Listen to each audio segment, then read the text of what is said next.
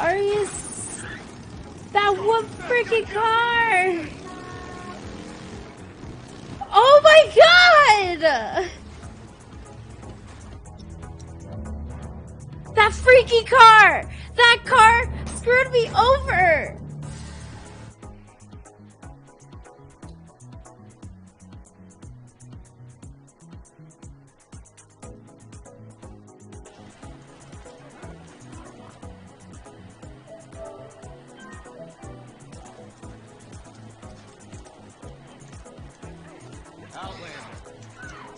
Face me.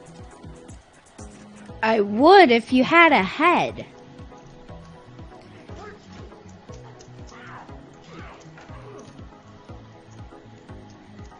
Where do you think you're going, stranger? Tired as like I know it. I've seen it grow in you for years. Now there's only one way out. And I'm the guy to get to you. Oh!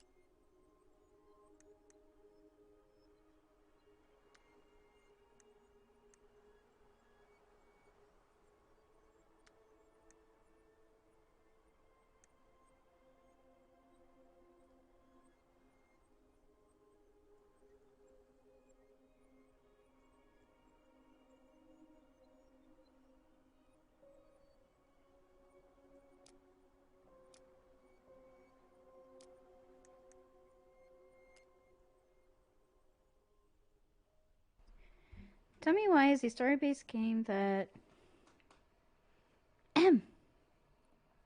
takes your choices into account to shape your relationships with other characters. Choose wisely.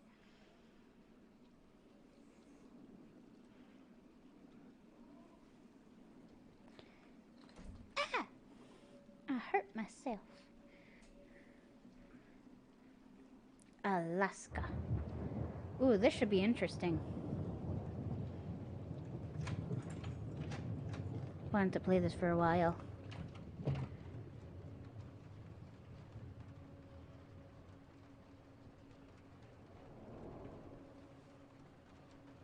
Hey, kiddo.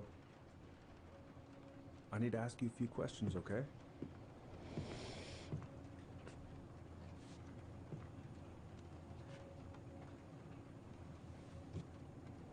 Can you tell me what happened tonight?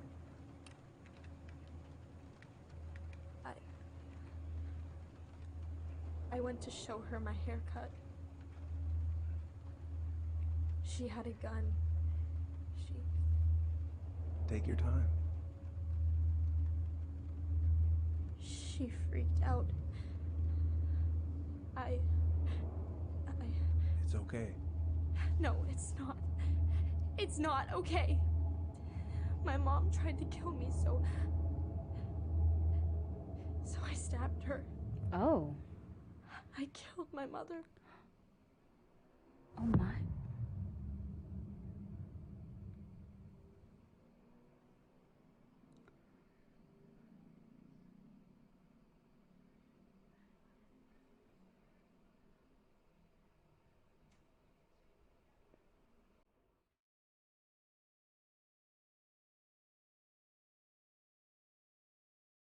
Fireweed Residential Center.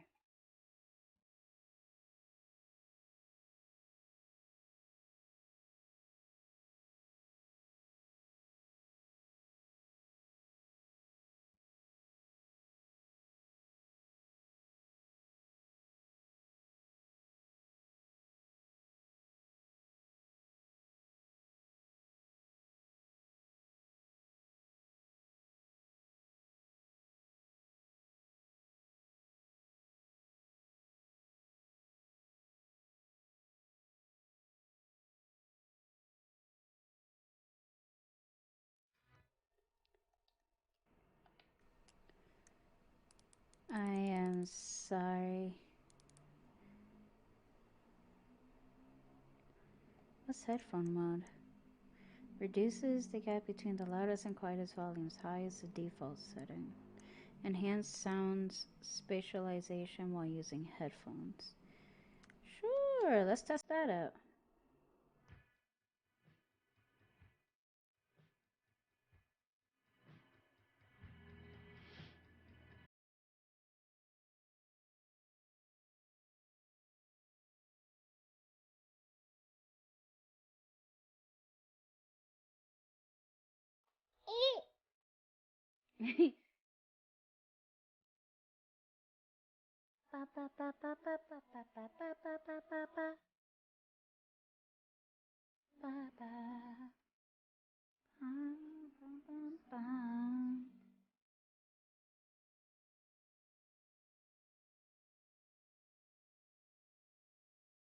Hi, Mimong.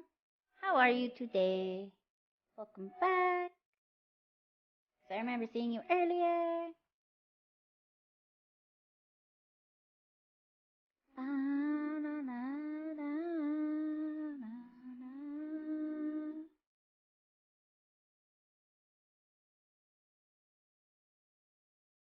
Chocolate snacks. I like chocolate.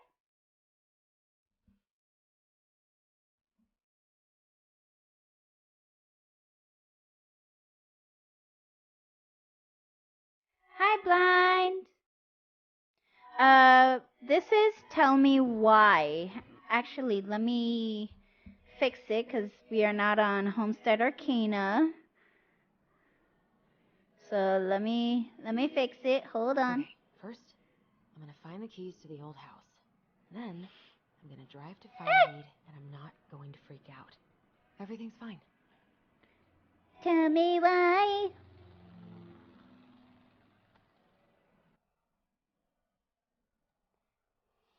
I did it. I did it. Did it change?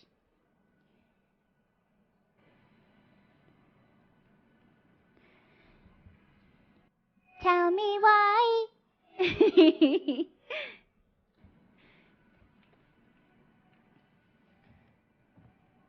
We're going to look at every little thing that we're able to examine. Oh, ooh, I can't wait to force Tyler to watch this with me. He's totally gonna hate it. Oh, wow, she actually yawned. That's really cool. I have got to make solid plans to see the Geminids. I wonder if Tyler'd want to go. Woo! Hey, you want to freeze your ass off watching burning rocks fall through the sky? Yeah, I might need to work on my sales pitch. Night Watch Alaska by Arnold Thierry. Okay, what else can we look at? Oh, right. I stashed them down here. I have no choice but to take it. What is it? What is it?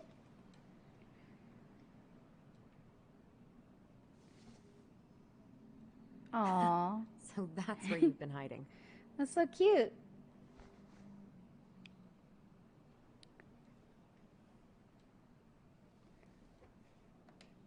This feels like another lifetime.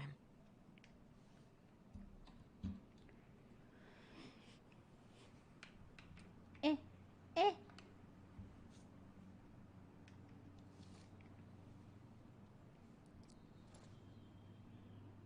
I don't know why she's stuck with her eyes closed. Open up. All right. I think I'm ready to go now.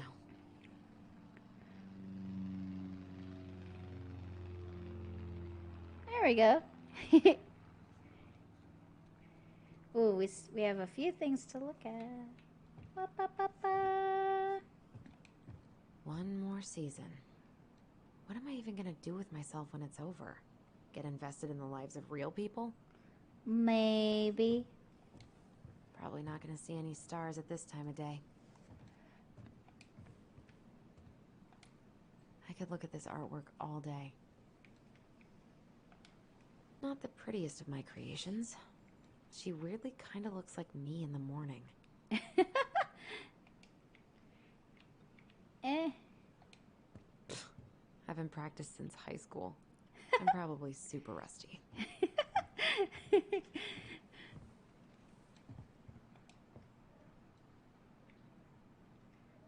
I can fix this.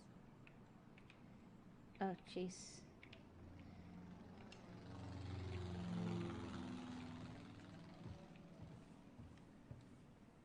What else? Is there anything else? Oh, there's stuff right here.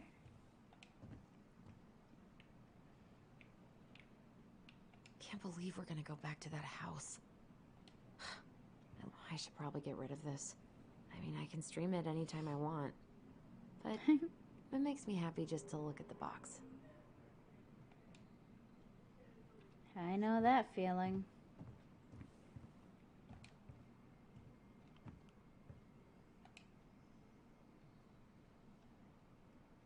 Let's see. Police Chief Brown asks council to reconsider budget. I love you, you Oh, crazy God! bitch!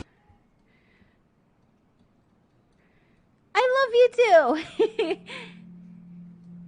Jesus! Doc strike to begin this I week. wonder if Tyler will even recognize me. Last picture I sent was from the bleaching my hair at home phase.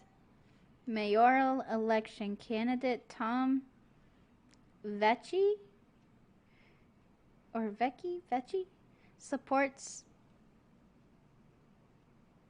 pew pew control, money for local schools. Oh, we got some pictures to look at. Cool.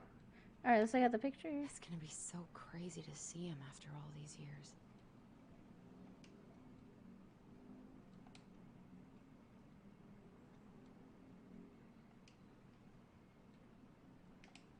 Michael and Tyler are so gonna hit it off.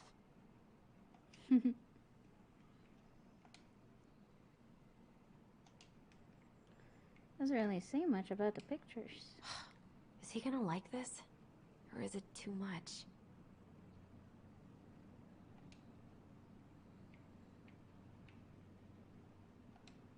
I should probably check my email one more time before I go. No, I've already done that 3 times this morning. That's me. Always checking my email. Time and I against any two. The shape of yesterday. Summertime sweet.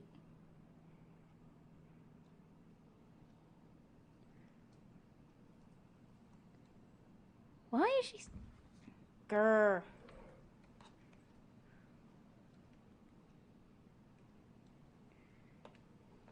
Alright. Alright. Can't believe we're gonna go back to that house. At least I'll have Tyler. Anything? Oh, the notebook. Gift. Itinerary.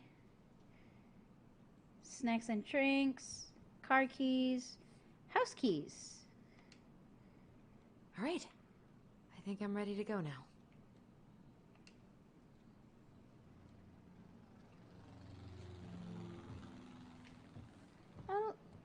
Look at that. We got a reflection.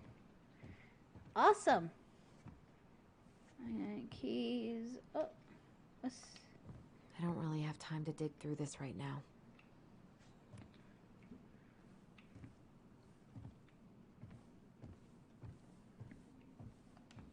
I need to bring this with me to Juno. All right, let's go.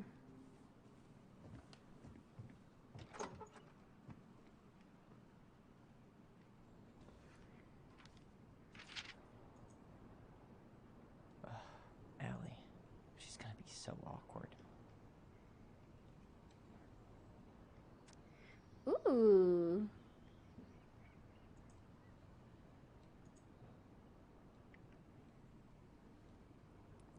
Dear Tyler, I know what you're thinking. A letter? Why all weird and formal? What's wrong with email? Well, I figured, hey bro, just wanted to give my twin a shout before reuniting after 10 years of swank juvie is more like letter territory.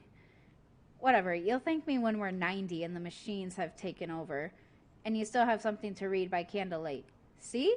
Always thinking ahead. Anyway, I can't believe you'll be out for real in a few weeks. What? Amazing! I'm definitely going to be awkward when I see you, so please try not to notice, okay? How's your last month going? Are you sad about leaving your mentees? I bet they're going to miss you. I got my tires replaced, so I'm all good to pick you up. And you can save the snark when you see my ride. She's been through a lot, and we can't all be car guys.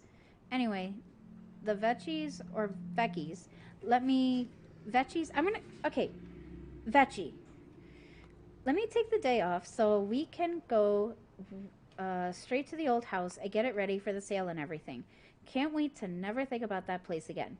I really can't wait to see you. I don't know if I made that clear. Love you, Allison.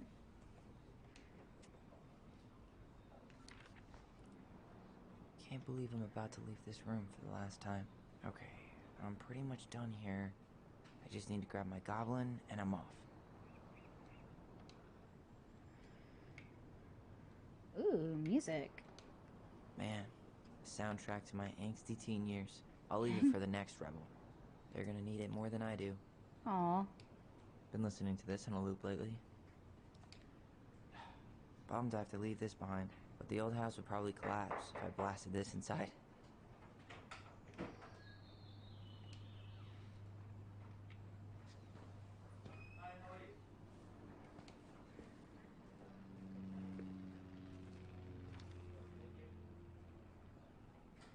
You know I'm bad at this, but just wanted to say, you've been the best counselor an at-risk yet redeemable youth could want.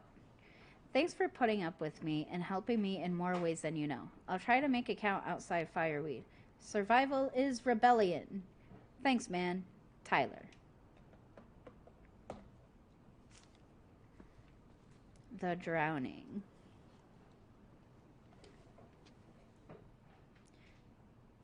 Testosterone, testosterone, testosterone. Oh.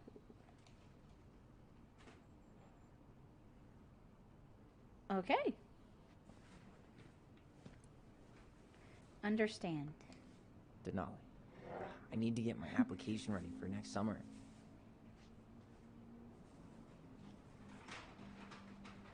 Look good.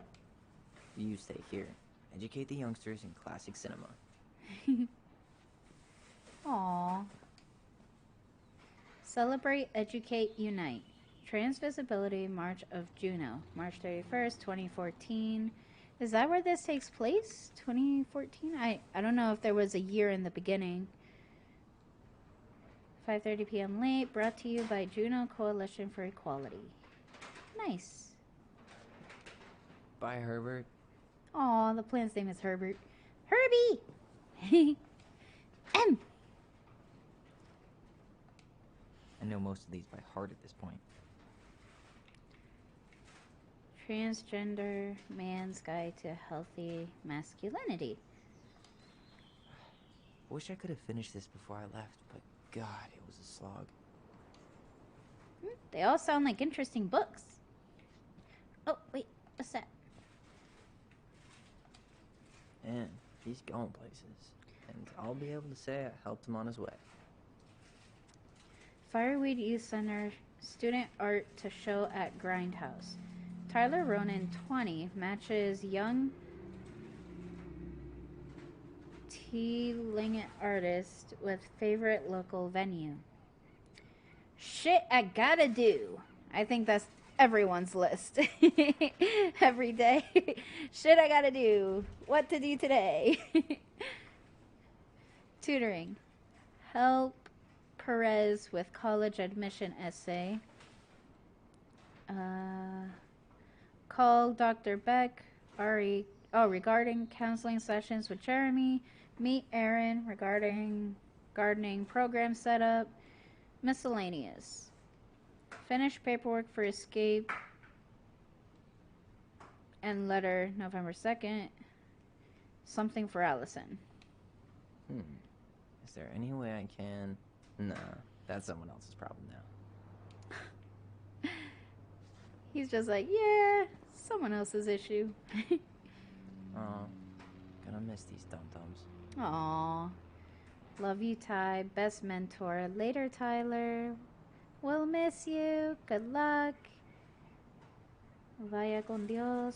See you soon. You escaped. All I hear in my head right now is, the prisoner is escaping. I just need to pack my goblin figurine. that I wonder funny if Allison still has hers. meme sound. I just need to pack my goblin Oh, figurine. right. I wonder if Allison still has hers. Hey, little guy. You're gonna be reunited with your sister soon. Let me look at the picture. Can I look at the picture before we go? Cool. Oh, I I can't. guess I'm totally ready to go now. Let's go! Such a cutie. Please give me water and sun. Thanks.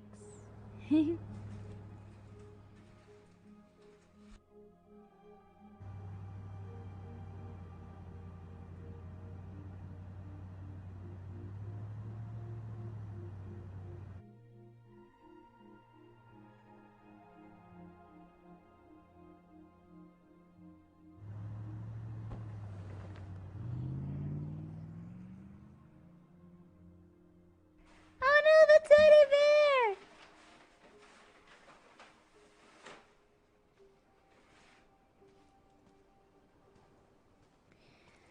I'll be right back. Hi, Tyler. Hi. First time we see each other in 10 years, and it's hi, Tyler. Oh, sorry, It's fine, Allison. Hi's a good place to start. God, it's good to see you. Likewise.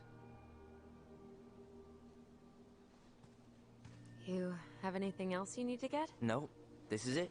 My last 10 years in a bag. Then we should get going. We just have time to make the morning ferry. You look good in that. Thanks. One of my mentees designed it. It's really good.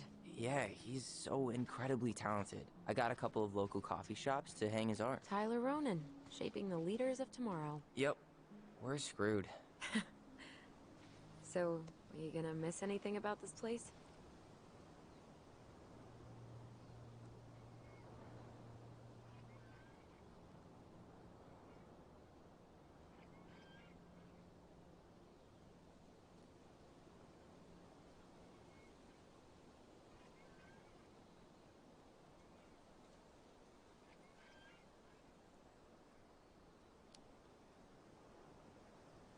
Honestly, people. The other residents, my mentees, my counselor Aaron. It took me a while to fit in, but once I did, it felt like home. They made me feel safe. Safe enough to be me. That's so great. I'm really happy for you. We planning to drive to Delos Crossing or push? You are welcome to walk. Nah, I'll take my chances. Need one last look or anything? Looked. Let's go.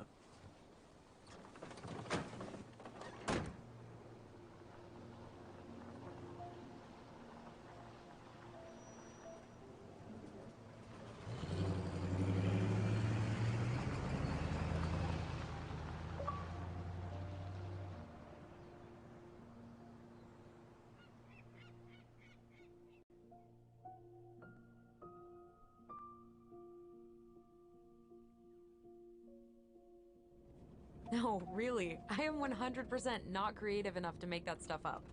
Oh, and just last week, they had to turn the ferry around because a bear was on board. No way. Someone heard a commotion in the back of a delivery truck, so they opened it up. And there was the bear, fat and happy on a literal mountain of empty chip bags. You go where the food is. Oh, I can relate to that. So then what happened? I'm not sure. I think they couldn't get him to leave, so they tranked him. Oh, poor buddy. Shot in the ass just for getting the munchies. Yeah, well, you know what they say. Safety first in bear country. Yeah, but prevention is best. Common sense goes a long way in keeping them from getting shot. The bear is fine, Tyler. For now. You hear they've been talking about loosening up regulations on trophy hunting again? Higher bag limits, inhumane ground traps, even bringing back hibernation hunting.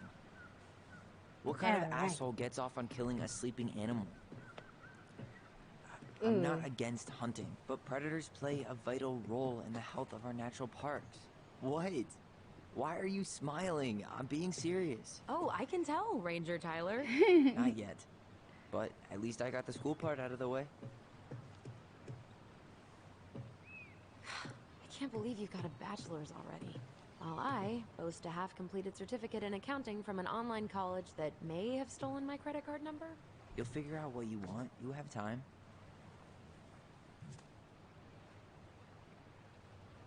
How are you feeling? Like I'm about to drive straight into a whiteout and my fog lights are dead.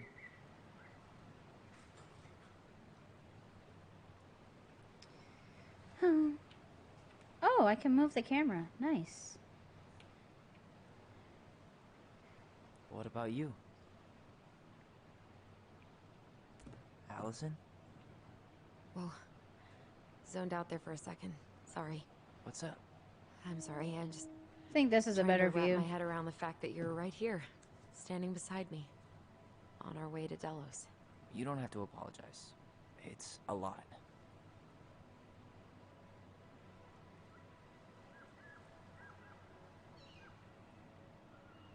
I'm guessing things haven't changed much. You mean in Delos?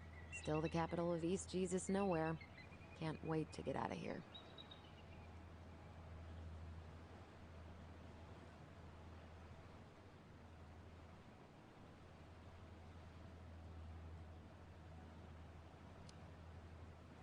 Guess that normal life you wanted didn't live up to your expectations, huh? I mean, having cable and full-time electricity was definitely a plus, but no one ever forgets anything in a small town. You get marked a weirdo and that's it. That's your life. At least you had Michael. Yeah. I don't think I'd have survived high school without him. Bet you're gonna miss him when you move to Juneau. How's he doing? Good. Good. But I haven't seen him much outside of work lately. He's been busy with his dance and helping his clan organize a potlatch. Is that smoke coming out of Stonehouse?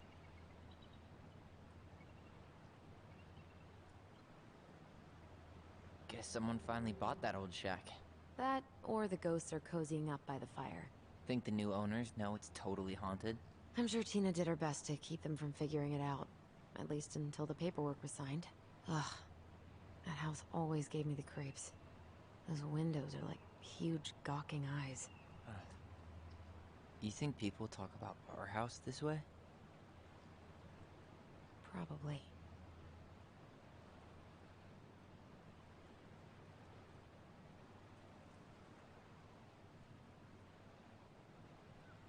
So, we're really going back there, huh? To Stonehouse? I mean, we're going home. Yeah. Yeah, we are. Think the house I will don't know sell? which way to point the No camera, guys. interested buyers yet. Turns out people don't line up to buy murder houses with no electricity. At least it's got one hell of a view, unlike Juno. Hey, Juneau has mountain views aplenty. It just also has people and fun. You still thinking you might be my roomie? Thinking about it. Hey, can I ask you a question?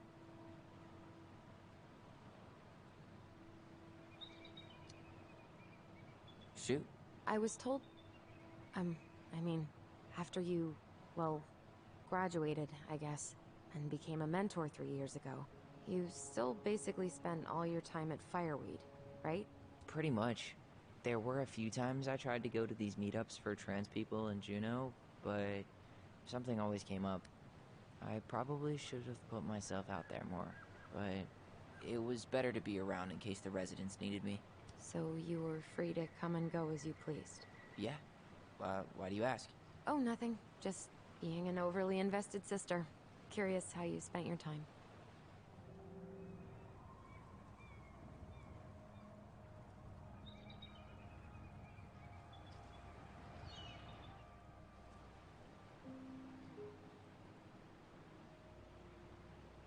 Allison, Yeah? spit it out. Okay, you need to promise not to freak out. What is it?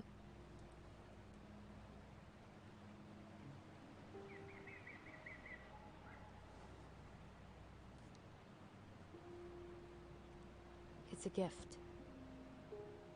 From Eddie.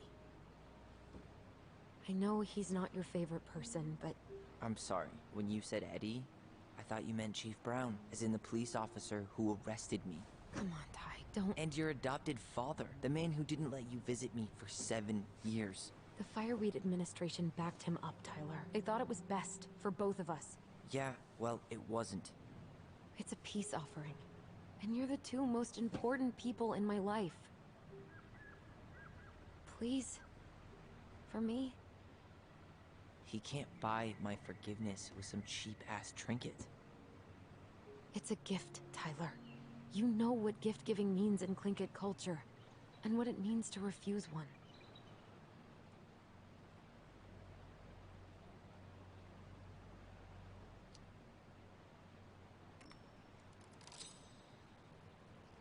Fine. I'll take it, but I'm not going to wear it. Really? Really. Just so we're clear, this was for you, not Chief Brown. You know, you could call him Eddie, or even Uncle? Hard pass.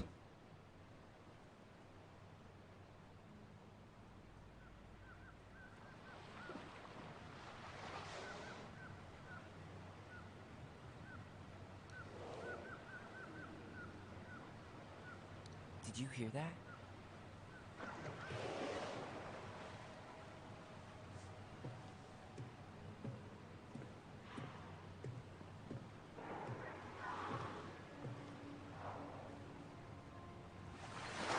Whoa! Ooh. There's no place like home. Yeah.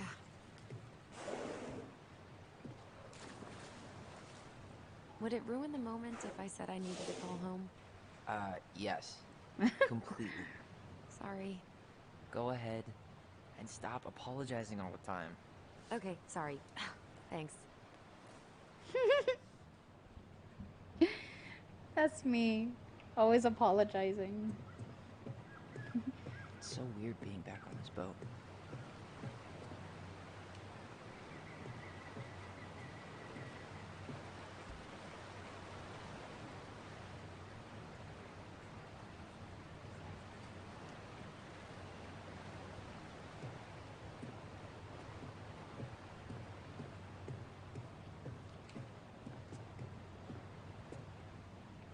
Oh, we got some flyers.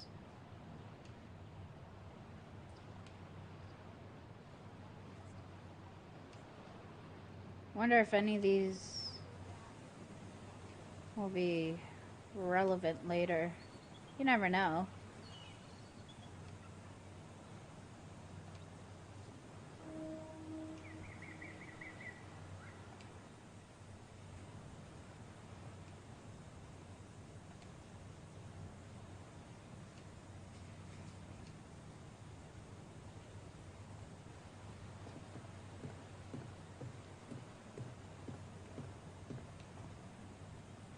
Beer is my sport. Check my six-pack. Headshot. Yikes. Hey, I heard that. What? Who was it? Hey, man, it's your Oh. truck. You do you. Same to you. Live and let live. That's right. What a waste of good fun.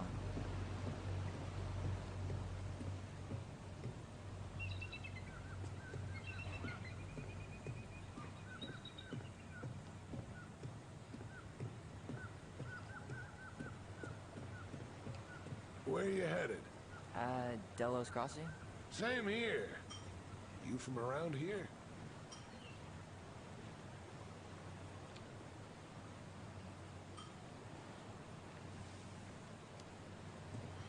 Born and bred.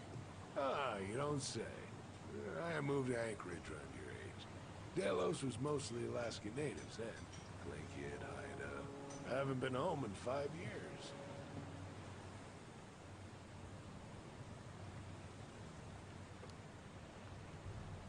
So you owed your family a visit? I'll say. You may not know it yet, but your folks, they get old real fast.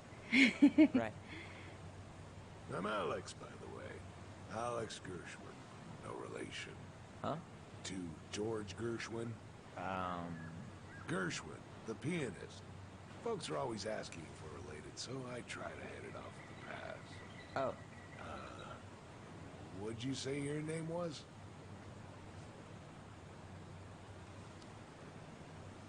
just call me Tyler. All right. Good to meet you, Tyler. Likewise, sir.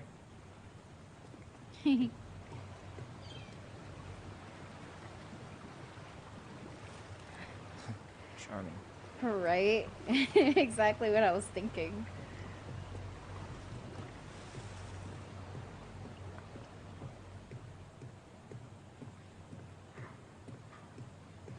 Leave. I think I'm gonna sit in the car for the rest of the ride. You sure? It's way more interesting out here. Smells better, too.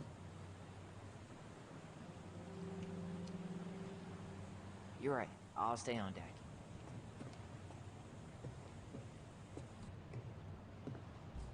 Hey again. Fancy meeting you here. There's nothing like the open air. Hey, you send your application to Denali yet? Not yet. I need way more experience. You're not applying to run the entire national park. They've got to have something entry level, right? Yeah, but I've done no internships, no volunteer work. They probably get hundreds of applicants, and I've got nothing to show. Come on, you don't know that. Doesn't hurt to try.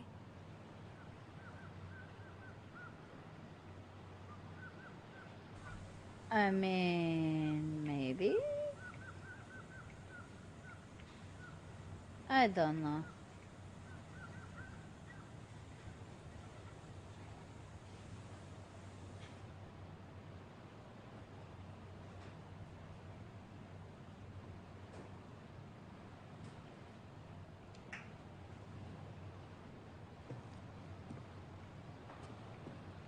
Can I just... No, I can't just talk to her. Guess we'll look this way. Look at those snowy mountains. Beautiful.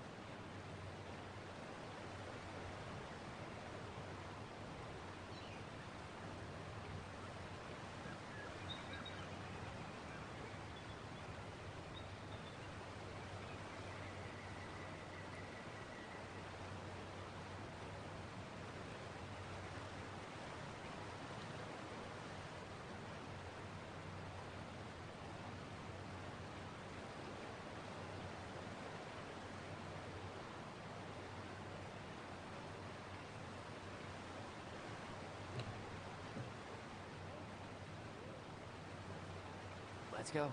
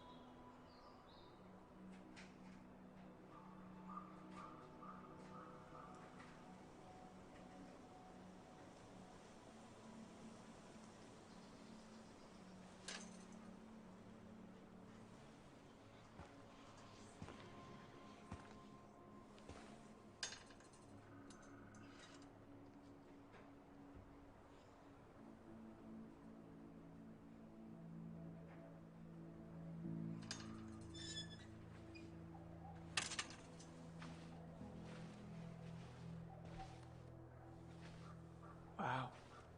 It's basically exactly like I remember it. Only faded. Like a Polaroid left on a windowsill. From the outside, it almost looks charming. Charm's not the problem. Structural integrity may be an issue.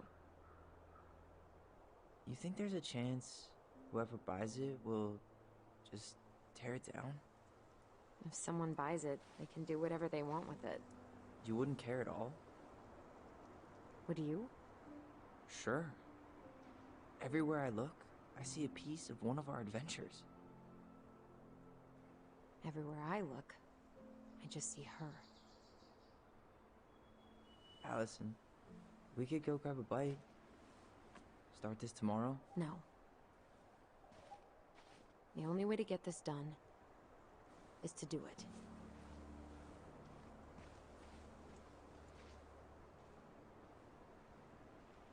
After you.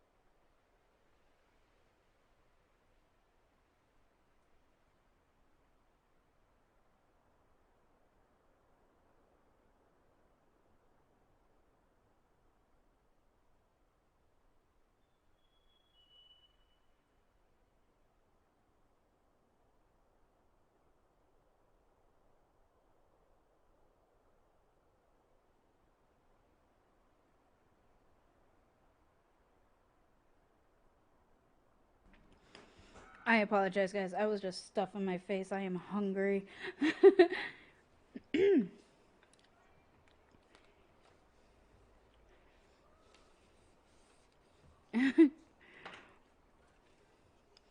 But yes, let's continue.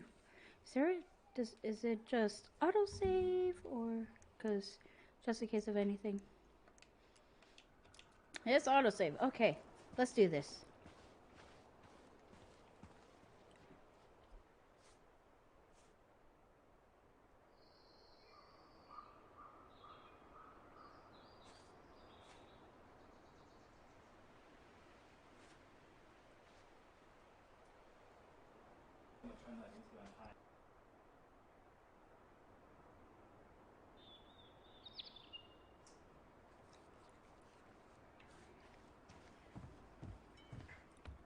Let's look at the window first. Did you smoke something before you left Fireweed? The door's right there. Oh, okay, rude. I just wanted to see if we could look through the window.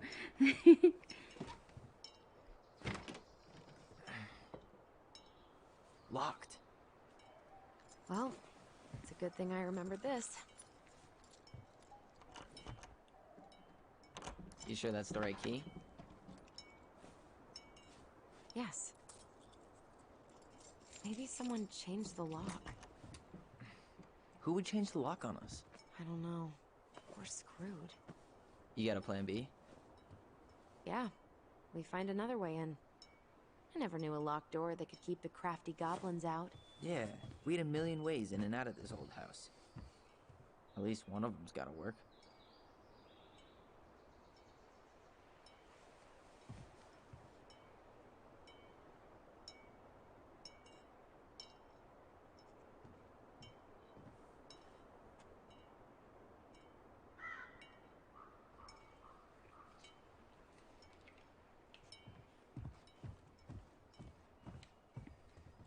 I could break a window. You know civilized people don't do that, right? Oh, so we're civilized now? Well, maybe not. But we are trying to sell this place, and broken windows aren't exactly amenities.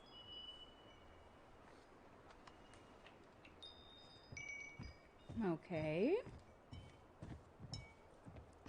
The crafty goblins. I haven't thought about them in forever. Or should I say, us? We almost spent more time as goblins than we did as kids. Oh, do you remember all the other characters? The Moon Hag, the Ice King, the Old Bear? Most of them, I think. But the details are fuzzy. Hey, do you know what happened to the book with all the stories? No, no idea. But I'm sure it'll turn up when we clean this place out. Remember how mad she'd get if we didn't use the compost? And she always knew when we were lying. Waste not, or kiss the planet goodbye.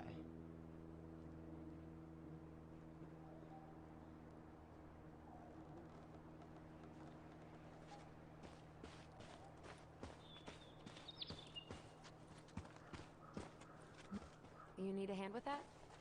No, it should be fine. Okay.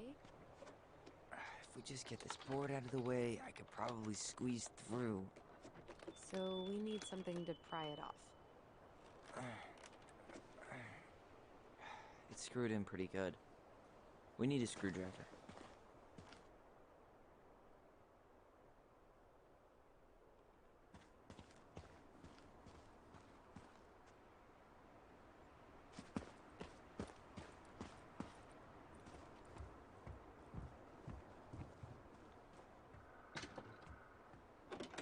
Open sesame. Let me guess. It's locked. Yup. Know any other secret passwords? Honeydew? Nope.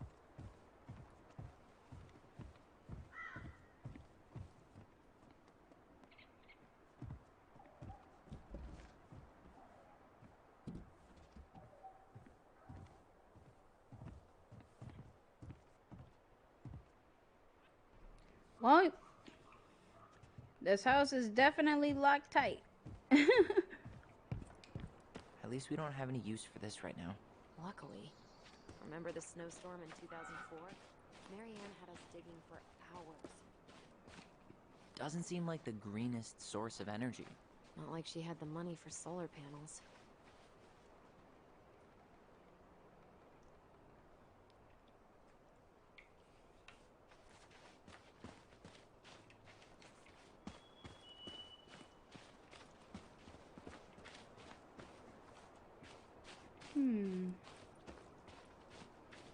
Is there anywhere? Nope. That's going back to that way.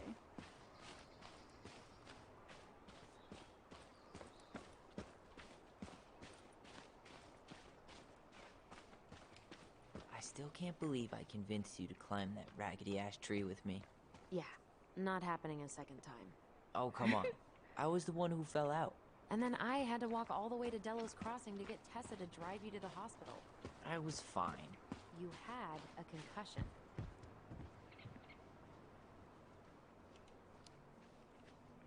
I mean, are you really living life if you haven't gotten a concussion or two? I think that's the brain injury talking.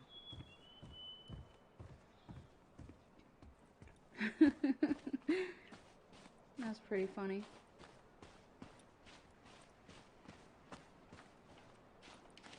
Oh.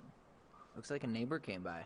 It's funny. I can't remember any signs of them when we were kids. Probably because our mother scared the shit out of them. Yeah, she scared everybody else off too.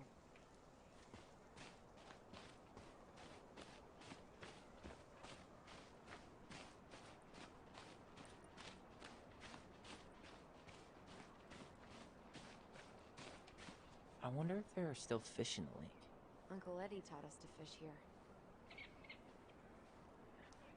Stove fish. Marianne watched us close. Let's do this one. You still fish? Nope. You?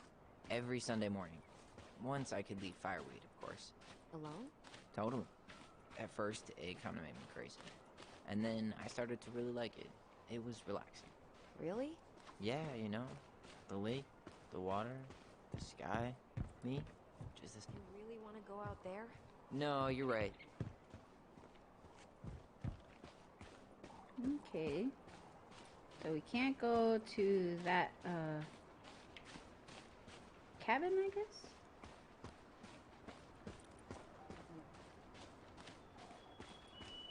I can't believe these are still here. Yeah. We should hide them so they don't frighten away potential buyers.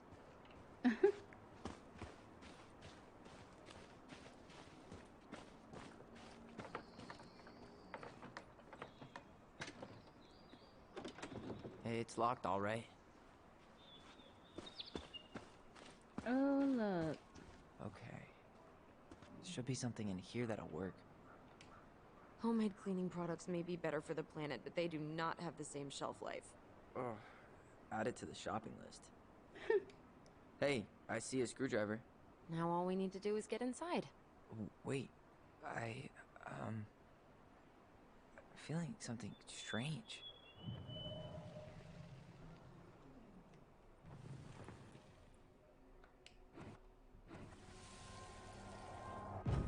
And don't leave this room until everything looks as clean as a whistle.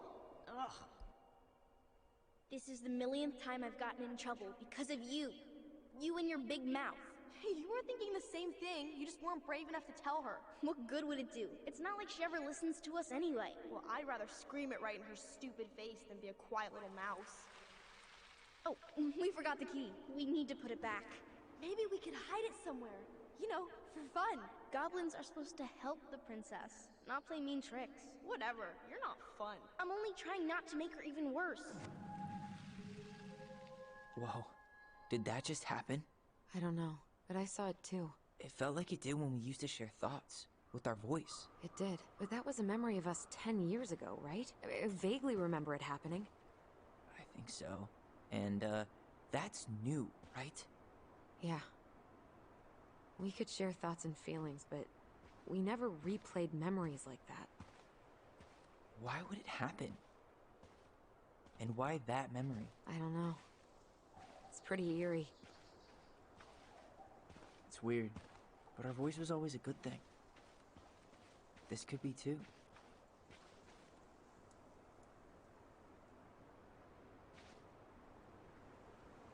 I'm feeling something again. Near the barn. Yeah, me too.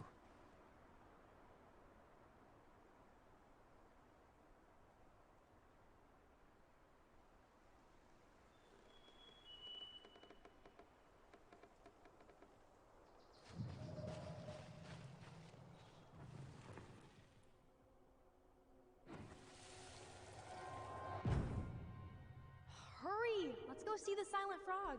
Ooh. I'm coming. What? Stop sulking. I told you already, I'm sorry. No, you're not. Okay, guess you don't want to see what I put in the treasure room then. What? No, I want to see.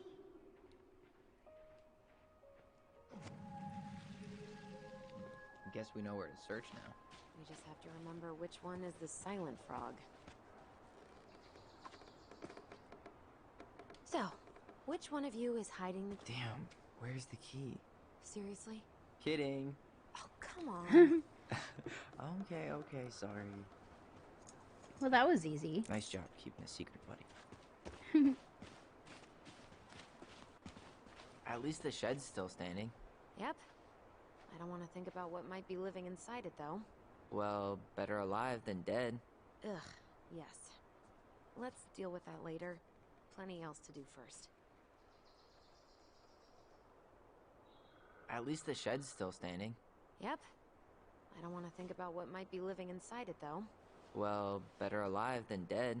Ugh, yes. Let's deal with that later. Plenty else to do first.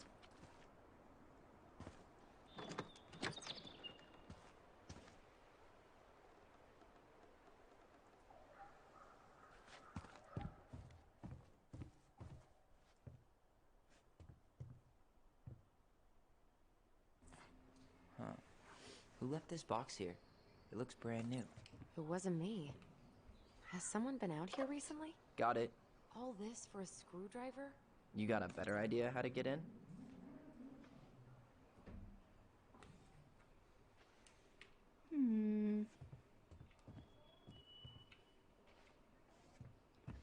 Nothing else, huh?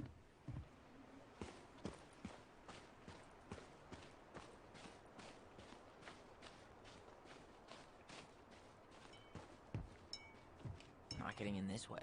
There are other ways inside. Come on. I could break a window. You know civilized people don't do that, right? Oh, so we're civilized now? Well, maybe not. But we are Alright, trying to sell this so- place, and broken windows aren't exactly amenities. Show me the way. No.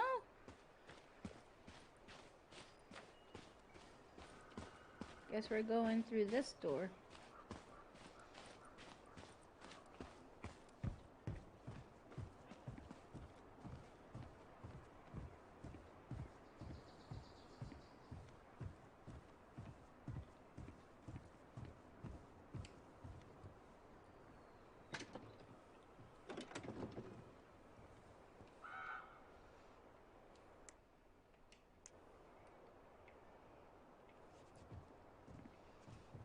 Now, which... I don't understand.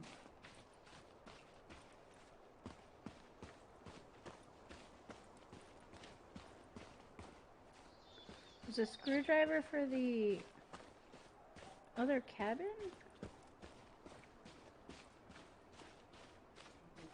Oh, that's... I forgot all about this.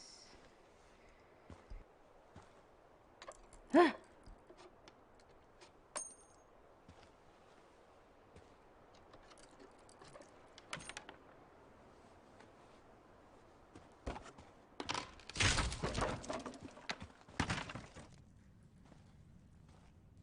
You sure you want to go in there? This was our very first den, remember? Who knows what lives down there now?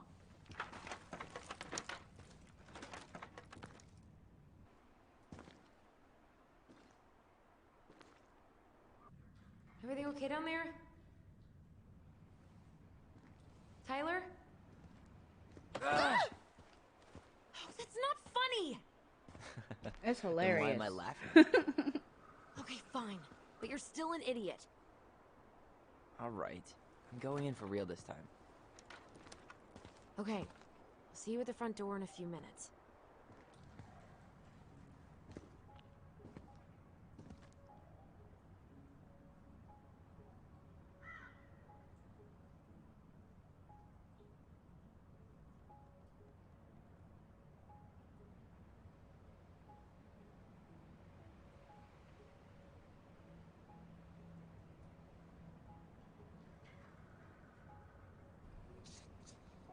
All right.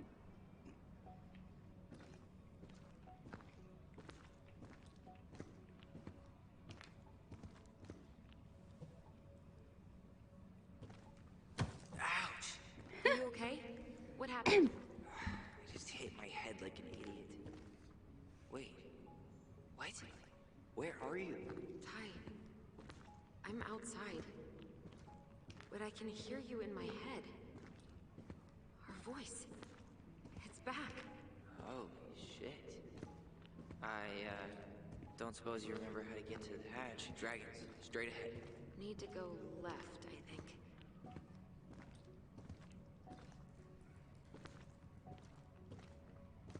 You were right. Nothing here. Of course I was.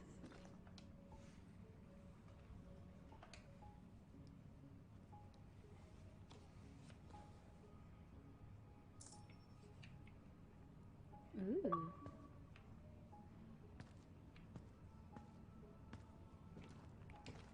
I would have taken the gold. Not even in your dreams. I would have taken the gold.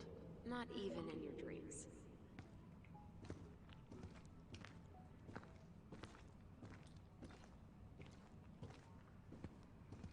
Then left again after the goblins. I just want to see what else Nope. is here. It was on the right. My bad. Oh, well, if it's not left, might as well see what's on the left.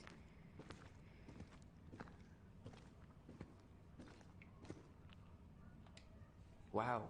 Can't say I ever expected to see you again. It's been a long time, buddy. Aww. Such a cute stuffy. But it's been down there.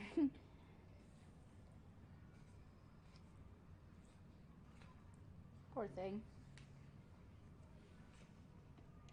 Sorry, Stuffy.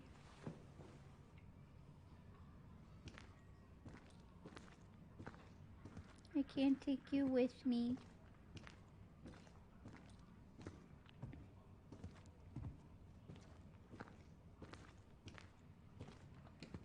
Wait.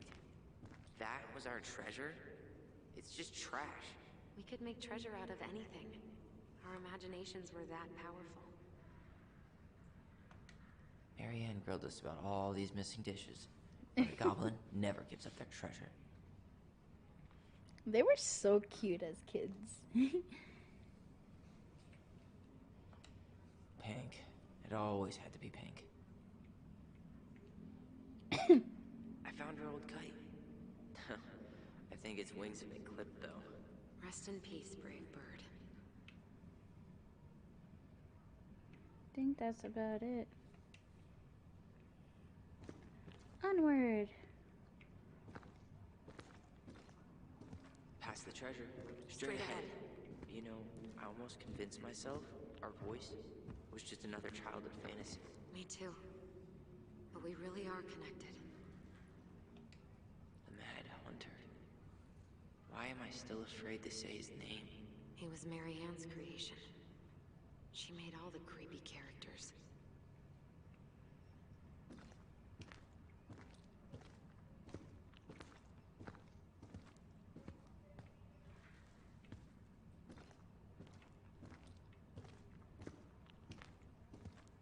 Oh, there we go.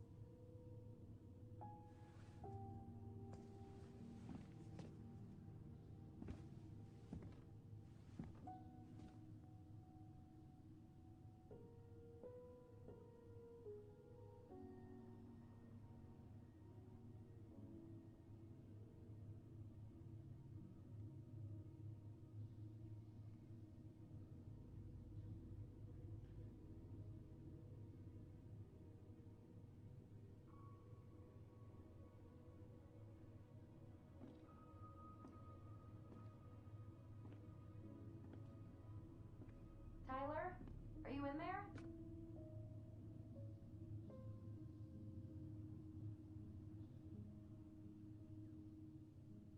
Tyler! Coming!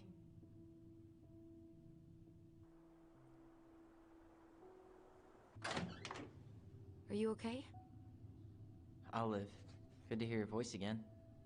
Yeah, same here. So, coming in or what? Just working up to it.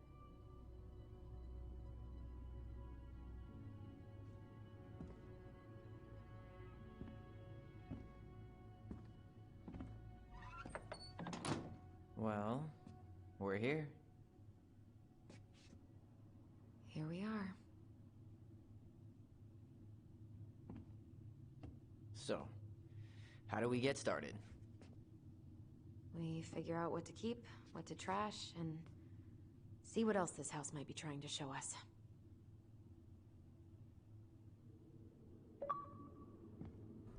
Fine with me. Wow. It doesn't seem real.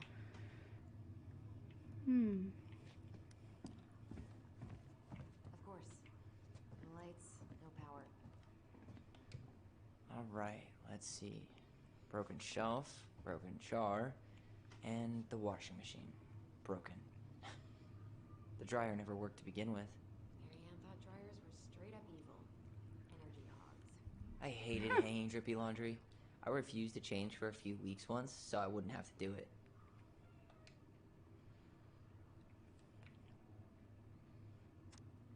Machine repair. This place needs some serious cleanup. Or an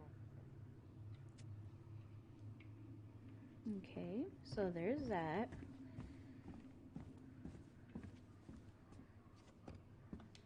We should take down the creepy masks if we don't want to scare the buyers away. Oh, so now you don't want to scare someone with those masks.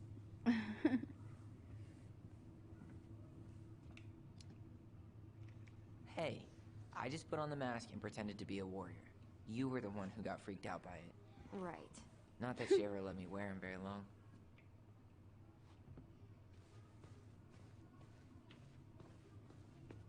Bathroom. This bathroom still smells like Marianne. Good scrub and we'll be rid of that too. I tried to bury this dress in the backyard, but Marianne caught me. It was a pretty dress. Yeah, well, we both know pretty was never my thing.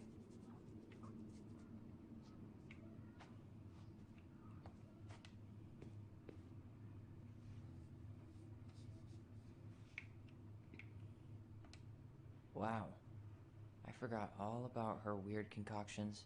And how she was always testing them on us. Like we were lab rats.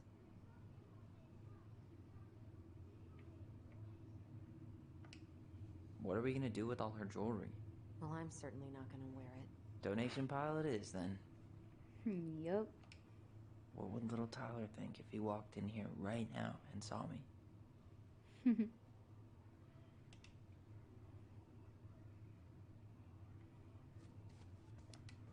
We were so competitive about who measured taller.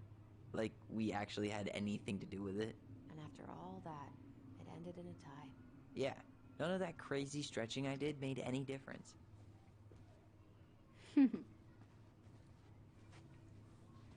That seems like the way they want to go, so...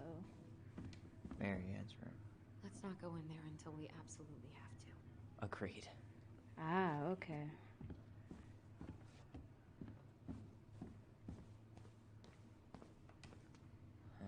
What was she hoping to do with all these jars? She used to barter for our clothes with homemade jam. She tried everything to make ends meet. Well, not everything.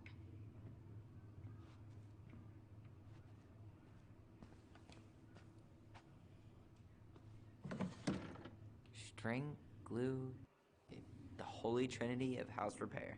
Marianne loved having something to fix.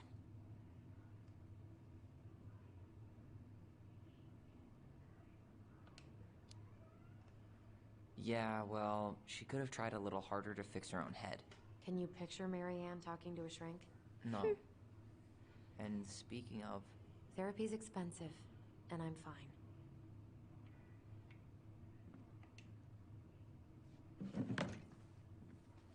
After all this time, I thought I'd feel more prepared to deal with this mess.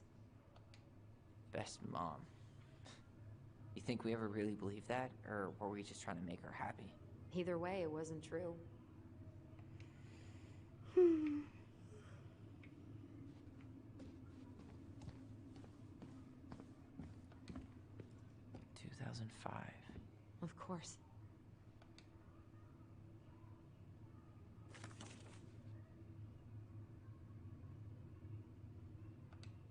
The last few months are almost all blank. Only a few appointments. Most of them canceled. What kind of appointments? Hairdressing, I think. Oh yeah, she did that for a while.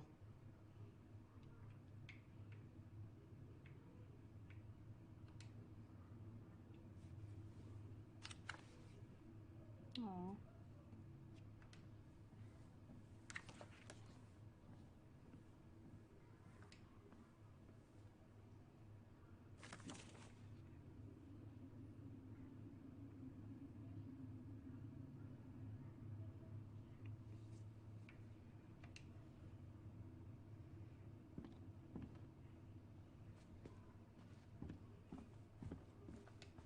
Guess we never had time to complete the collection.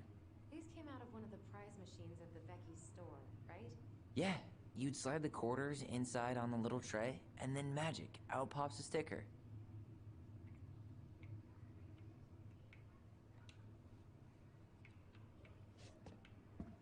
Alright, see. Oh, wait. What was she hoping to do with all these jars? She used to Oh, okay, I already looked at that. She tried everything to make ends meet. Well, not everything. Guess upstairs we go.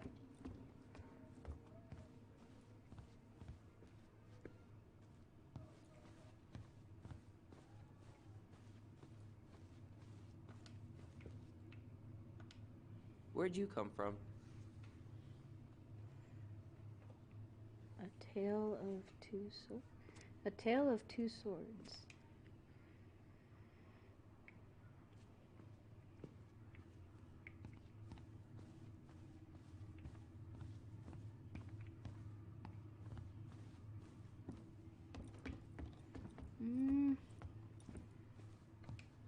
If you don't come up soon, I'm gonna take whatever I want from our bedroom. No way! Wait for me! Now this feels like home. How you feeling about being back? I thought I knew what to expect, but everything keeps catching me by surprise. My nerves are completely raw. I get it. How about you? You okay?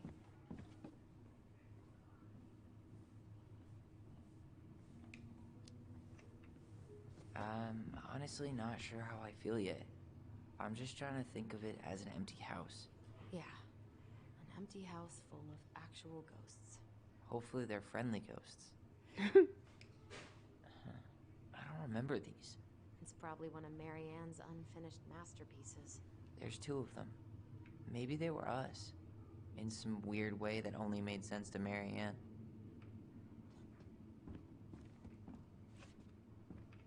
We got some papers here.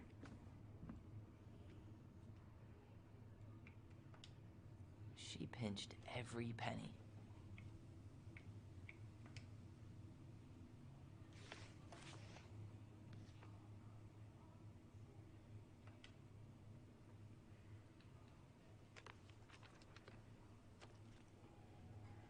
Hey Mom, we are sorry the vase got broke.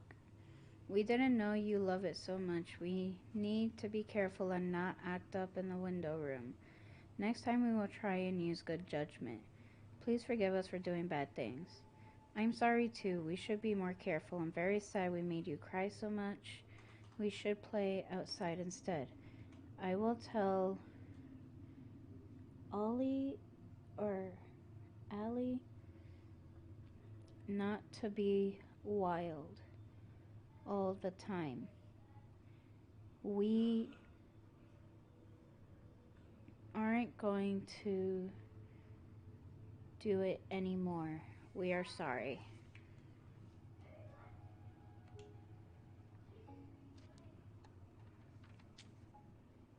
What are you reading?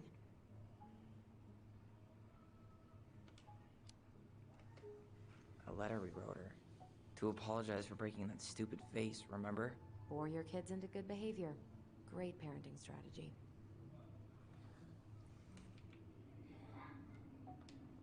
Old textbooks. Tessa gave them to us, right? Yeah, she thought we were gifted.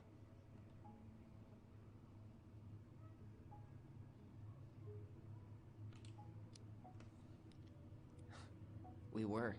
Just not like she thought. You think she knew we were sharing answers? We shared for fun. We both knew them all anyway. I mean, she's got a point.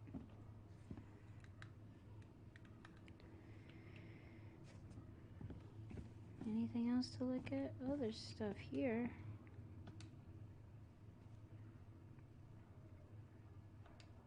Wow. I'm so embarrassed for us. Mini Da Vinci's we were not. She saved every drawing we ever did.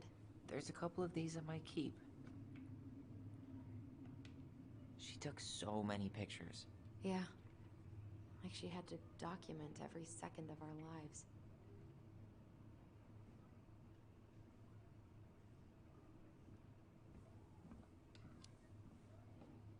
You can keep some of them, if you want. No thanks. I mean, I like the photos of us, but I don't think I can forget that she was the one aiming the camera.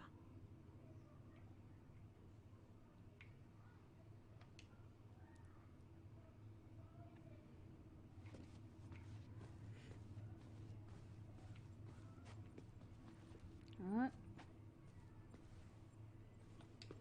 She was trying to save the planet way before Al Gore made it cool. Has Al Gore ever made anything cool? Nah. I guess she was right about one thing. But you can't really blame anyone for not listening to crazy Marianne Ronan. I didn't realize how much I missed the smell of firewood. I miss the cold winter nights curled up here, with big mugs of hot cocoa. Yeah. Marianne was so tired she was usually asleep on the couch. Ah, that's why it was so nice. Oh, Marianne.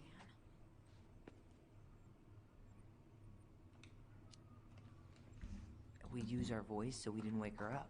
And then we'd be up all night telling stories and watching the fire die. And Marianne was none the wiser. Where is it coming from?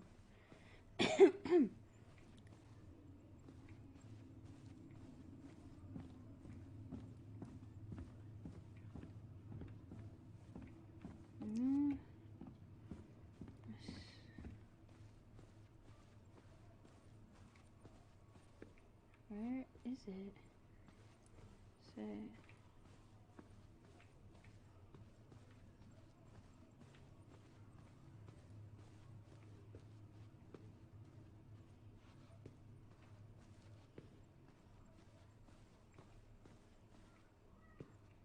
Is it over here? Or could it be upstairs? I'm gonna check upstairs.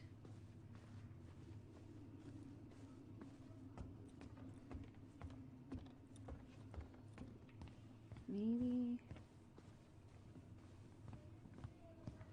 No. Could it be in the bedroom somewhere?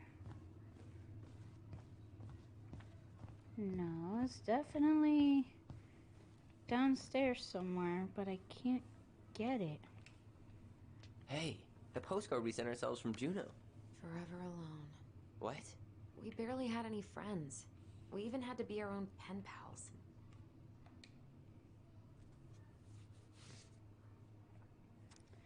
Hello, Allison and Ollie. We are writing from the past. What is it like in the future? Anyway, Juno is super cool. We took the tramway all the way up. Ollie was scared. Liar. We got some books, but Mommy went to the restaurant at night and forgot them. It was cool. There were a lot of whales on the ferry. No, there wasn't. They were in the water, stupid. Anyway, here's a postcard to remind you how awesome we are. Especially me. A&O, Allison and Ollie Ronan. 12 Cannery Road, Delos Crossing.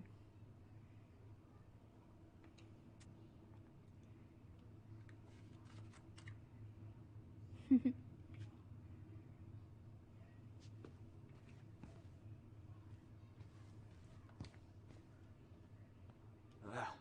Some of our old toys give me the creeps. Yeah, this one gives me the creeps too.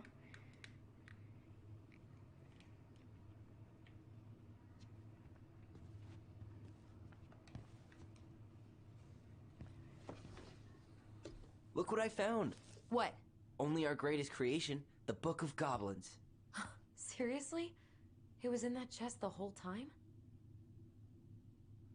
All these stories. I had ideas for so many more. Marianne wrote a lot of them. Yeah. It's one of the only times I remember her being at peace.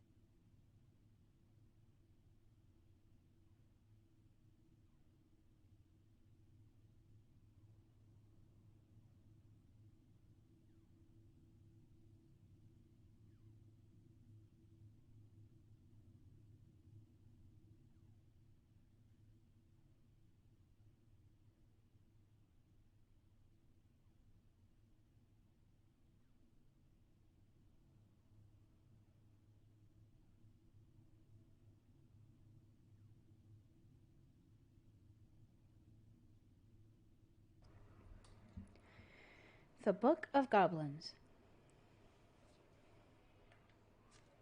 Oh. Interesting.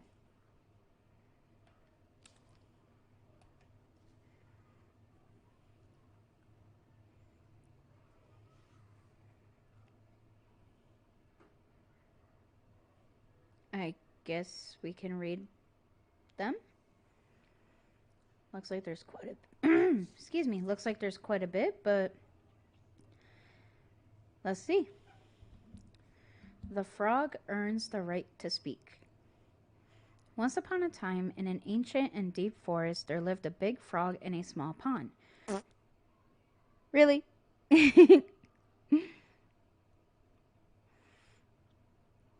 She was a peaceful creature who spent most of her time eating, swimming, and sleeping. From the morning to the evening, she did everything the smaller frogs did, except she did it bigger. She ate more, she jumped farther, she was smarter, and she made much more noise. Everybody in the forest could hear her loud croaking, and everybody was happy that they could. You see, it was easy to get lost in the forest, but thanks to the frog's loud noises, you could just as easily find your way back to her pond. Maybe it would not have been the same if the big frog had kept singing during the night. But she was much too lazy an animal to stay active after dark. One day, an unknown visitor came to the forest for the first time. It was a young woman, dressed in a beautiful gown. She was walking fast through the woods. Excuse me, I am so sorry. As if she was running away, and she never looked back. Many eyes spied the princess pass by, but no one dared to help her, for the mad hunter was on her trail. "This is not our business," they said, "and we had better look away," for the mad hunter was an unyielding man who loved nothing but hunting down prey for money and glory. Nothing could escape his piercing eye for long. So the princess walked alone, without help, until she was hopelessly lost in the big forest.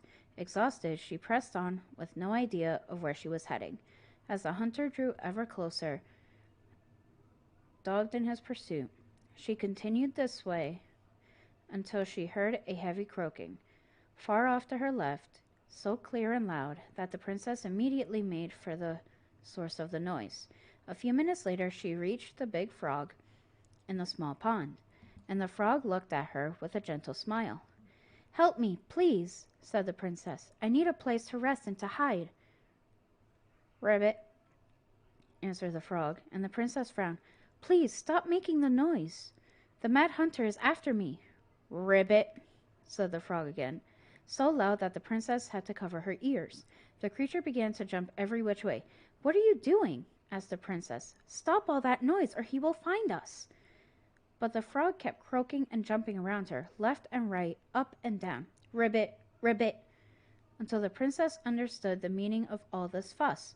Cautiously, the woman climbed on the back of the big animal, and then with a leap, the frog set off away from the pond. The frog jumped so high and so far that even the hunter could not find where the princess had gone. With a few jumps, the princess was out of his piercing eye. A few jumps more, and she had vanished for good. The princess closed her eyes and let her clever mount carry her wherever the creature pleased.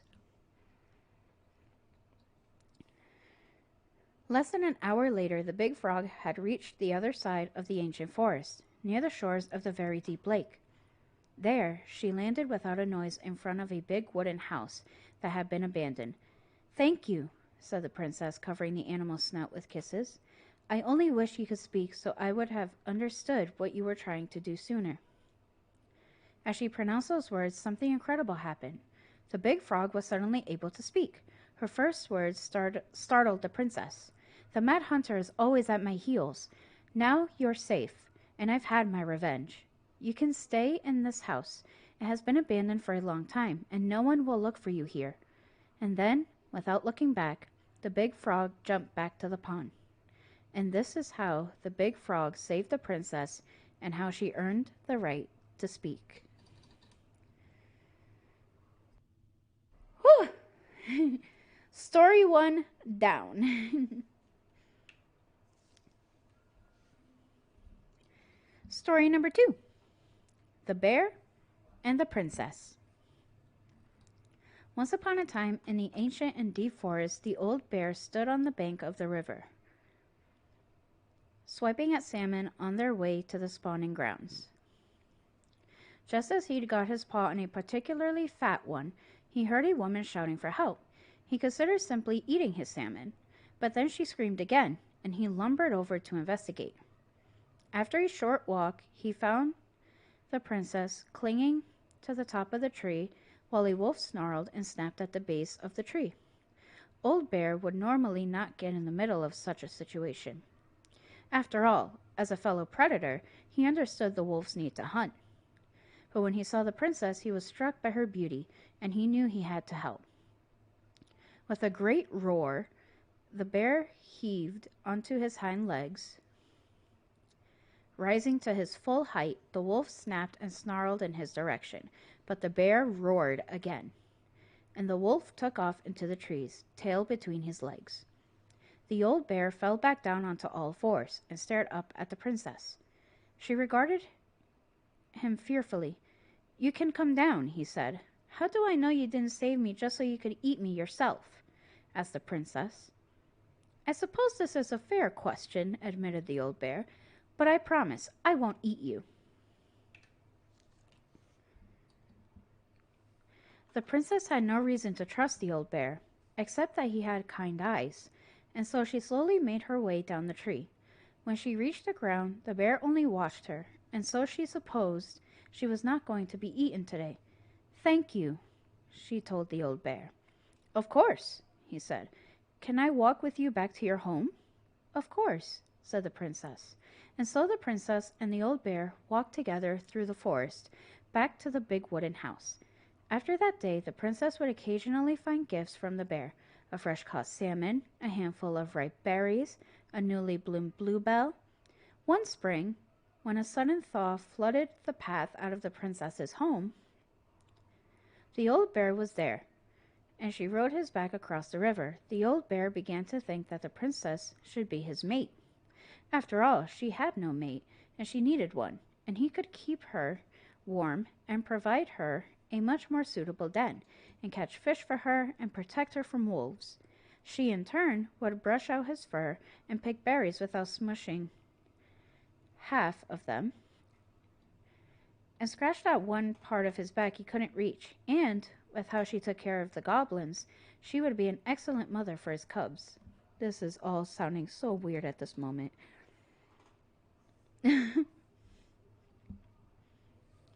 One day, the old bear came with a ring of spruce and asked the princess to be his bride. "I'm sorry," said the princess. You are a very good friend, and I appreciate all you've done for me. But I cannot marry you. You're a bear. I'm a princess. It would never work." The old bear was crushed. "Can we still be friends?" he asked. "We will always be friends," said the princess, "but I will never marry you." The old bear and the princess carried on their friendship, and after 1 year he tried again to ask her to be his bride, but once again she refused him. This happened 1 year later, and 1 year after that, and then finally the princess said, "Old bear, you are my dear friend, and I appreciate all you have done for me. But I would sooner you have left me to the wolves than marry you. And that is how it will always be. I have my hands full with the 2 goblins who live under my house, and they are all I need." That wounded the old bear deeply, but it was finally enough to stop his proposals. They remained friends, and he continued to give her gifts of fresh salmon and ripe berries, and newly bloomed bluebells. But the old bear never again asked the princess to be his bride, much as he might have wanted to. And that is how the princess befriended the old bear, and how she refused him.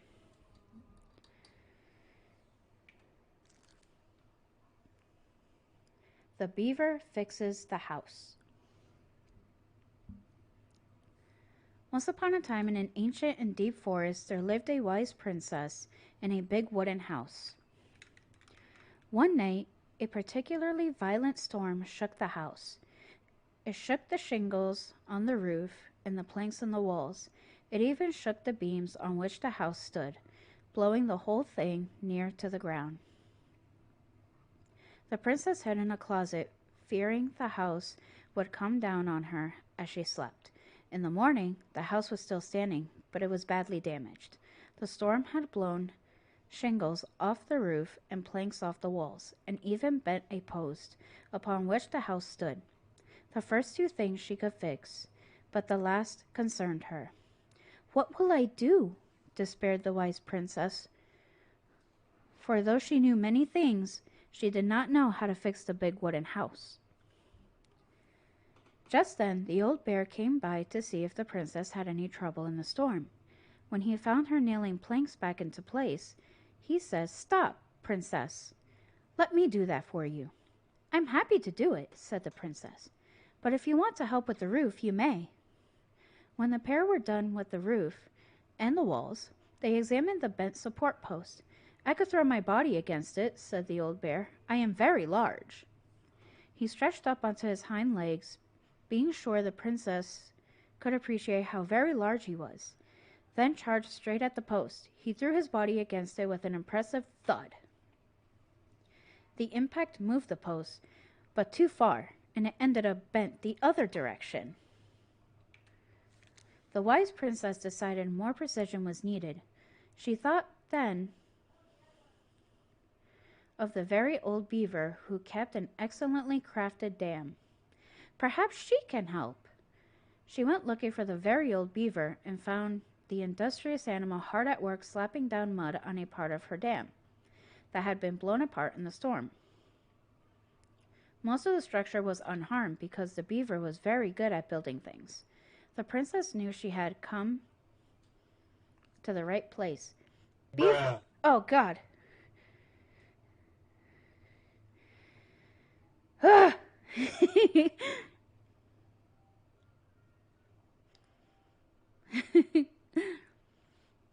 "Beaver," she said, "my house was damaged in the storm. Would you help me fix it?"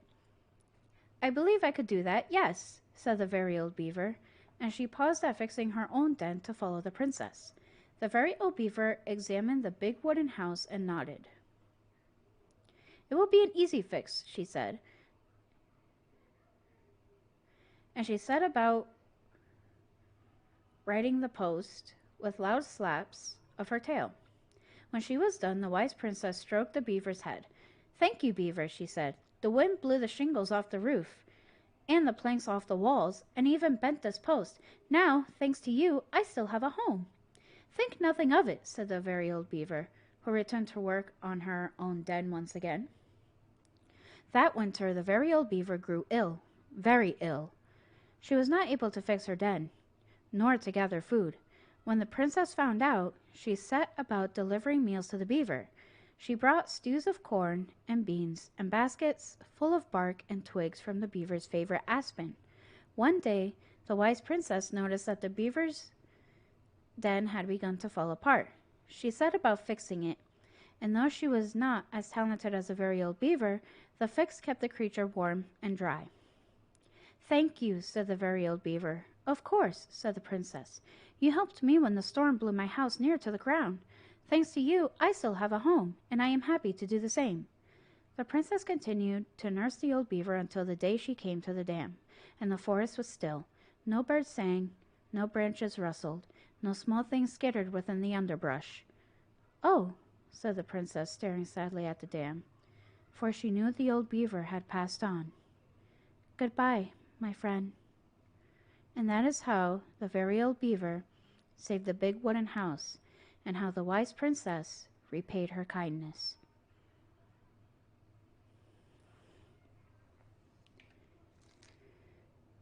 Story number 4. The Princess's Party.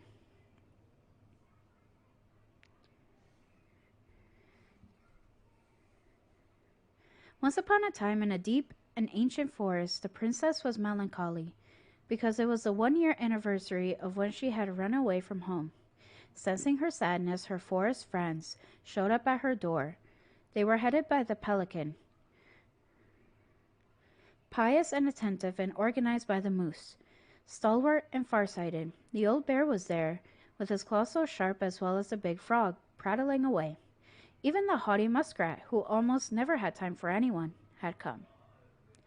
The bear invited her to ride on his back, promising no wolf would harry her path. And then the animals led her to a fairy glen, where a fabulous party had been prepared.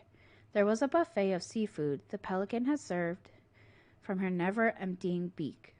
The air was filled with winking fairy lights the moose had arranged after clouds filled the sky, and the gregarious frog mixed up fizzing drinks. Only the muskrat had done nothing in particular, mooching off everyone else's hard work. The princess had a very good time at her party, such a good time that she forgot to say thank you to any of her friends. Noticing this, the fairies devised a bit of mischief. When the princess went to open her gifts, she found 3 identical boxes at the edge of the glen. Puzzled, she turned back and gasped. The entire party had vanished. "Because you have taken your friends for granted," called the naughty fairies. "We have hidden them from you, but we like games. Guess who has given you each of these presents, and you'll get your friends back."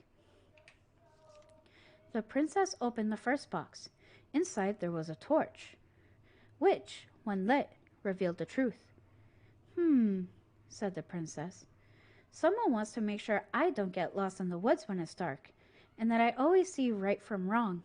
Which of my friends would give me a gift like that?" She opened the second box. Inside there was a magic sword, which would leap right out of the bearer's hands to defend them. Said the princess.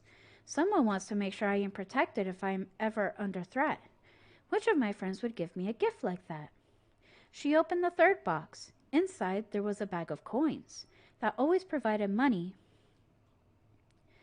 if it was for something the bearer truly needed. Said the princess. "Someone wants to make sure I have money to buy food when I am hungry and clothes when I am cold. Which of my friends would give me a gift like that?" The princess thought about her friends, and then she smiled certainly. "Fairies," she said, "I may have been thoughtless, but I appreciate all that my friends have given to me, and all that they have done for me." She gave her answers, and the vexed fairies were forced to restore the party in a flash of colorful light. One by one, she gave the animals a hug and thanked them for their presents, the party, and all they had done to help since she'd moved into the forest. And that is how the princess celebrated her first anniversary in the woods. You guys enjoying the stories? I think this is pretty interesting. I'm actually enjoying reading these. Whew, but does it leave you winded?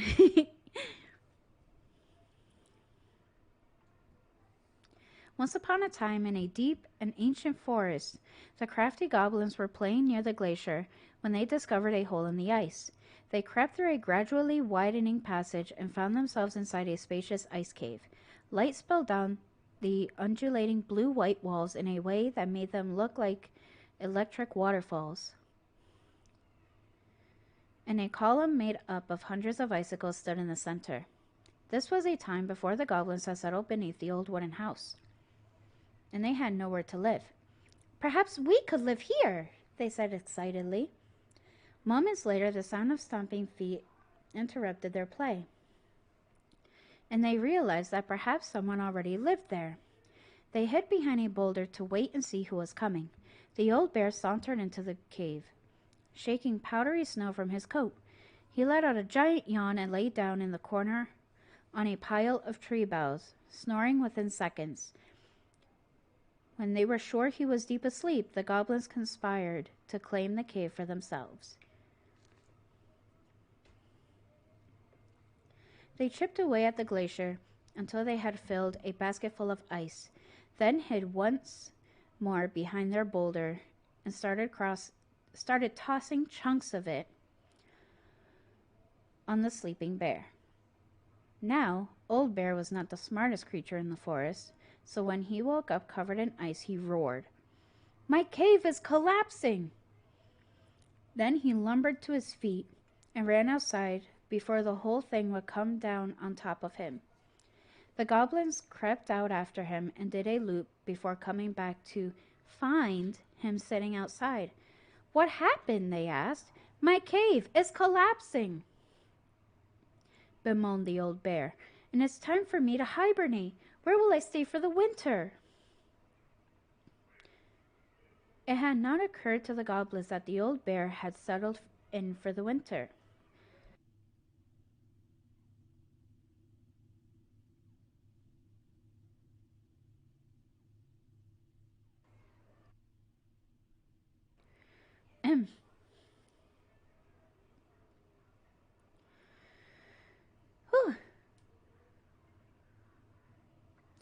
And they felt a little bad, but they did not want the old bear to know what they had done, so instead they offered to help him find a new den. Together they searched. They inspected cavernous stone and hollow trees and deeply pocketed knolls. Nothing they found was as beautiful as the ice cave, but the old bear settled on a packed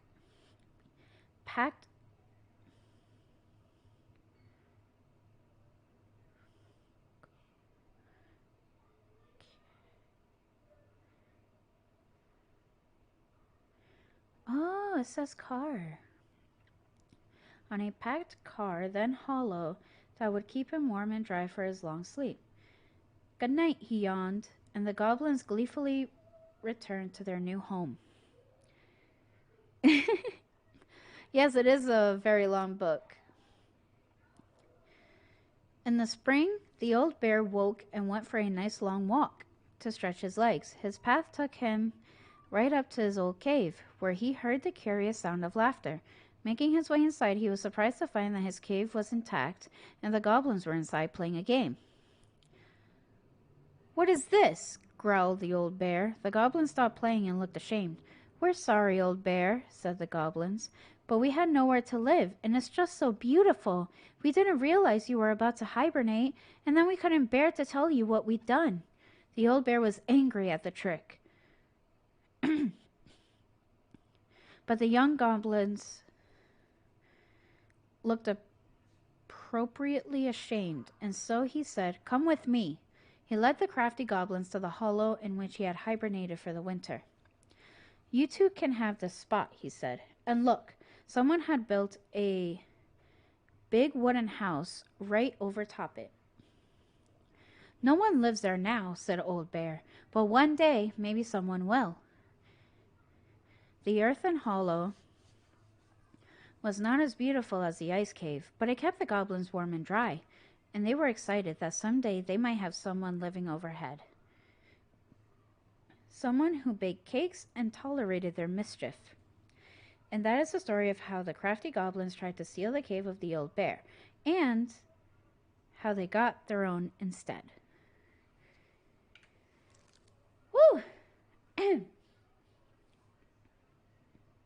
The Princess and the Two Thieves. Once upon a time, in an ancient and deep forest, there lived a wise princess in a big wooden house. The house was built from the strong wood of the forest, and it kept the princess warm and safe. The princess was not a native of the forest, but she never spoke about where she had come from, for it made her cry. She did not have many friends, but that was how she liked it. The forest was big and deep, and many paths led to her house, but not many visitors passed by. The princess was happy to be left alone in the big house in the deep forest. She knew that the forest would provide for her, but that its generosity had to be respected, so she only took what she needed. And for a long time, life was just fine for the princess in the big wooden house. One winter day, when snow blanketed the earth and ice bent the trees low, the wise princess realized that food was disappearing from her house. It was not much at first, only a few fruits and nuts and eggs vanishing during the night. Maybe it's the birds, she said, or the mice. And for a time, the princess was okay with losing some food, for the winter was long and little creatures needed to eat too. But then, small items started to disappear as well. Spoons and plates, forks and knives, and blankets. It was as if every time she was in one part of the house, something disappeared in another room. That can't be birds or mice, said the princess. I think I have a thief. So she went outside to look for traces in the snow and noises in the wind, but there was nothing to be found nor to be heard. That's strange, said the princess. Maybe the thief is hiding inside my house. For many days she hunted, looking behind the curtains and under the bed, in the attic and the chimney, behind the poles and under the carpets, but she found nothing. And as she searched, food kept on disappearing, night after night. I will make a cake, frowned the princess. A big cake, with every egg and fruit and nut I still have, so that I only have one thing to keep my eye on. She spent the whole day making the cake and using everything she had left. The cake she made was so big she could hardly carry it. If I manage to protect the cake, I'll be able to survive the long winter, she said. So she added a lock to the oven, and she kept the big cake safe inside. But the next morning, the lock had been opened, and the cake had disappeared. At first, the princess cried, because the cake was the last of her food until the snow melted. But then she noticed 2 trails of tiny feet in the spilled flour, and she followed the tracks to a hidden hatch in the floorboards. This is how the princess realized that 2 tiny thieves were living under the wooden house right below her feet. The princess makes new friends. Once upon a time, in an ancient and deep forest, there lived a wise princess in a big wooden house. She had been living alone just fine for a very long time, until the day she noticed food and small items were disappearing from her house. The thefts kept going on and on until the day her last cake, which had been made with the last of her eggs, the last of her fruit, the last of her nuts, and the last of her flour, well, that last cake was stolen too. And all she found at the scene of the crime were 2 trails of tiny feet in the spilled flour, leading to a hidden hatch in the floorboards. The princess did not try to open the hatch, nor did she try to break it. She was too tired and too hungry. All she could do was cry in silence, alone in the big wooden house hidden in the ancient and deep forest. She cried for a long time, until evening arrived, and then she cried some more. Suddenly, a tiny voice came from under the house. "What is that noise you make?" it asked. "We do not like it, not one bit. I'm crying because you 2 are mean to me, whoever you are. You stole all the food I had, and I will starve before the end of this long and cold winter." The hatch opened just a peep, revealing 2 frowning faces peering out from the darkness of their hideout. "But we are hungry too," said the second creature. "We have been hiding in this cave for a long time, and now the winter is upon us, and we need food." The princess dried her eyes and smiled at the 2 goblins. "If we were friends, we could share the cake you stole from me." The 2 thieves spat and smirked. "A friend? What is that?" The princess frowned, for she realized that the 2 tiny thieves were as lonely as she was. A friend is someone you love and care for. Someone you would never hurt. "We never hurt each other, and we care for each other," said the goblins at the same time. "Does that mean we are friends?" "Yes, that's exactly it. And if we were friends, you would not hurt us?" "Of course not. Friends trust each other." The goblins shook their little heads. "We trust no one, for no one trusts us." Their words made the princess cry again, for now she understood that the two creatures were not only as lonely as she was here in the big wooden house, but they had been lonely since they were born. You are making that noise again, frowned the goblins. Please stop that, for it makes us feel unhappy. Are you a witch? Is this some sort of magic?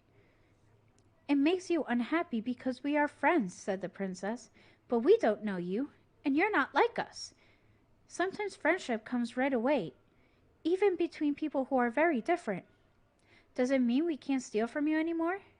Yes, but that's what we do. We are the crafty goblins who live under your house. Well, then, maybe we could arrange something. Is that what friends do? Yes, I believe they do. And this is how the princess met the crafty goblins and how they became friends.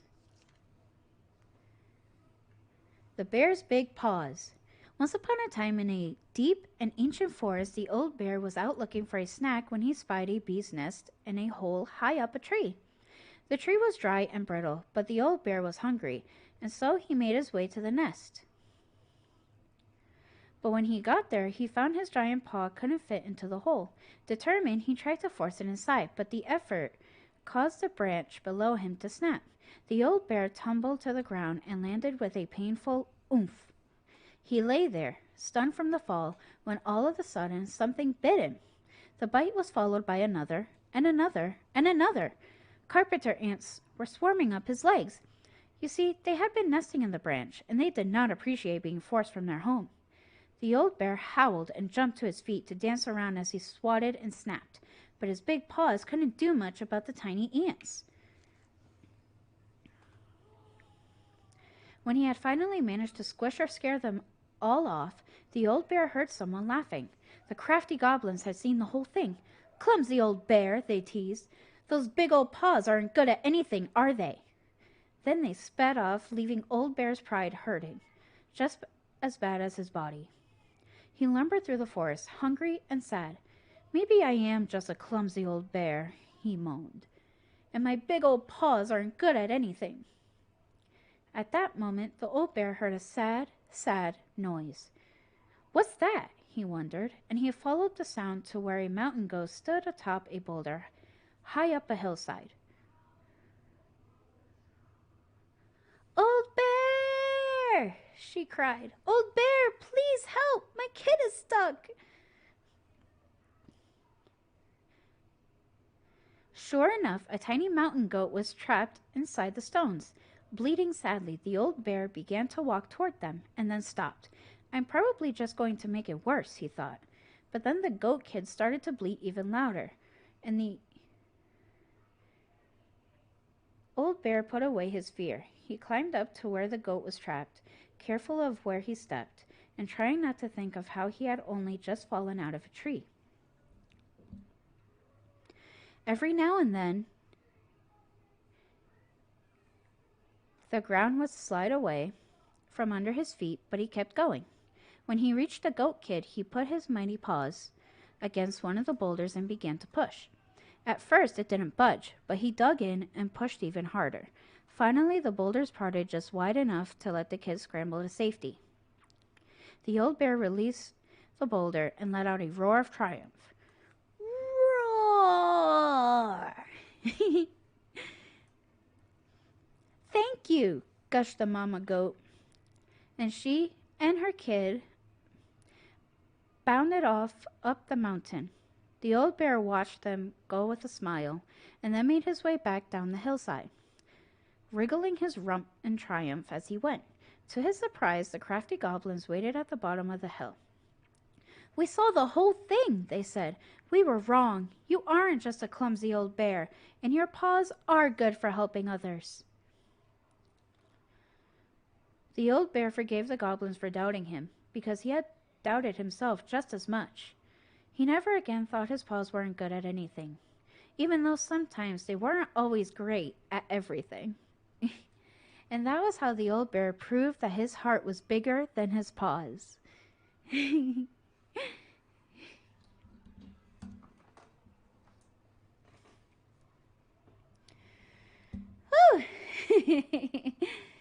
I'm getting winded, guys. But this is actually really fun.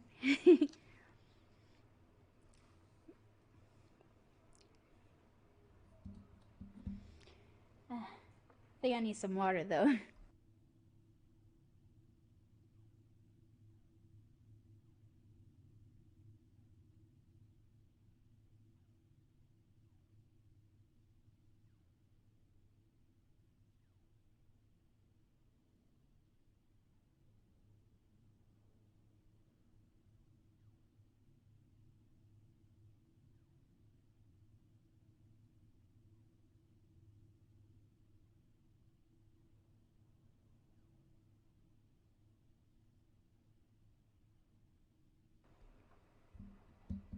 The Moon Hag loses her name.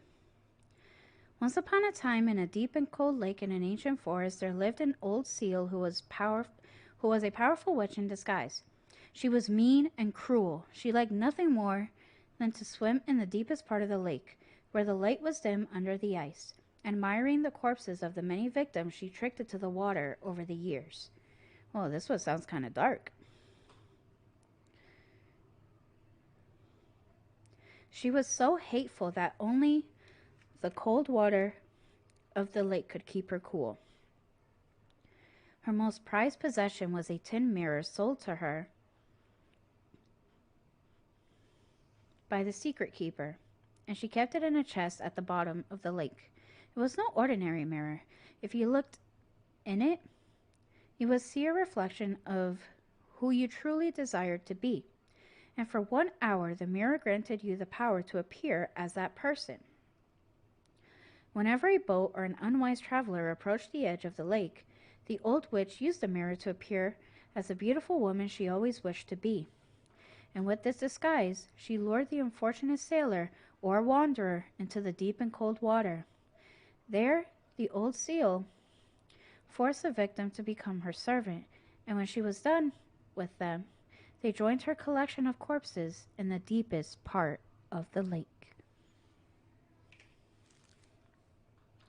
One day, when the old seal swam down to her den under the lake, she discovered that someone had stolen her mirror.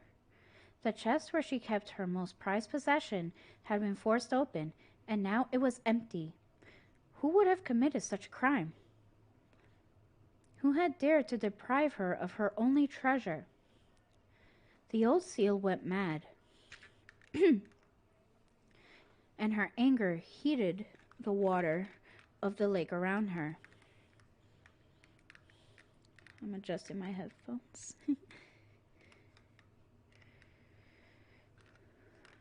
A little bit tight. Alright.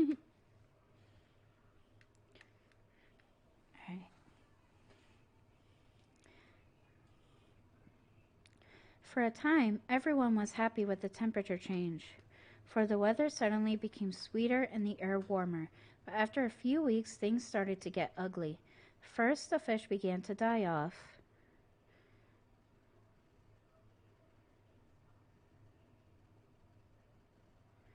For they could not live in the hot water. Then the glaciers began to melt, and the water of the lake rose and spilled out, flooding the forest and the meadows. And finally, the weather grew so hot that even the Ice King himself was awakened from his long sleep and decided to see what was going on.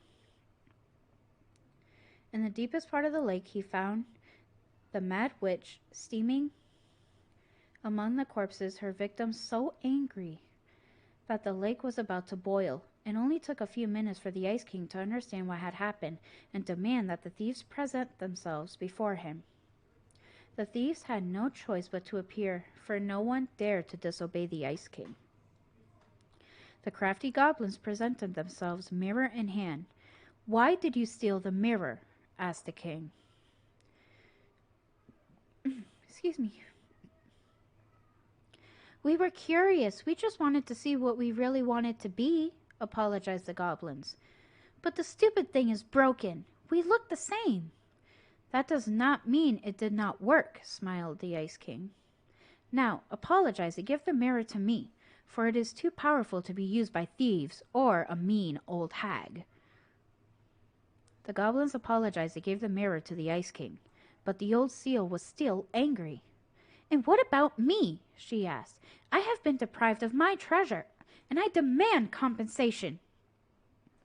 The Ice King frowned as he spoke again. "Old hag, you are mean and cruel. But I concede, you have been wronged. For now, you will be allowed to leave the lake and walk the earth as the hag you really are.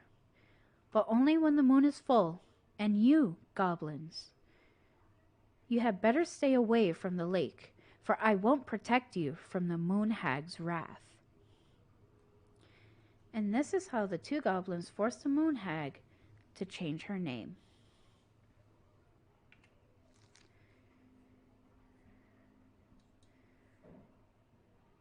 The goblins trick the Mad Hunter.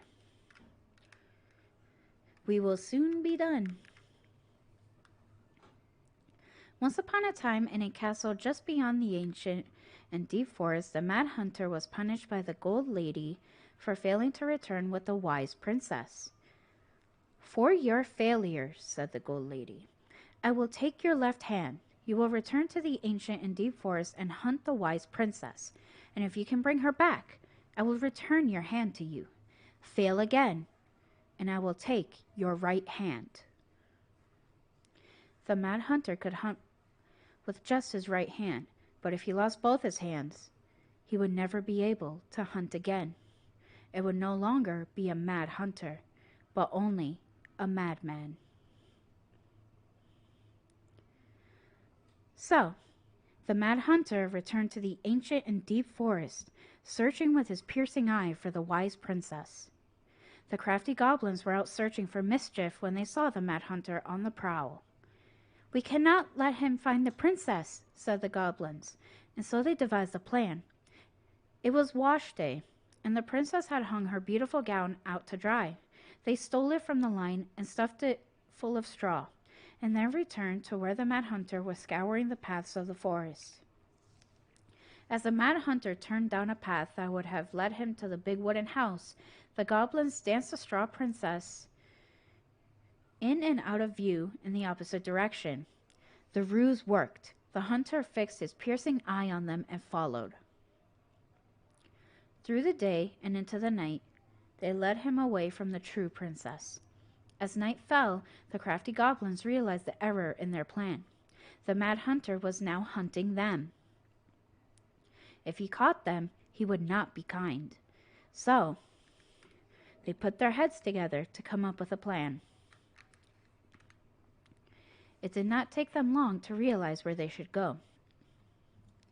They led the Mad Hunter to the edge of the deep and icy lake, and when he came into view, they weighed the fake princess down with stones and dropped her into the frigid water. Careful not to plunge into the depths themselves, lest the moon hag take her revenge on them. The Mad Hunter removed his clothing and dove in after the fake princess. He followed the shape of the sinking princess deep into the chilly water, down below where ice covered the lake's surface. Finally, he caught her, but when he spun her toward him, he realized she had no head and that her body was stuffed with straw.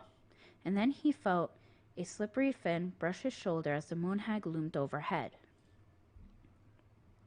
The next morning, the princess went to retrieve her gown from the clothing line and found that it was gone. She immediately suspected the goblins of mischief and called, "Goblins, did you take my gown?" The goblins emerged from their cave and nodded sadly. "Now what will I wear?" asked the princess, sad and angry that she had lost her only dress.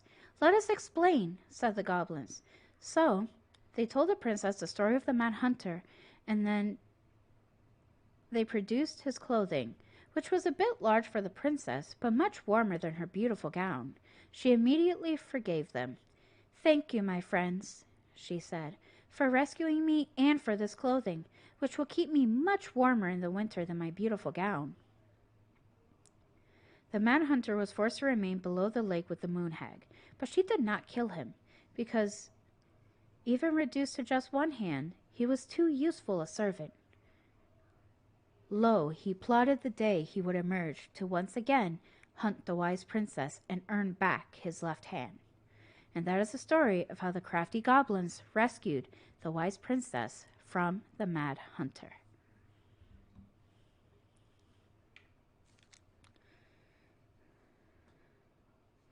The pelican helps her friends.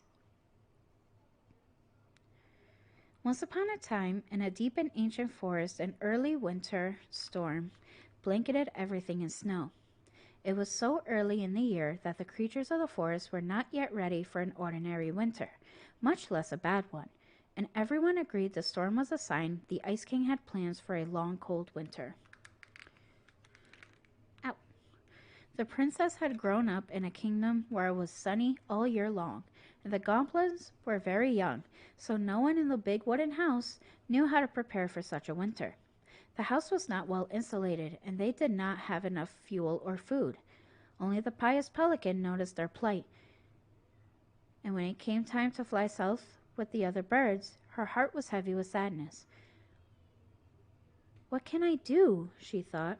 "I'm a migratory bird, and if I were to stay, who would look after my flock?" The time came to go, and the pelican struggled to take flight. It felt as though a leaden weight were stuck right in the center of her chest. "What can I do?" she thought. "I'm a migratory bird, and if I were to stay, who would look after my flock?"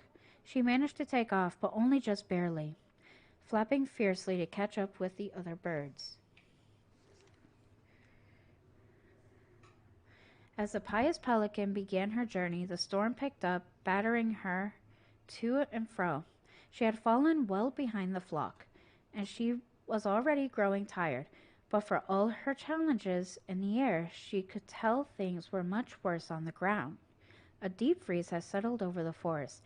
The leaden weight in her chest grew heavier as she thought of the princess and the goblins. "What can I do?" she thought. "I'm a migratory bird, and if I were to stay, who would look after my flock?" The storm intensified, and the pelican was in a total whiteout. She knew she should have despaired,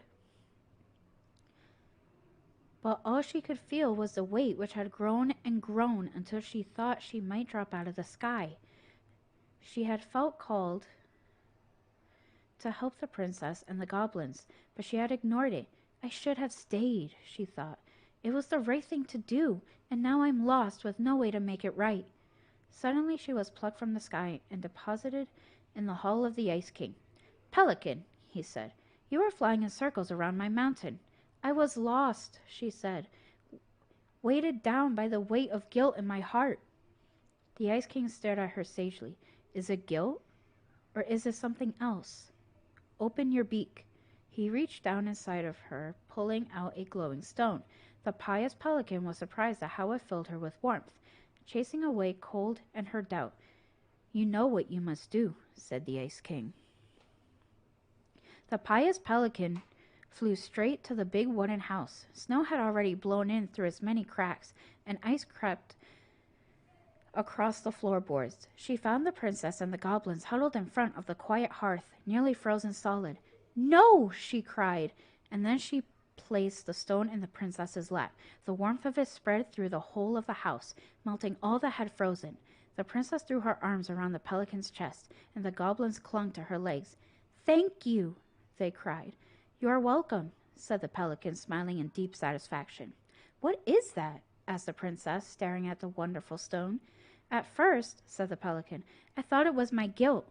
But when the Ice King pulled it out of me, I realized it was something much more powerful." Just then the storm broke and the skies cleared. The pelican filled the big wooden house's larder with food from her beak, and then she took to the skies, lightened by the knowledge that through her charity, everyone in the big wooden house would be warm and fed until spring. And that is the story of how the pious pelican saved the wise princess and the crafty goblins from the long winter. The goblins earn their voice. Once upon a time in the deep and ancient forest, the crafty goblins spied on the secret keeper as she made her rounds gathering up secrets that the animals of the forest had for sale. "How," said the first goblin, "does she get people's secrets? Do you suppose she peels open their heads? Let's find out." said the second, and so the goblins watched the secret keeper. They watched her until the stalwart moose came to her head, hanging low. It was my fault. I chose the uneven trail. I can't bear to remember. The secret keeper nodded and gazed into Stalwart Moose's eyes. Though the goblins couldn't hear anything, they knew she was speaking to the moose, for the secret keeper spoke in people's minds with the gift of the voice. After a few minutes, the Stalwart Moose blinked. I feel lighter, said the moose. Did I just give you something? The secret keeper nodded, handing him a coin. The Stalwart Moose nodded and plodded along down the trail. He spied the goblins hiding in the woods and narrowed his eyes, for he knew the goblins were often up to mischief. The two goblins whistled innocently, and the moose was forced to carry on, because they were not doing anything obviously bad. I need to know what the secret was, said one of the goblins. Let's go buy it. So the goblins approached the secret keeper before she could stow away Moose's secret. We want to buy Moose's secret. What do you have to trade? Asked the secret keeper, her voice filling their minds. The goblins produced a silver-handled hairbrush they had stolen from the princess, and the secret keeper nodded, and that is how the goblins came to know that Moose's mate had tumbled down a cliffside to her death. The secret keeper moved on. The first of the goblins said, I want to know more. So the goblins followed the secret keeper, hoping to find where she hid the secrets. They followed her to the peak of a nearby ridge and watched as she stowed the rest of the day's secrets high in a cloud. When she had gone, they climbed a high spruce tree that disappeared into the misty sky. They reached out and just managed to dip their hands into the clouds. Their heads were filled with memories, and they snatched their hands back out as if they had just thrust them in boiling water. Tears poured down their cheeks. That was how the secret keeper found them, crying in the tree. You stole my secrets, seethed the secret keeper.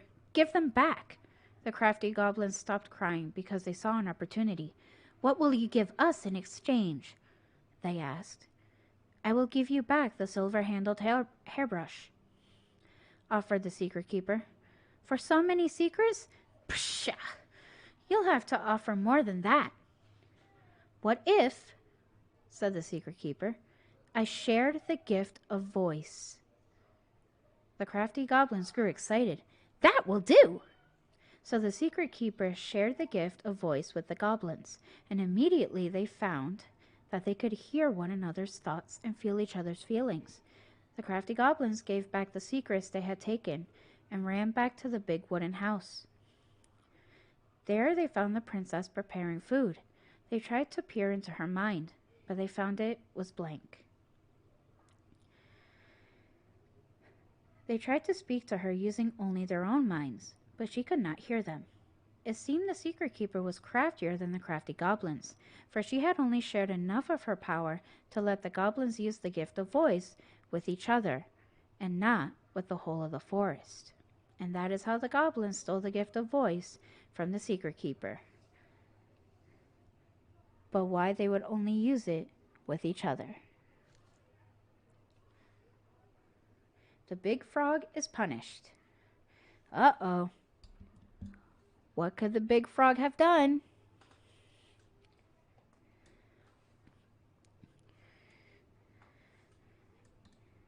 That would cause them to be punished. Let's find out. Once upon a time, in an ancient and deep forest, there lived a big frog in a small pond. She was no ordinary frog, for she had been given the gift of speech. When she had saved the princess from the mad hunter from the morning to the evening, she did everything the other frogs did except that she knew how to speak. Everybody in the forest could hear her loud voice, and everybody was unhappy with that. Because she never stopped babbling, she babbled about the too hot sun and the too deep pond, about the rain to come and all the delicious flies she had eaten. Across the forest, all the creatures tolerated the endless noise until one day they could not deal with it anymore. They asked the big frog to quiet down. I can't, said the big frog. This is what I do. Before the princess kissed me, I croaked all day. all day long, and you all like that I did. This is the same, except you can understand what I say, and now you find it irritating. But I can't change what I am, can I? Could you?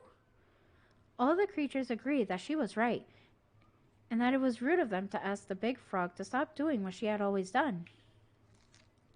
So they returned to their own parts of the forest and let the big frog do what frogs have always done, jumping and talking some more about the too hot sun and the too deep pond, about the rain to come and the delicious flies they have eaten, and for a time it was all right. But in the forest, word travels fast, and everyone has a story to tell. The big frog, being who she was, gossiped and gossiped about everything she overheard.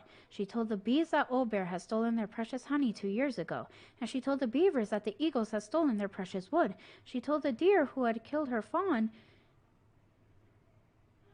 and she told the tall spruce who had carved a cuss word into its bark.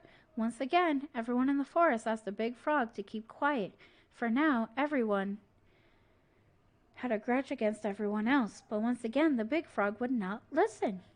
When I was just a frog, you never paid attention to me, and nobody helped me when the Mad Hunter hunted me for sport.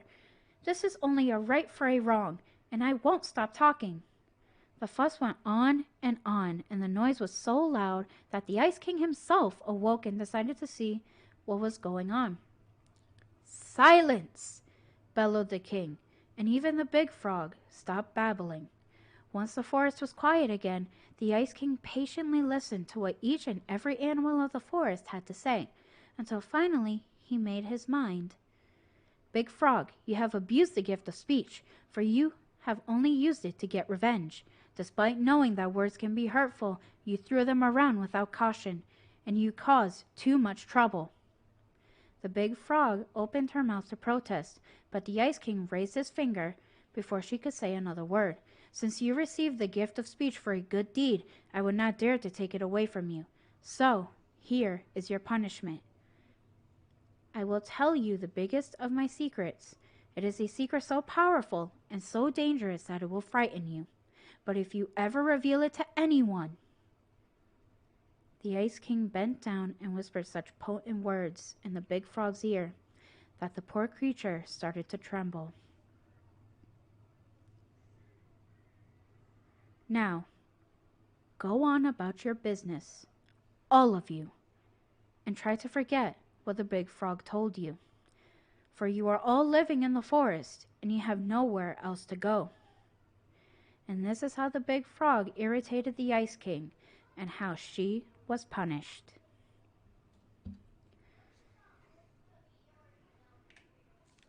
The goblins saved the old beaver. Alright guys, after I finish reading these stories, I will play until I'll probably get a little farther because I didn't think I would have so much fun reading these. I hope you guys are enjoying it as well.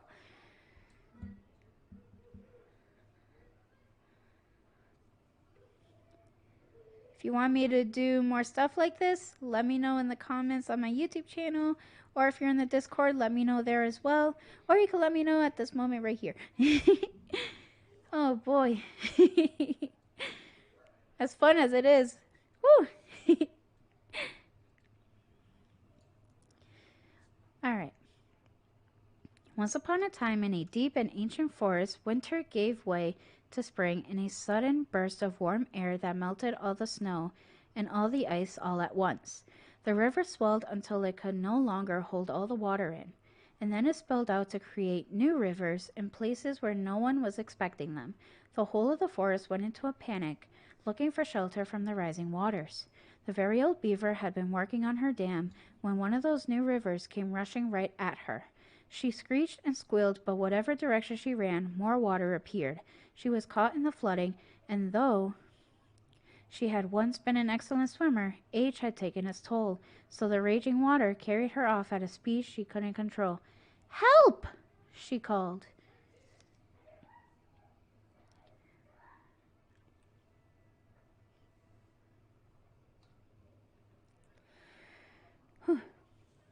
The crafty goblins had been running back to their cave under the big wooden house when they heard the beaver's cries. "We have to help the beaver," one goblin said. "You go one way and I'll go the other." They ran, keeping in touch with the gift of voice. Finally, one of them spotted her, twisting and tumbling in the river, but she was on the opposite side of the water, and the goblin could not reach her.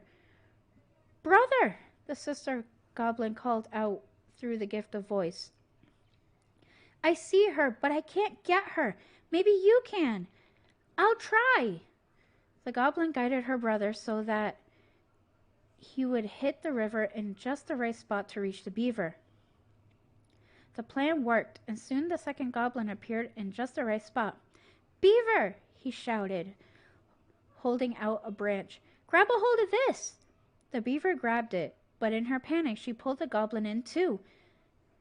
"No!" cried his sister. She ran as hard as her legs could go, managing to outpace the river and get ahead of the beaver and her brother. Searching for some means of getting them out, she spied a low-hanging branch. They zipped by it quickly. But if they were fast enough... "Brother," she cried out through the gift, "you're coming up on a low-hanging branch. You'll zip by it quickly, but if you're fast enough..." "Got it," said her brother. And then he said to the beaver, "Get ready to grab a hold of a low-hanging branch. We're going to zip by it quickly, but if we're fast enough..." Suddenly they were right in front of it and reached out, snagging hold. Though the water beat against them, trying to shake them loose, they pulled themselves along the branch back to dry land. When they were all safe, the very old beaver thanked the goblins. "But how?" she asked. "Did you know just where to find me?" "And how did you know the branch was coming?" The goblins shared a secret smile. "Just lucky, I guess," they said. And that is how the goblins saved the very old beaver from the flooding river, and how she never knew how they did it.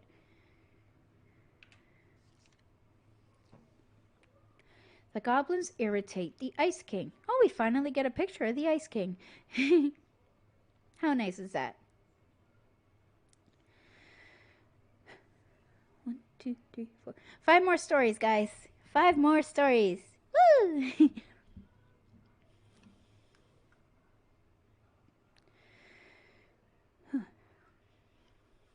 Hold on.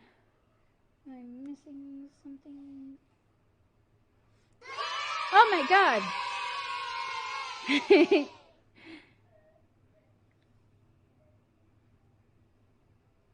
5 more stories, guys.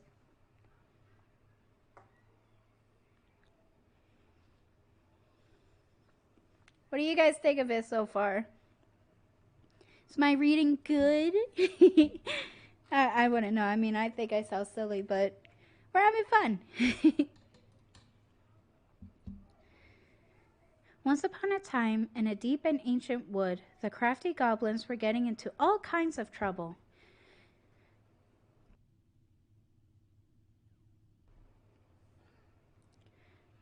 They had woken up in a particularly mischievous mood that day, and there was not a single denizen of the ancient forest who they did not manage to pull a prank on.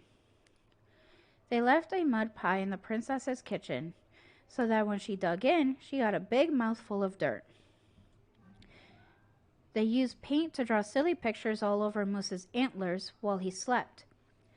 They told the mangy muskrat that his coat had been returned to its former glory, which made him very sad.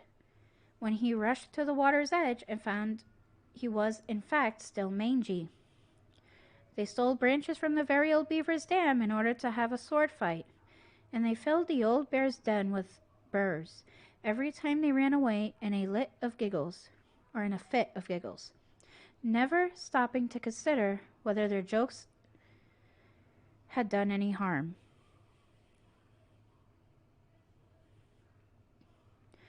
They were on their way to fill the pious pelican's beak full of bubbles, oh no, when they were hoisted into the air by their legs. Though they thrashed and shouted, they found themselves staring into the face of the Ice King. "All morning," he said, "I have been hearing complaints about you two." "They're just pranks," said the goblins. "No one has really been hurt." "Oh no?" asked the Ice King. He forced them to see how each of the victims of their pranks was doing. The princess had a stomachache from swallowing the mud. The moose's antlers itched terribly where the paint had touched them. The muskrat was crying, sad at being reminded what his vanity had cost him. The very old beaver's den was flooded, and the old bear was trying to get the burrs out of his fur, but finding most of them hopelessly tangled. "For your punishment," said the Ice King, "you must help each of them undo the harm you caused. If you do a good enough job of this, there will be no further punishment. If you do not, you will have to give me your noses so that you can no longer stick them into other people's business." Now, the goblins liked their noses right where they were, in the middle of their faces. So they set about making things right. They baked a real pie for the princess and brewed her a tea that would settle her stomach. They scrubbed the moose's antlers clean and then covered them in soothing mud. They sat by the river with the muskrat, listening as he talked in great detail about his old coat. And then they did their best to point out all of the things that were still handsome about him, like his proud whiskers and sparkling eyes. They let the very old bear rest while they repaired all the damage done to her den, and then, finally, they removed every burr from Old Bear's fur, even the ones that were hopelessly tangled. In the end, they came before the Ice King to see if they had done enough.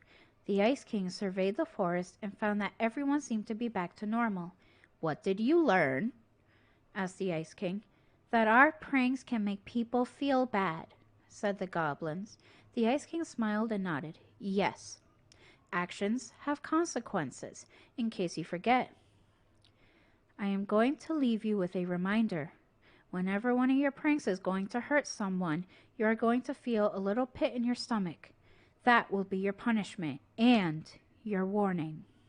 So, every time that the goblins set out to do a prank that went a little too far, they felt a little pit in their stomachs, and they were forced to consider whether it was the right thing to do. And that is how the goblins irritated the Ice King and how they were punished. The Pelican Forgives the Goblins. Once upon a time, in a deep and ancient forest, there lived a pair of crafty goblins in a cave below a big wooden house. They lived with a wise princess who shared as much food with them as she was able, but it was never quite enough. This left the goblins hungry, very hungry, always hungry. One day, as they were out foraging for food, the pious pelican landed on a rock and dumped a smorgasbord from her beak, which the goblins knew was magic and never emptied. There were king crabs in red, blue, gold, and scarlet, veiny blue shrimp, pink-shelled scallops, oblong brown clams, purple spiny urchins, and even one prickly red sea cucumber. The food just kept coming. They watched as the pelican ate one clam and then took a nap. "Do you think she would mind if we took just a little?" asked one goblin to the other. "Her beak never empties. She won't possibly miss a couple of crabs," said the second, licking her lips. They were agreed, and so they crept over, filched some crabs, and ran. The goblins scarfed the crabs, but when they finished, they found that they were still hungry. "She won't miss a handful of shrimp," said one goblin to the other. The goblins scarfed the shrimp, but when they finished, they found that they were still hungry. "Maybe also a few scallops?" said one goblin to the other. The goblins scarfed the scallops, but when they were finished, they found that they were still hungry. So they went back for clams, and then urchins, and finally even the sea cucumber. Finally, they were not hungry. But there was also nothing left. Just then, the pelican woke up. "What happened to my food?" she asked. Unable to lie about it, the goblins confessed their crime. The pelican was dismayed, but she was a charitable-hearted bird, and she could tell the crafty goblins were growing little creatures. "Goblins," said the pious pelican, "I will share my food with you, but you must, in return, follow my example and be as generous with others as I am with you. Take that to heart, and I will have considered your debt paid." But we have nothing to give, said the goblins. You have your nimble hands and your crafty brains and your loving hearts, said the pelican. The crafty goblins realized how much they had to give, and for the rest of the day they looked for ways to help the other creatures of the forest. They found the stalwart moose struggling with an itchy, hard-to-reach spot on his back, and so they climbed up and gave it a good scratching. Next they helped the old bear, who could not get the honey out of a narrow beehive. They climbed up to the top of a tree with the hive, and then dropped it, cracking it open. Finally, they found the princess, crying over a loss she would not speak about.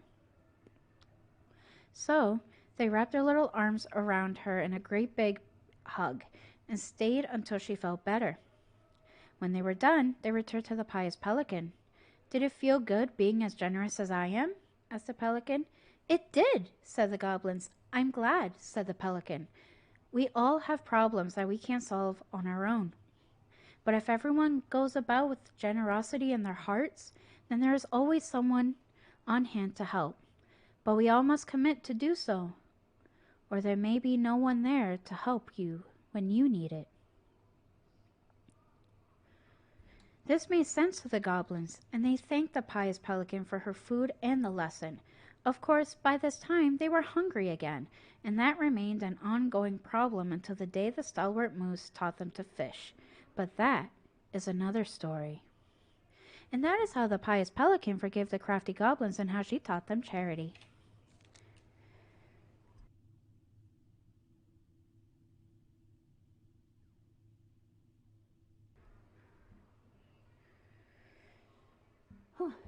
The goblins meet the ice troll.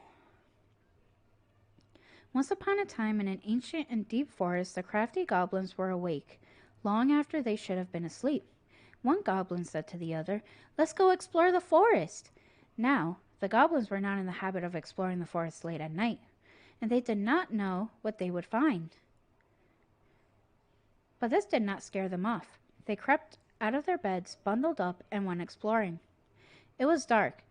The light of the moon was just enough to keep them from walking into trees, but they could not see more than 15 feet in front of them. Every time a twig snapped or branches rattled, they considered turning back, but they didn't.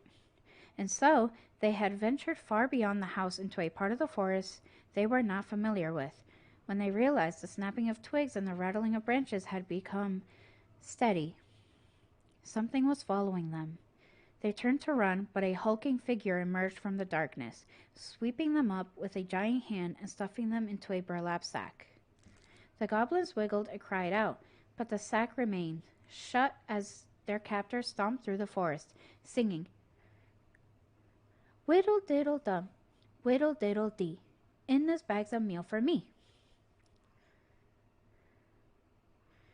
After a lot of thumping and thudding, the bag opened, and the goblins were dumped into a giant iron pot full of warming water. A huge troll stood overhead, grinning down at them through long, bushy white eyebrows. "I am the ice troll, and you are my dinner." He ready to cook the goblins, singing, "Whittle-diddle-dum, dum-dee-dee, there's soon to be a soup for me." Finishing his ditty, he bent over to stoke the fire beneath the pot and let out a loud noise of pain, rubbing a spot on his back that always ached. The troll stood painfully and walked over to a stone shelf, where he began to chop potatoes. One of the goblins had an idea. She whispered to her brother, "Follow my lead." The goblin stretched out in the water, floating and letting out sighs of contentment. "Ah," said one of the goblins, "this is the most relaxed I've ever been. My body feels so good. I think I could run 100 miles without stopping," said the second. The troll peered at them. They weren't supposed to be happy about being in the cook pot, but they certainly looked like they were. "Troll," said the goblins, "if your back is hurting, you should try sitting in the water, just for a little bit, before it gets too hot." The troll stomped over. "But if I take you out, then you will escape, and there will be no soup for me." "Put us back in the sack," suggested the goblins. "Then we can't run away." This made sense to the troll. The spot on his back that always ached was still bothering him, and the goblins couldn't go anywhere if they were trapped. So he stuffed the goblins back in the sack and climbed into the soup pot. He stretched out and let out a sigh of contentment. Meanwhile, the goblins threw themselves around in the sack until it began to swing. The troll was so relaxed he didn't even notice. The bag dropped onto the shelf where the troll had been chopping potatoes, and the goblins pushed it up against the edge of the troll's knife, sawing a hole. Then they made a break for it. The troll finally noticed what they were doing and roared out in anger. But he was so relaxed that when he tried to chase them, he tumbled out of the cookpot and into the flames, catching his bushy eyebrows on fire. The goblins ran and ran and ran as fast as they could through the ancient and deep forest until they were back in their cave and safe in their beds. They vowed never to venture out in the ancient and deep forest late at night again, for they did not think they'd get so lucky as to trick the ice troll twice. And that is the story of how the crafty goblins met the ice troll and why they never did again. Need a drink.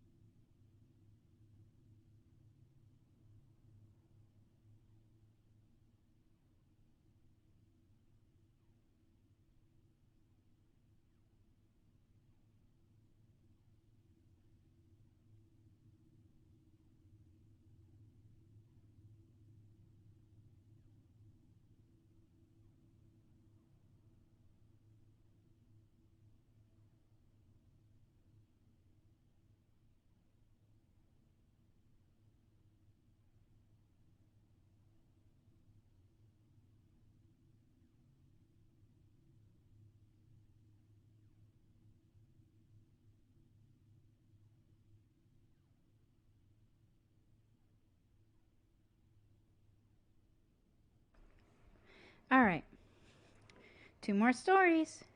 The goblins tricked the muskrat. Once upon a time in a deep and ancient wood there lived a muskrat. The muskrat was a lazy, cowardly creature who did little but lay around in the sun, cleaning his beautiful coat until it shone. One day, the muskrat found the crafty goblins playing king of the mountain on his favorite rock. He was too cowardly to confront them directly, and so he retreated to a safe distance and then pitched a stone right at a hornet's nest hanging overhead. One of the goblins saw him do it, but before she could say anything, the hornets emerged, furious, and chased the goblins away, stinging them. With the rock empty, the muskrat claimed his spot. When the goblins returned, they asked the muskrat, "Why did you do that?" "I don't know what you're talking about," he said, turning away to ignore them.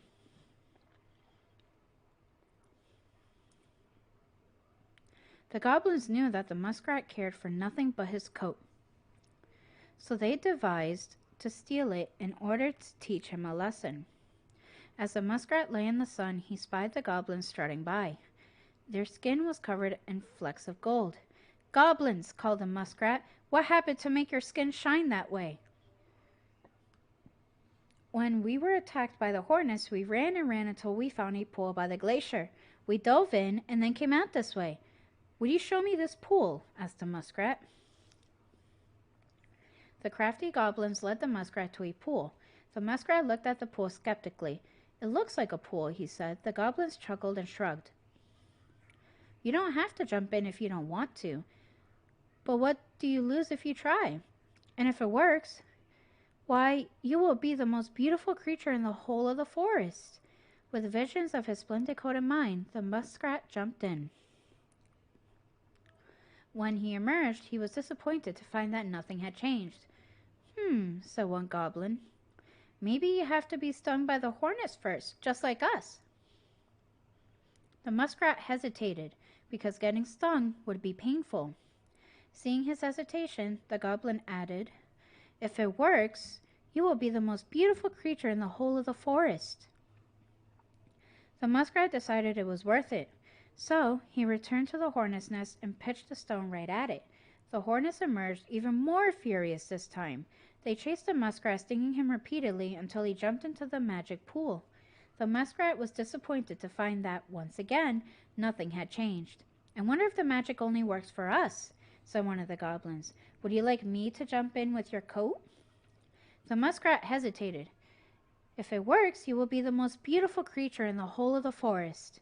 With visions of his splendid coat in mind, the muskrat agreed. Once again, he slipped it off and handed it to the goblins. Without his coat, the muskrat was pale and covered in scabbing welts. Instead of jumping in the pool, one of the goblins ran away with the coat, laughing.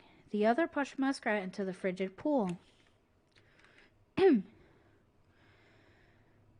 as the water splashed the goblin, the gold flecks ran, revealing that they had only ever been painted on. The muskrat cried so pitifully and made such a clamor that he awoke the Ice King, who came down to the forest to see what had happened. When the Ice King saw the muskrat, he laughed, only further infuriating the creature. "Tell me what happened," said the Ice King. Both the muskrat and the goblins told their sides of the story, and the Ice King considered the case before him. "It is true that the muskrat is vain, and he thinks of nothing but himself," concluded the Ice King. "But he needs something to keep him warm in the water and the snow." So the Ice King was decided. The muskrat would get his coat back, but it would be patchy and unkempt. After that day, he became known as Mangy Muskrat.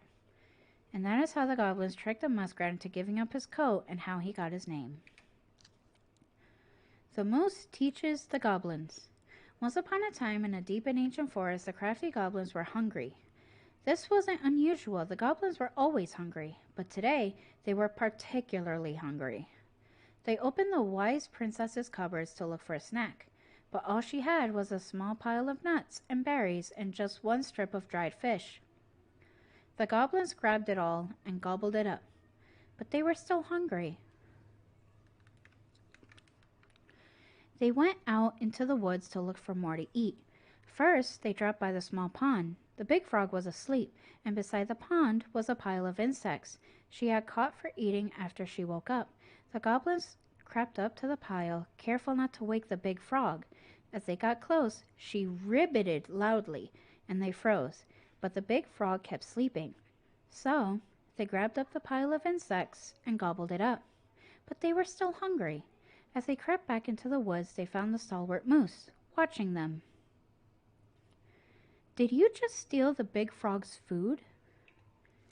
The goblins tried not to look guilty, but failed.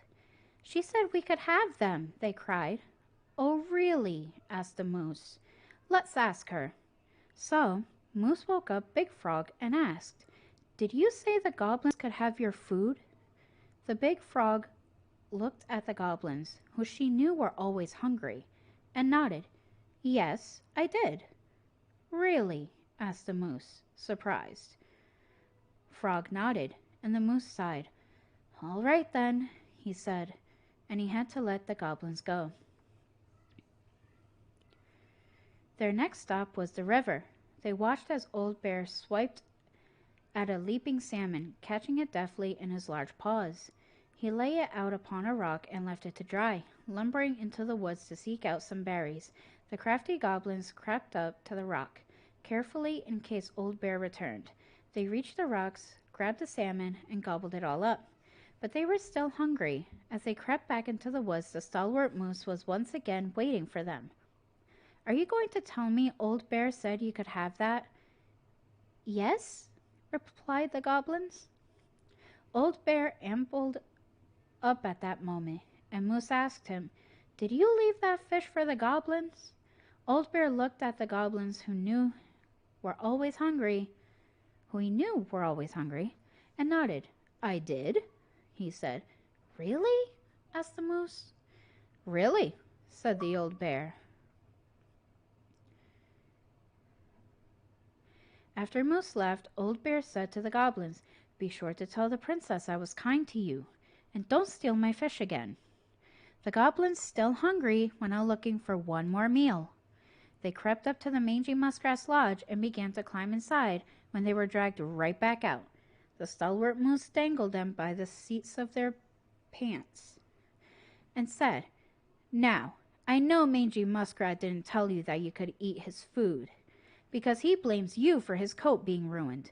Besides, he barely has enough for himself, and he doesn't share with anyone." The goblins began to protest, but he shook his head. He set the goblins down and said, "Come with me." The goblins followed the stalwart moose to a part of the river where it ran slow enough for them to walk into it safely. He gave them each a fishing line and said, "I am going to teach you to fish, so that when you are hungry, you do not need to steal from the animals of the forest. It will be hard work, but it will be honest." The crafty goblins were not against working hard. They were just hungry, and so they listened to Moose and soon pulled wiggling fish out of the river. They ate them up and, finally, they were no longer hungry. And that is how the moose came to teach the crafty goblins to fish. Our last story, everyone! We are on the final story. Let me know how I did after this. The Mad Hunter gets his hand back. Ooh. Once upon a time, in a deep and cold lake near the ancient forest, there lived an old seal who was a powerful witch. After angering the Ice King, she had been bound to the lake, allowed only to venture out when the moon was full. And only looking like the hag she truly was, for years she dreamed of vengeance, all alone within the deep lake among the corpses of her many previous victims. One night she awoke to see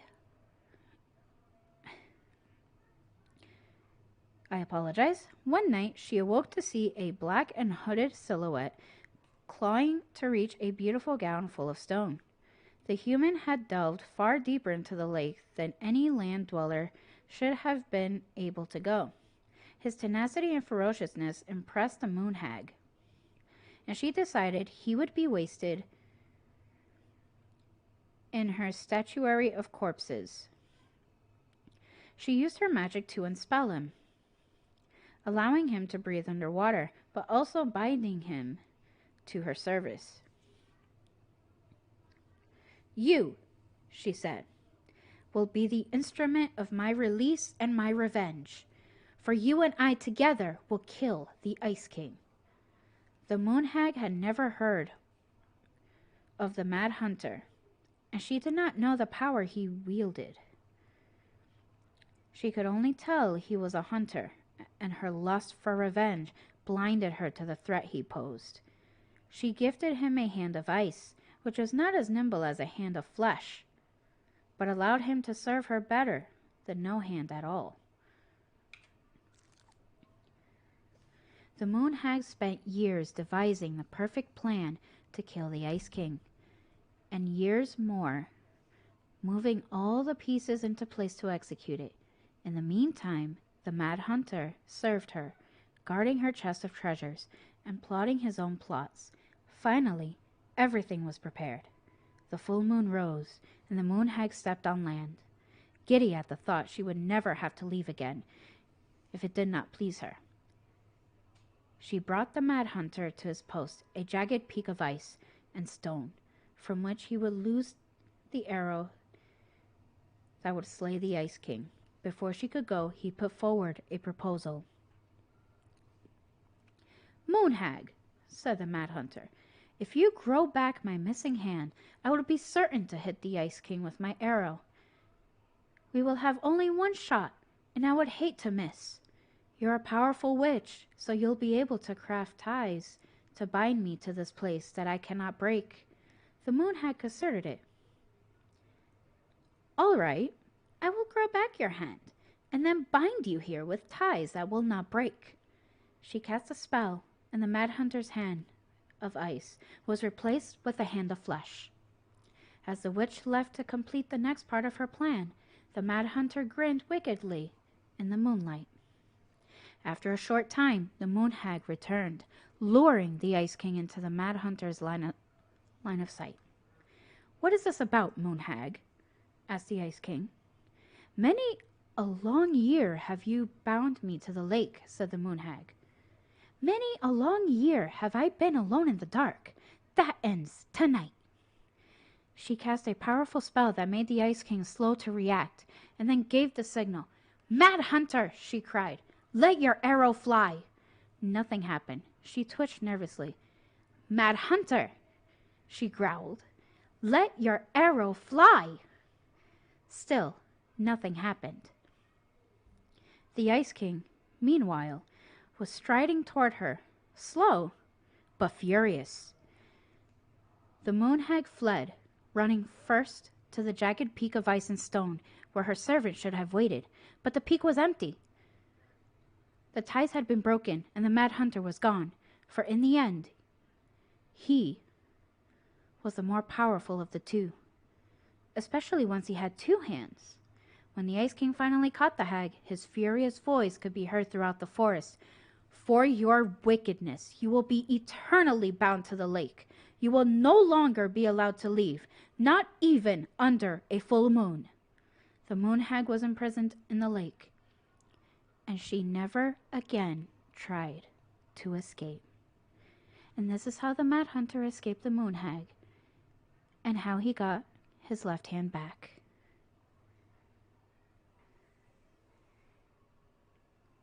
Thank you.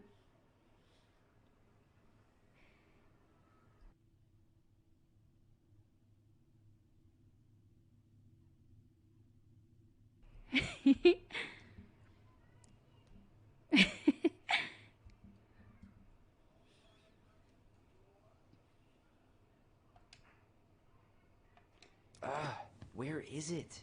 You looking for something in particular? My diary. You never told me about it. Yeah. With the way Marianne was, I tried extra hard to keep it a secret. Marianne. Yeah, that day she found out about it.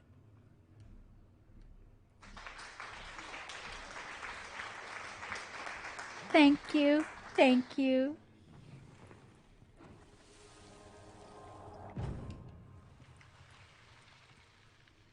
I hope you enjoyed my story reading.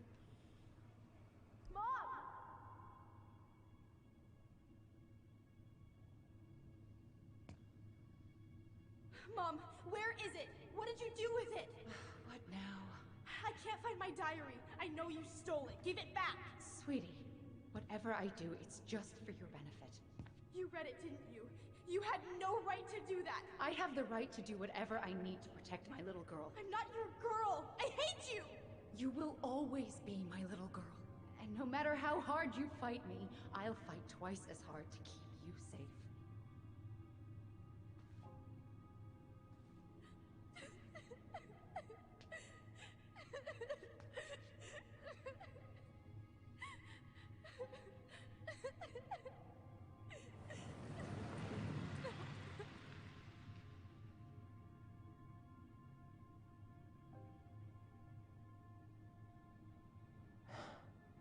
I don't know how I never saw it coming. She told me right to my face. She was willing to hurt me, to keep me from transitioning.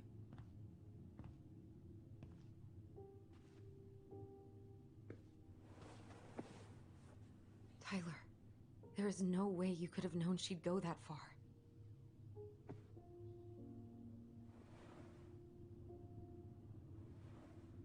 I want my diary back. Her room was the only place I didn't look. Okay, but do you need to get it, like, now? That diary was important to me, Allison. Writing down my thoughts helped me realize who I am. Well, then let's go find it.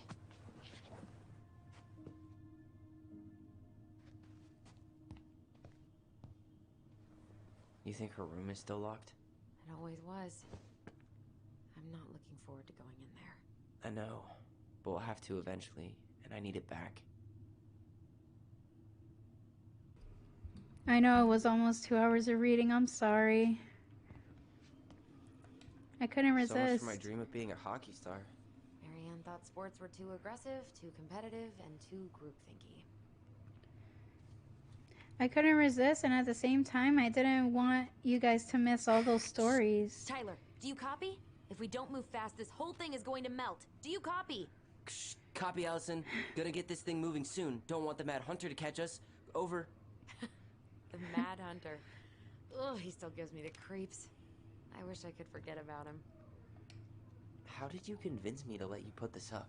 It was my favorite movie. Back then. Back then.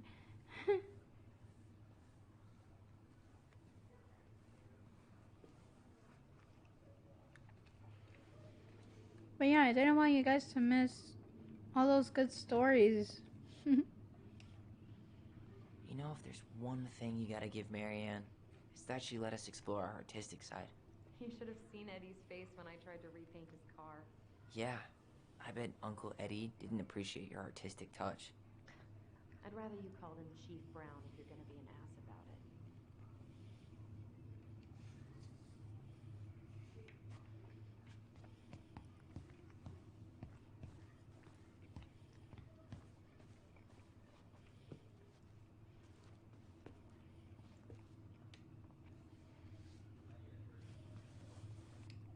Hey, you. I just found your twin under the house. He's seen better days. Allison. Oh, this one wasn't mine. Aww. That just makes it sad. Look, it's the game we made. Lucian Tramway. That game never made any sense. Didn't stop us from playing all day. Dude, we were kids. All we needed were rocks and bird feathers.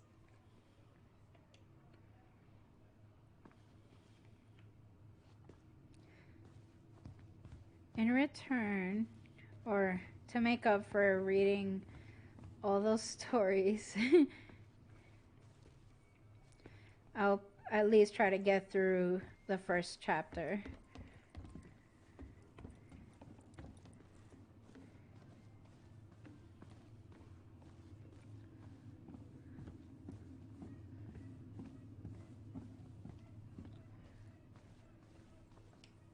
She was trying to save the planet way before That's not Al it. Gore made it cool. Has Al Gore ever made anything cool? Nah. I guess she was right about one thing. But you can't really blame anyone for not listening to crazy Marianne Ronan. How big of a fire would it take to heat this place up? How big of a fire would it take to heat this place up?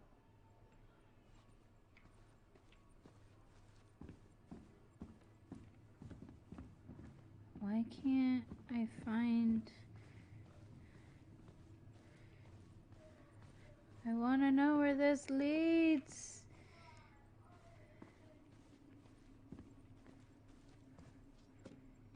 It's not this corner. I don't get it.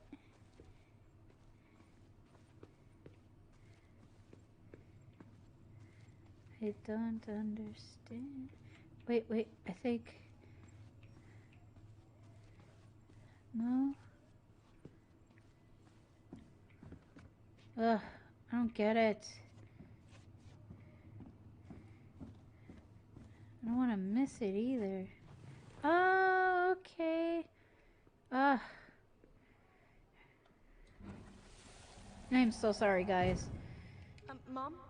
About me joining the hockey team? Mom! Sorry, what? Not now. Maybe next year. But you promised! Keep whining, and my next year will become never. Can you cut my hair? Your hair is fine. But I want to cut it short. Really short. What? Look, I'm tired. And I'm busy. Let's talk about this later. You always say that.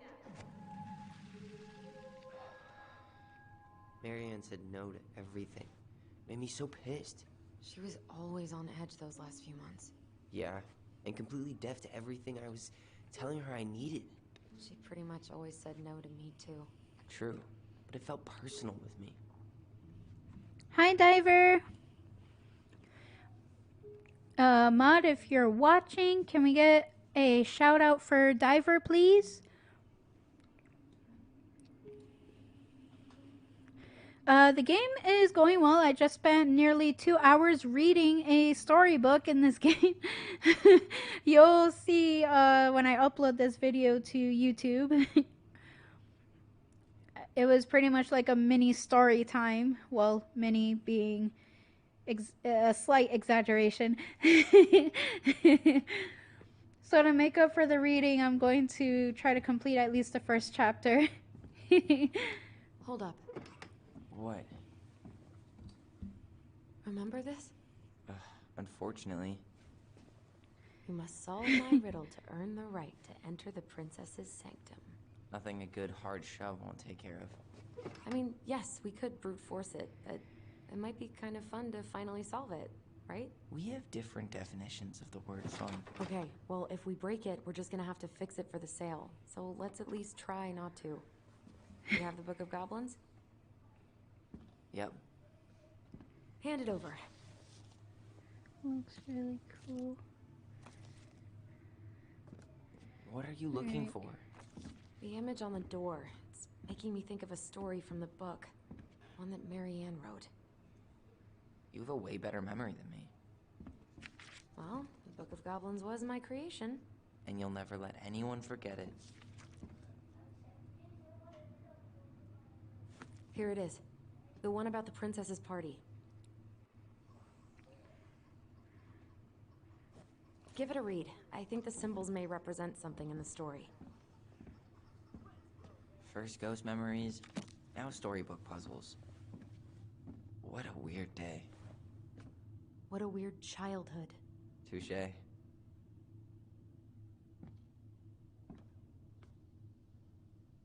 You're so welcome, Diver.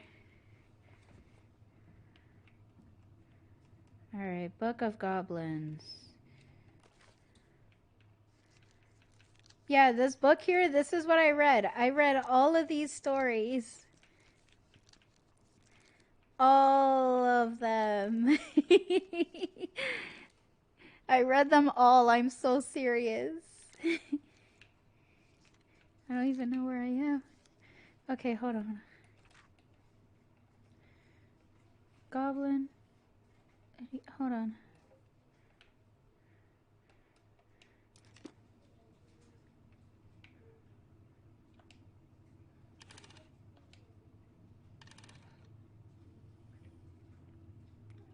Wait, I don't get it.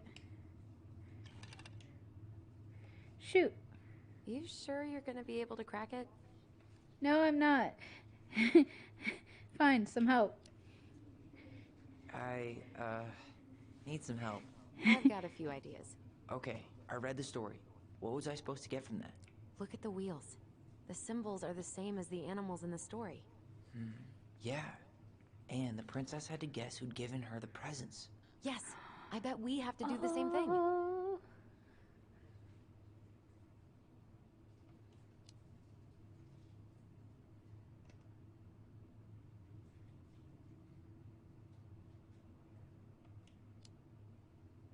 So the torch. It's supposed to reveal truth and separate good from evil. Marianne could have used one of those. The animal we're looking for kinda sounds like a judge. Or a cop. We didn't have any cops in the stories. But maybe just a rule follower? Yeah. I'll keep looking. So that story. Okay. So that would be... Which one is that? Ah, the princess's party.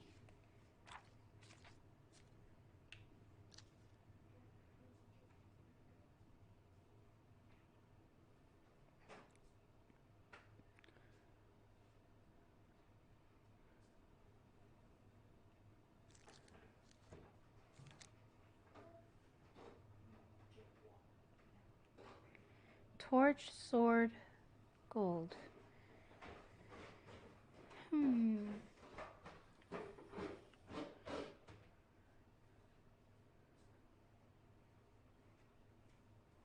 Interesting. Loss of lore. It was a very long read, but it was fun. I enjoyed reading the story. Well, stories. Alright, so the combination has to do with this story in particular.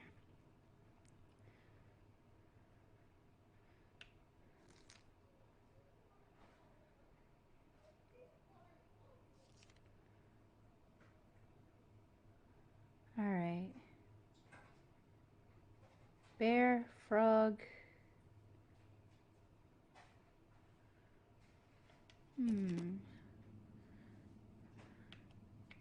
What could this one be?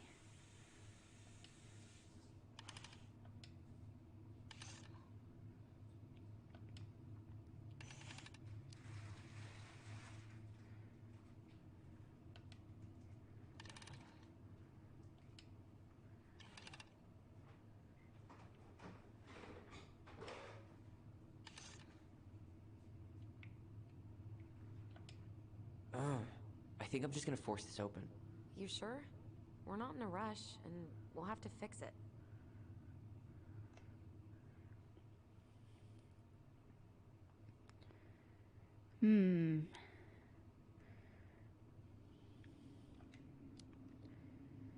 Alright, one more try. What could it be? Alright, so a torch, a sword, and a bag of coins.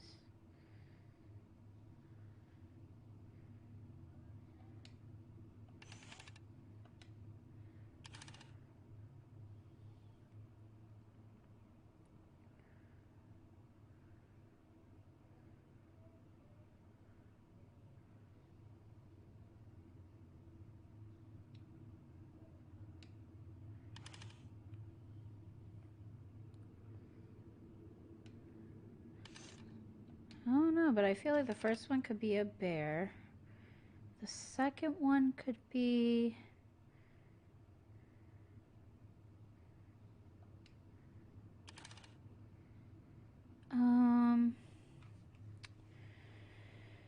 Oh boy.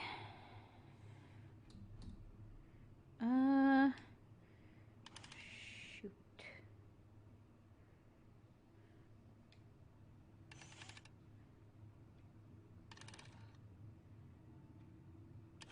You know what, maybe...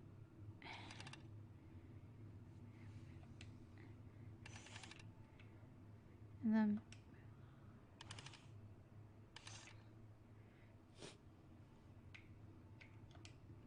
You sure you're done?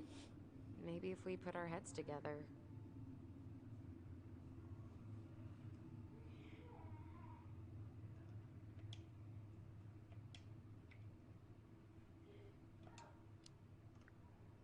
Yeah, I could try again. You think you're any closer to an answer? I think I need some help. Okay, let's think this through. I'm 21, and I still can't crack a puzzle made for 11-year-olds. We just need to think like Marianne. I'm personally glad that doesn't come naturally to us.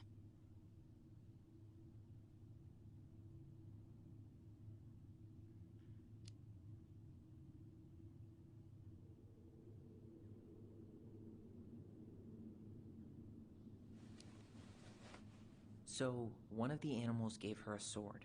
It must have been from someone who wanted to take care of her physically.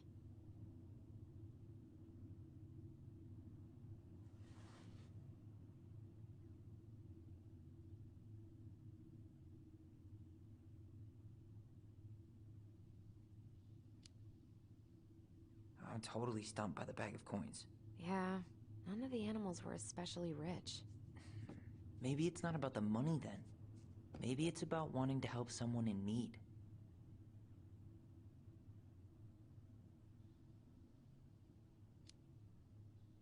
Any ideas about the torch? They mention fairy lights in the story. It could be tied to that?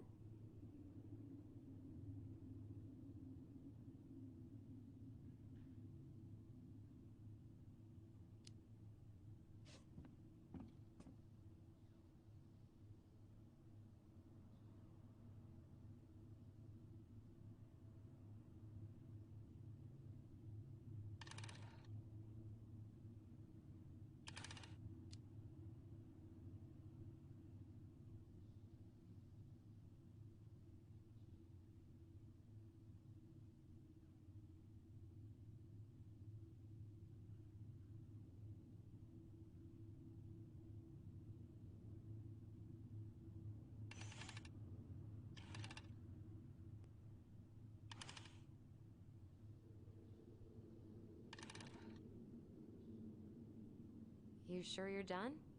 Maybe if we put our heads together.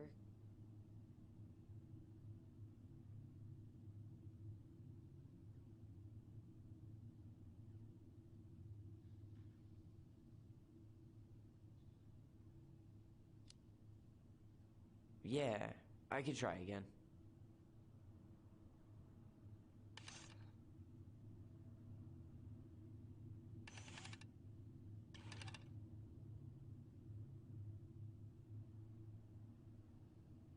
You sure you're done? Maybe if we put our heads together. Yeah, I could try again.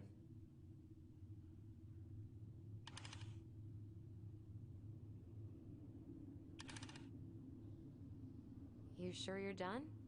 Maybe if we put our heads together. Why can't I get it? Should I just break it down?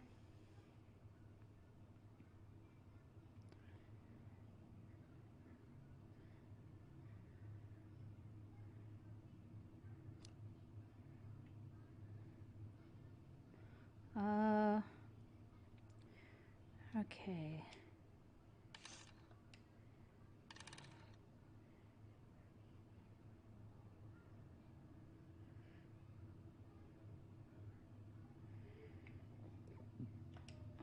You sure you're done?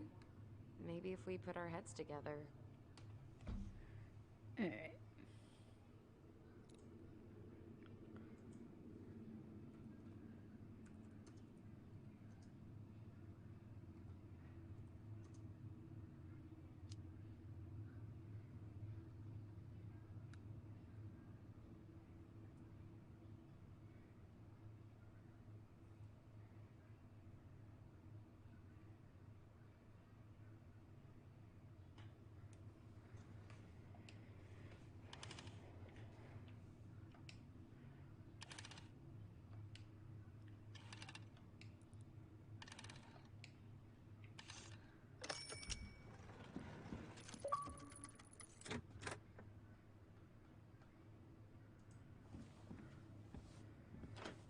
Woo!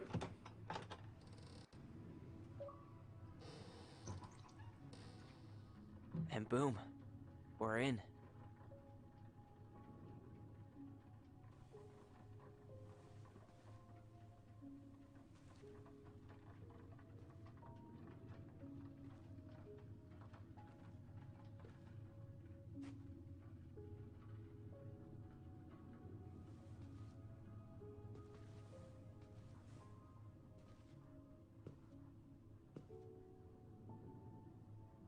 After so many years, I expected this to feel more, you know, like a win.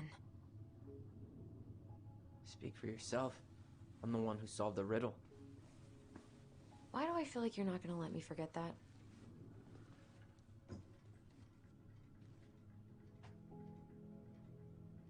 Where do you think we should start looking? I don't know. Where in this mess would she stash someone else's personal thoughts?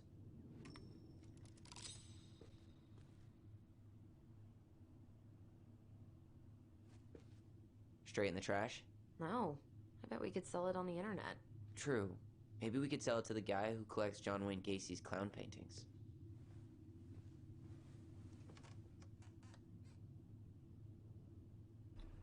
I apologize if I don't talk for a bit. I did a lot of reading, so I kind of want to give my voice a little break. She and Tessa were best friends. Until suddenly they weren't. Wonder what happened. Either Tessa got sick of Marianne's moods, or Marianne got sick of Tessa's judgment. So she was standing here, spying through the window, drawing us while we played. She always had her eye on us. My entire body just shivered.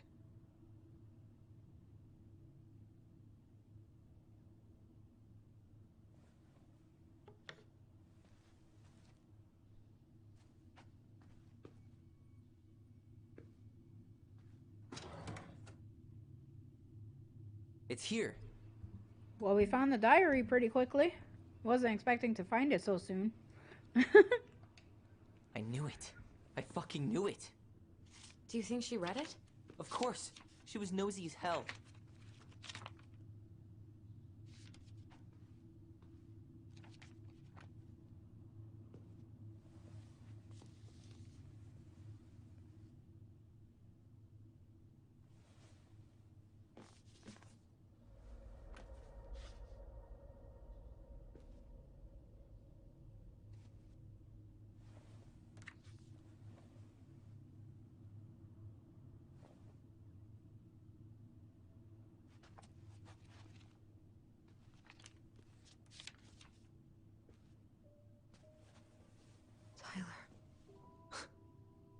Tyler, What? look.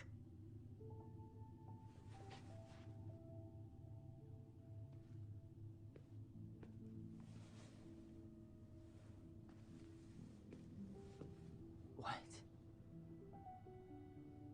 Where did you find that? It was on her desk with her papers. Seriously? Are you fucking kidding me? Look, we gotta be really careful not to overthink this. But it doesn't make any sense. She was mad, right? She was mad I cut my hair. She attacked me because I cut my hair. She was mad and she attacked you. We both saw it. Then what is this shit? I don't know.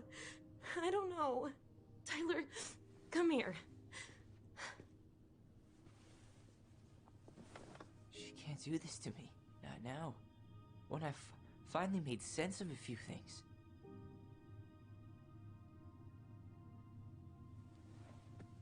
Well, that was your first mistake. Thinking the world made any kind of sense.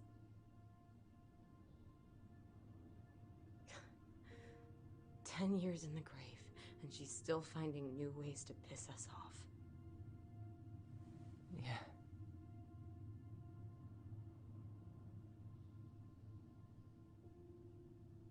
I think I need some air.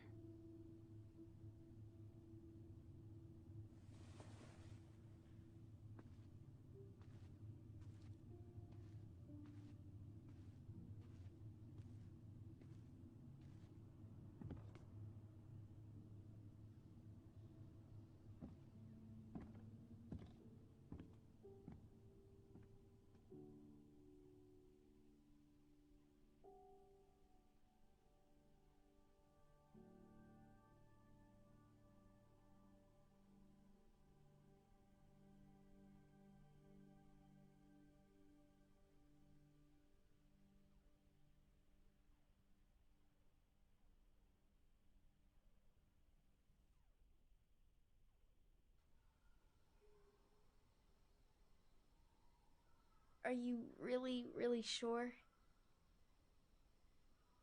I am. Do it. Okay. Here we go.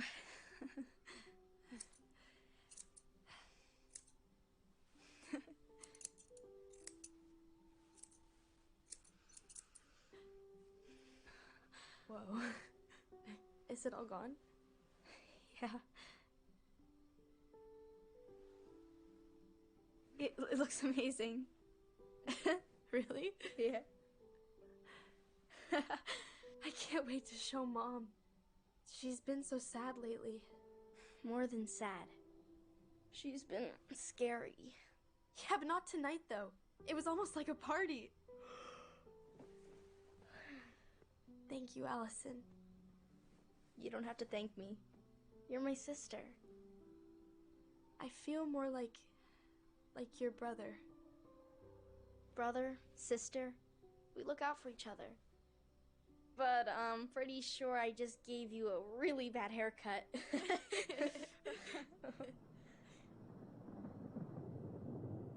Mom? Mom?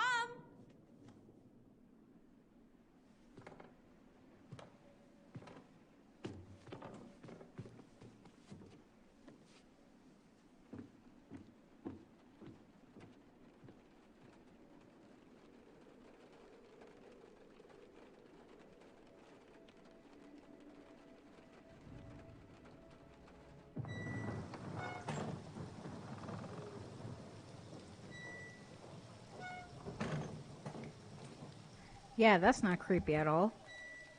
God.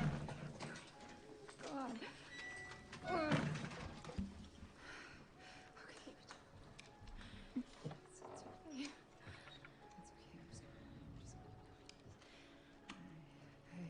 It's okay. I'm just forget.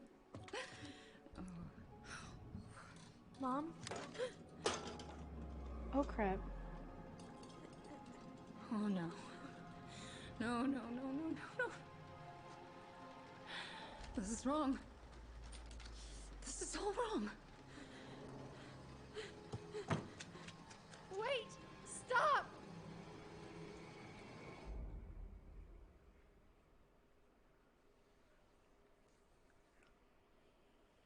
Well then. That happened.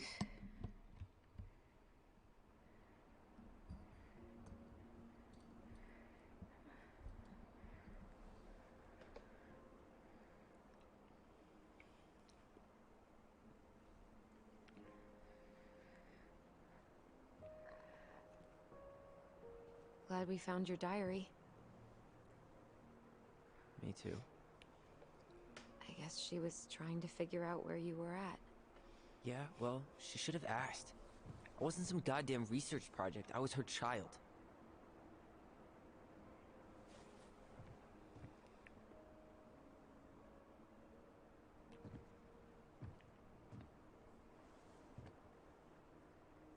About the book.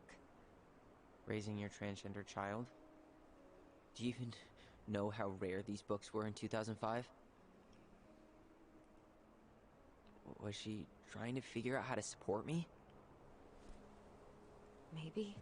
But she wasn't trying. She never... It doesn't make sense. I know. You cutting your hair was what set her off, right? Allison, she read my diary. She already knew. It wasn't my hair. And if we were wrong about that... Fuck. You think she read it. It's possible she never even opened the diary, and that things are exactly like we always thought they were. But if she did, and they aren't... God, Tyler. Sure. I mean, we could have been wrong. But what good does it do to ask the question now? You mean other than not having to live with the thought that my mom tried to kill me for being me? Tyler, I know you want there to be something to find. Something that'll make it all make sense. But she was unhinged. So that's it then. She was crazy. Nothing else to say. I think we'd be better off if we tried to move on. Why don't we talk to a few people who knew her? See if that book makes any sense to them. People don't want to talk about Marianne. They pretend like that night never happened.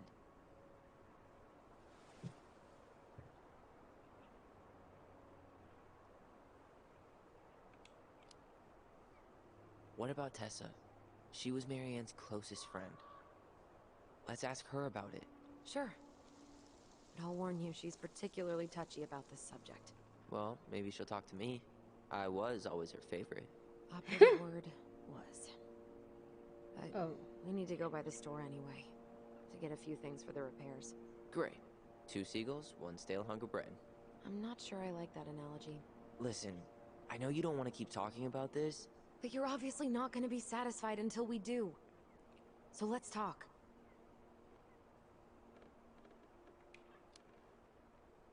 You've been on edge all day. Is there something more going on with you? It's nothing. Pretty sure it's not nothing. And I'd like us to be on the same page. I thought we were on the same page. Sell this place as quick as possible and move on.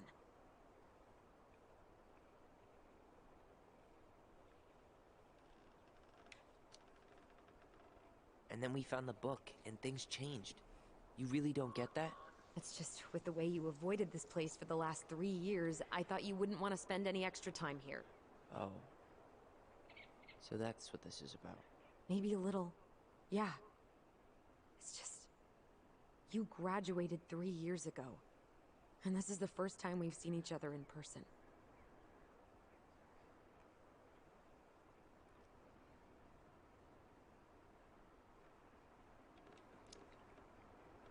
It's not that I didn't want to see you. I just wasn't ready to be Tyler in Delos Crossing. I tried to visit you. I tried to go to your fireweed graduation. I wanted to bake you a crappy boxed cake and take awkwardly posed photos. I know. But you shut me out. All I got was non-responses and half-assed evasions. Look, I didn't want to see anyone. I just started testosterone. And, oh god, I had the worst acne. My emotions were all over the place, and the smells... Allison, the smells... Men smell bad. I know. I've dated a few.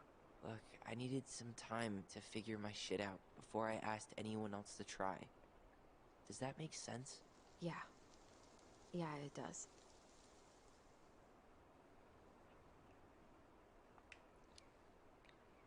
So, we have a plan? Yep. We ask around about Marianne, but we also stick to our repair schedule. If that's really what you need. Alright. Deal. Ollie's diary. It's been a long time since I heard that name. Was I the only one who ever called you that? Actually, no. I used it at Fireweed for a while, until I settled on Tyler. Most people were pretty chill about the switch. Not everyone, though. What do you mean? I had a mentee who refused to call me Tyler. He didn't want my help. He didn't want anyone's help. I'm sorry. I like the name Tyler, by the way. Thanks.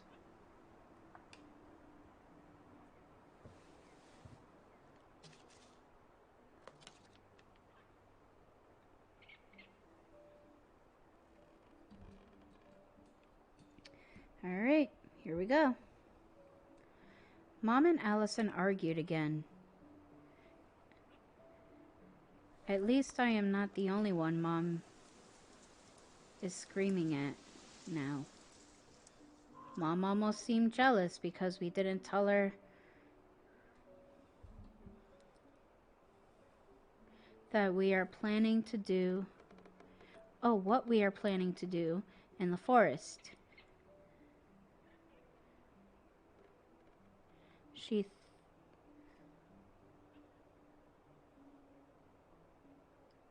We think we should tell her about our voice. I think she knows already. Seemed really upset when I asked to join the hockey team. Like it is wrong for me to play a boy's part. Oh, sport. A boy's sport. I am going to keep asking. I will try again next week. She said no again. I'm so mad at her. Why does she always say no? Why doesn't she ever let me do what I want to do? Allison and I started making a story. Well, Allison did. She didn't like it when I tried to change anything. Why can't one of the goblins be a boy goblin?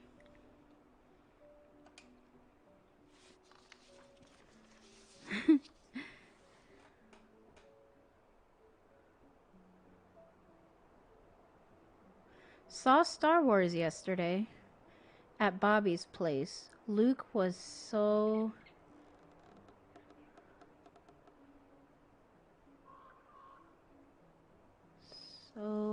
great. But Mom found out we watched it and got mad. And was so mad. She said it...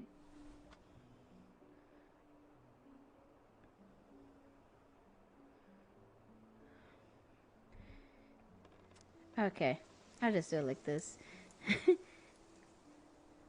She said it gloried war. Zoom, zoom. Saturday, 5th February 2005. Would Mom be happier if I could do what she wanted me to? When she looks at me, she just doesn't see me. I wish I could show her. I wish I could make her understand. I think she doesn't want to. Allison told me again that it was my fault Mom got angry at us. She is such a suck-up. Mom's barely said anything to us in a few days. Allie says she saw her throwing away pages from the Book of Goblins. Do this. Do that. I am sick of her voice, and I am sick of that dumb name too. I'm Ollie the Goblin.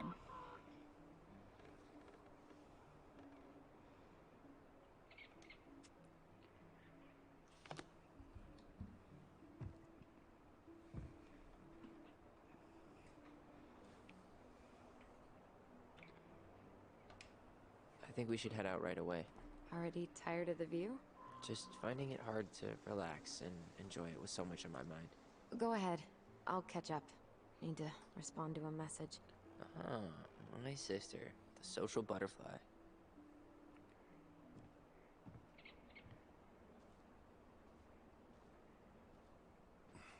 Seems we got a trespasser. What the fuck? You got 5 seconds to talk me into defending my property. Your property? 5, 4. I'm Tyler. Don't know any Tylers. 3, 2. Sam! Ellie? What are you doing out here, girl? This is our house. Was I talking to you? Sam, put the gun down. This is Tyler. My brother. Are you... brother?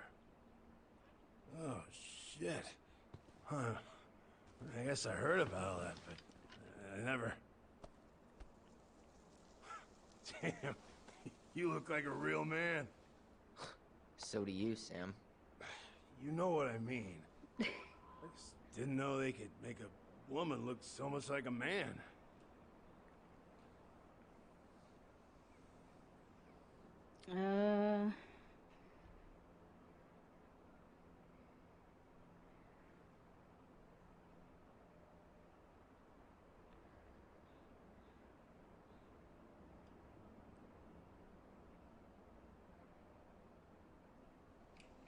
I guess?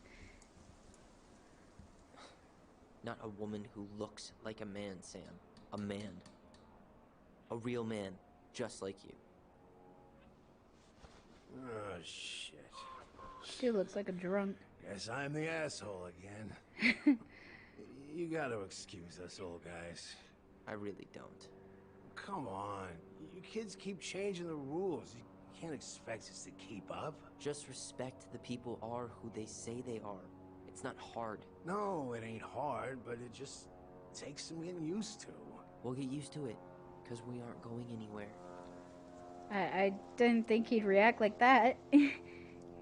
So, what are you doing here exactly? Okay. Oh, well, I've I'm been not gonna kind of say keeping anything. an eye on this place for you, you know? It's like patching the roof, checking the pipes, you know, all that stuff. Thank you, Sam. Oh, yeah, it's, that's no big deal. I just, you know, your mama, she was a special lady. She deserved much better than, you know, what you got. Didn't you used to help Mary Ann with repairs and building projects? Oh, yeah. Yeah, seeing as your mama never had a man around, I just took it on myself to help her keep this place standing. How antiquated of you. Thanks. I guess you two are still aiming to sell the place? That's the plan. Which, by the way, we need your keys. Since apparently you went and changed the locks? Oh, yeah, absolutely. But, selling your mother's house? Are you sure? Bad or good? It's all you've got left of her.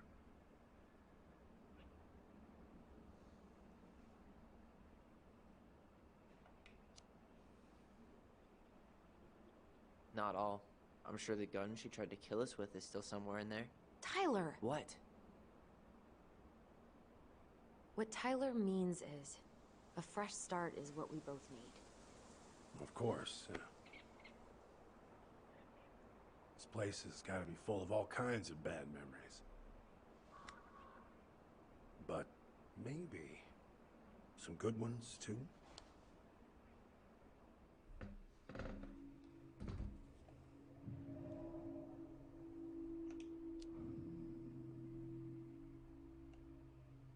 Allie, can you hear me? Ty, we can't do this when we're in the middle of talking to someone.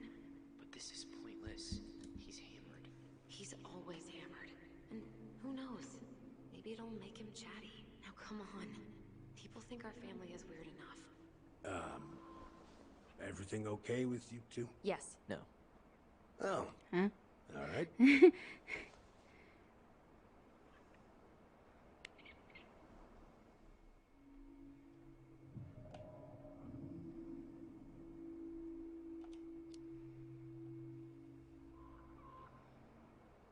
How well did you know her? Not as well as I thought. When I heard what happened that night, well, I figured people were bullshitting me. It really surprised you, didn't it? Much as anything ever has. Other folks say they saw it coming. Not me.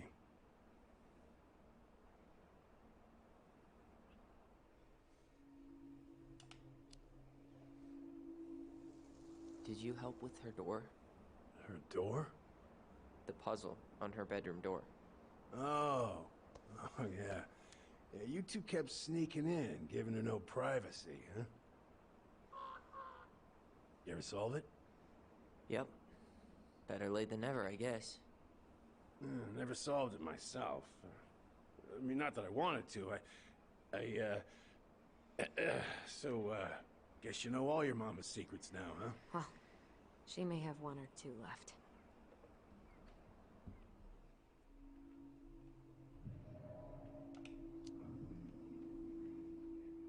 We should get going. That's all you think we'll get out of him?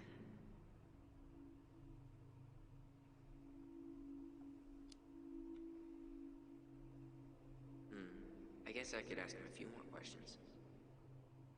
Okay.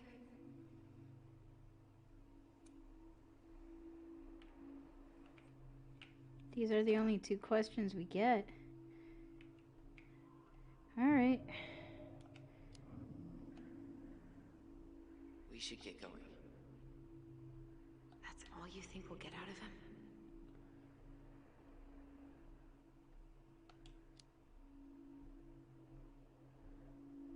He's too wasted to be of any more help.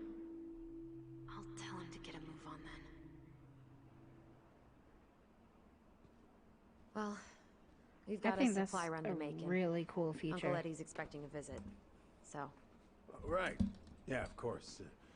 Get going, you two. Sam? We all gotta get going. Oh. Of course. Of course, yeah, I got lots to do myself. Dude's trying Lots to of stay. to-dos on old Sam's list. And you don't want to keep Brown waiting, you know? Thanks for looking out for this place. Happy to do it. Don't hesitate to reach out if you need anything. Anything at all. You hear?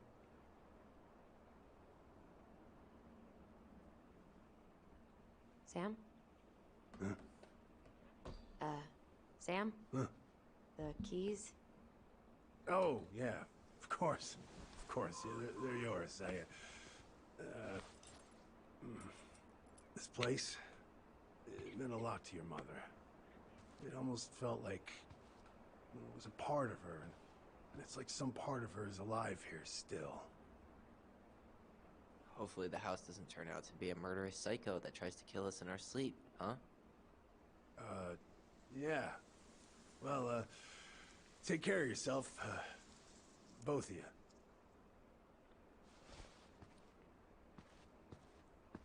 Hey, so we really do have a lot to do. Okay, go on. I'll be right behind you.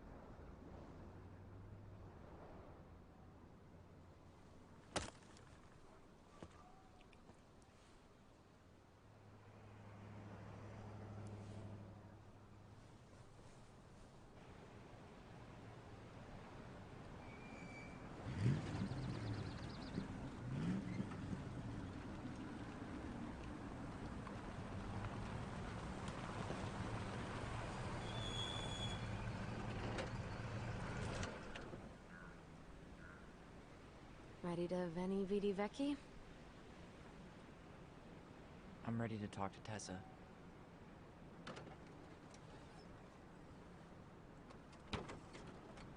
Just try to keep in mind that your memory of her is 10 years out of date. Yeah, well, it wouldn't be if she reached out to me while I was in Fireweed, which she didn't. So I'm guessing this is Michael? Oh, fuck. Shape scream.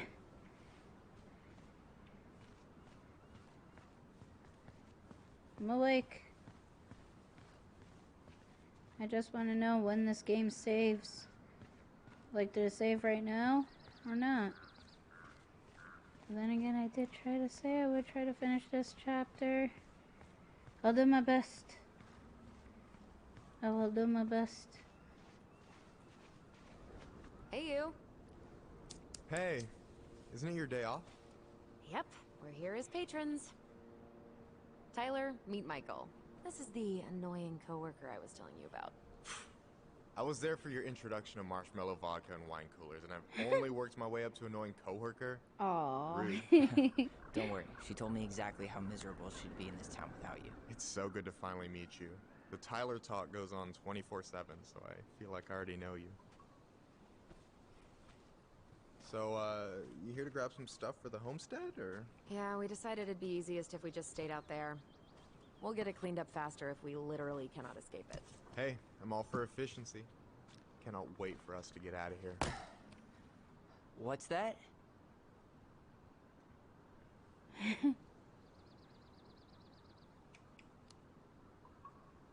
Michael is moving to Juneau too. We were thinking of being roommates. Oh, okay. Thinking about it? You'd better not be backing out on me.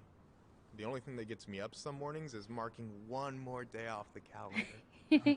Don't worry, she won't. We'll get the house sold, and you guys can move on. Nice. There could be room for you too. For sure. The more Ronins, the merrier. I'm studying to be a chef, so, you know it'll be good eating. And hey, I only snore during allergy season. And baseball. How can I say no to that? You okay? Dead on my feet, girl. Got up at 4 to fish before work. It's been a day. Oh, you like to fish? Yeah, there's this spot called Buzzard Hole I go to at least twice a week. It's like an hour drive, but it's so chill, especially first thing in the morning. Shut up. I used to go there all the time. For real? Yeah. Hey, well, if you want to go sometime, holler at me. I don't mind sharing. Cool. Most guys I know get all smeagol about their fishing spots. Oh, look at you two, bonding over the most slow and boring way to kill an animal. She's just jealous because she couldn't catch a fish, even if she filled the lake with cyanide first. Ugh, never mind. Tyler, we better get started with our shopping. Yeah, I'll be around if you need anything. Aw. He's a cutie. So cute. Seems like a really sweet guy. Oh, wait. I sense something. There it is. Come on, I'm freezing here. You're gonna have to wait, buddy. Got a memory. I want to have the crispy tocino, and noodles and spring rolls. And can we get the coconut cake for dessert? Easy, easy, my hungry goblins. We have to leave some food for the other customers. But Auntie Tessa said we can have whatever we want.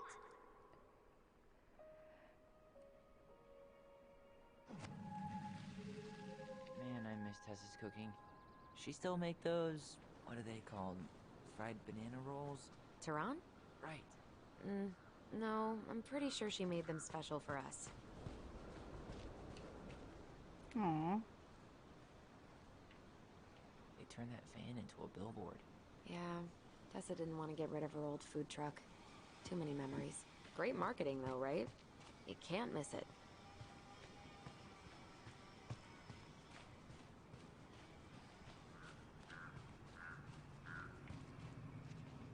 You're gonna have to go to the other side.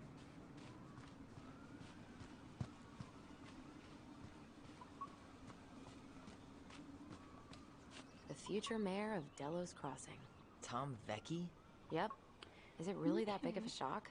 He owns the only store in Delos Crossing, and he's chummy with the Old Boys Club. I guess. He never really struck me as having ideas, and he's not exactly charismatic. Okay, so reminder, it's Vicky. Like Vicky. Icky Vicky. I'm sorry. I don't know. A memory! Memories! I just gotta figure out how to get to it. There, there we go.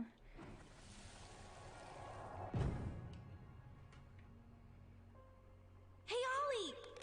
Look! I'm the ruler of this kingdom! Get it? 'Cause it's a dome? You're gonna fall, stupid. That was funny. No, it's so cute. I can't believe you didn't laugh. That was hilarious. Not as funny as you getting all pouty when I didn't laugh at your jokes. I loved baiting you. It was my favorite thing. Aww.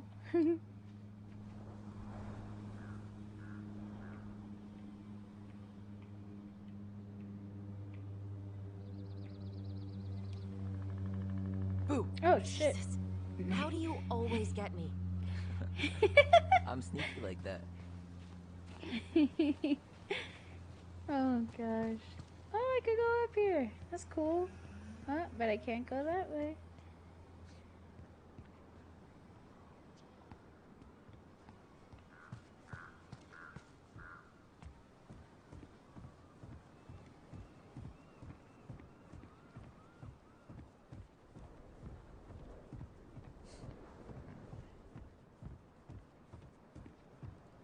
Should we go inside or Okay, stand around okay, until we're the going house in. closes?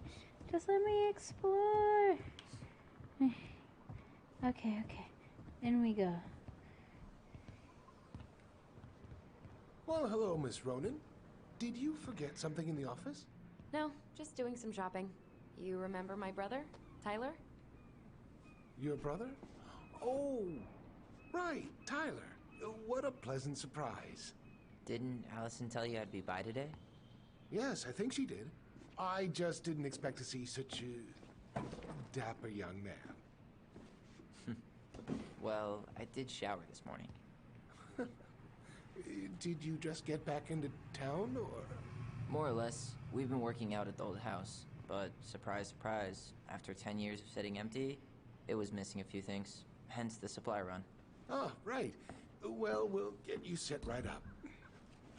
It must be nice to be home. I'm not sure nice is the word for it. Oh, of course. I assume being there feels complicated. That's one way to describe it. Well, don't let me keep you any longer. I'll be here if you need anything. Oh, hey, is Tessa around today? The wife's not in at the moment. I'm sure she'll be around later, though. Okay, so we need candles and an all-purpose cleaner. Plus snacks and drinks. I'm starving.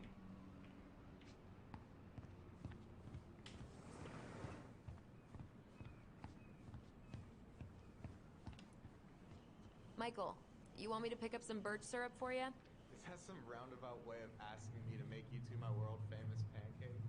Ooh, busted.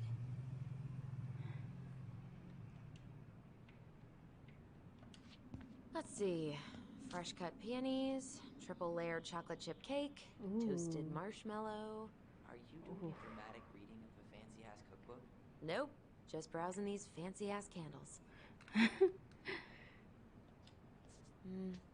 Plain candles are fine. No. No, no, no, no, no, no. Wait, put them back. No, put them back. Put them back. I don't want plain. Protos here? I mean, Kale. And Delos Crossing? Yeah, I Tessa was know. paleo for a hot minute and her whole gaggle of church ladies followed suit. The madness spread from there.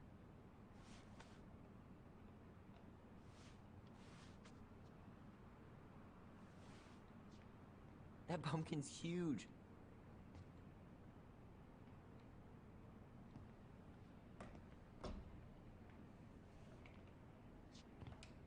Hey Tyler, candy or chips? You know I got a sweet tooth, sis. sugar rush it is.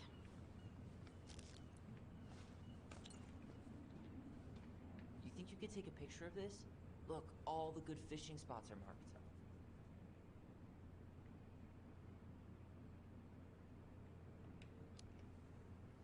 Later. We've got some shopping to do. So, what kind of lure would you use for a steelhead?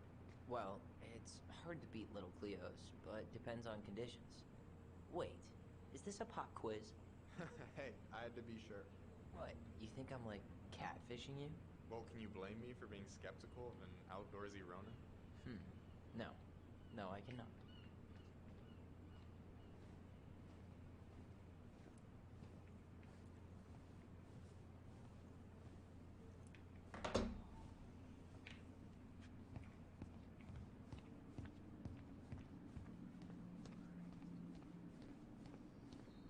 Now this is funny looking. Hey, Tyler, remember the Trout King? No way, it's still here? I thought Tom would have retired him by now. You kidding? He never misses a chance to tell customers he won a trout derby. It was a 12-pounder! I mean, well, this is funny looking. I mean, it's oddly kind of cute. I don't know.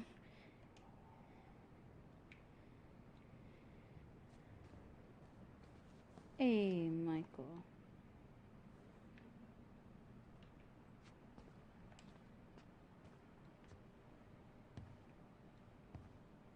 Inventory, huh?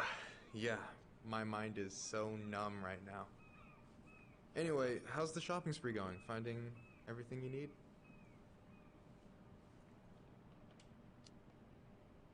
Yeah, I'd be done already, but I'm letting Tyler browse and take it all in. Must be weird for him to be back here.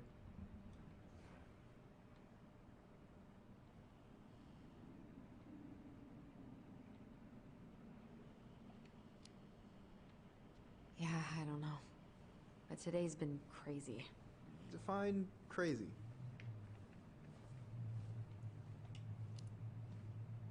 We found some stuff in Marianne's room that really threw us for a loop.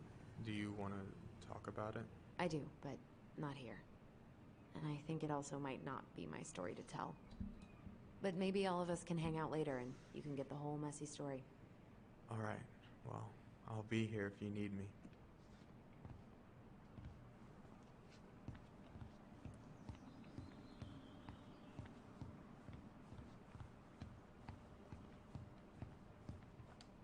Tyler, you want water, soda, juice? Whatever you want. I'm not picky. Wish any of it sounded good. Man,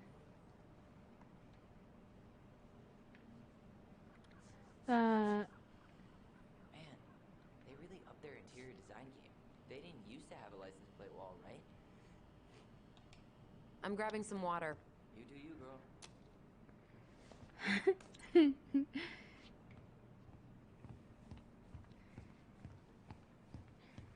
Oh, here, like, you do you, girl. Damn! That really is one enormous pumpkin. Yo! I know there are probably bigger pumpkins, but look at this! That really is one enormous pumpkin.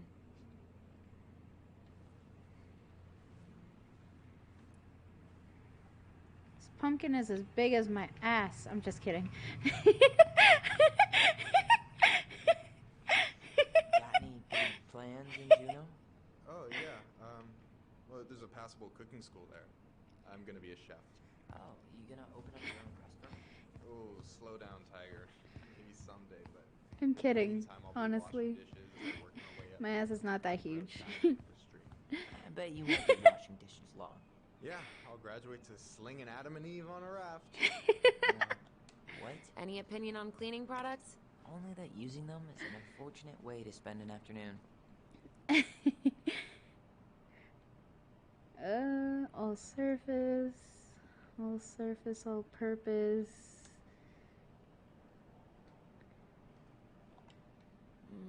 Organic's better. Okay, I think we're done here. Tom will ring us up at the counter. I want to buy the fishy. Just have it in our room. Alright, counter over here. Allison, I'm waiting. Let's pay for the groceries. No, fine.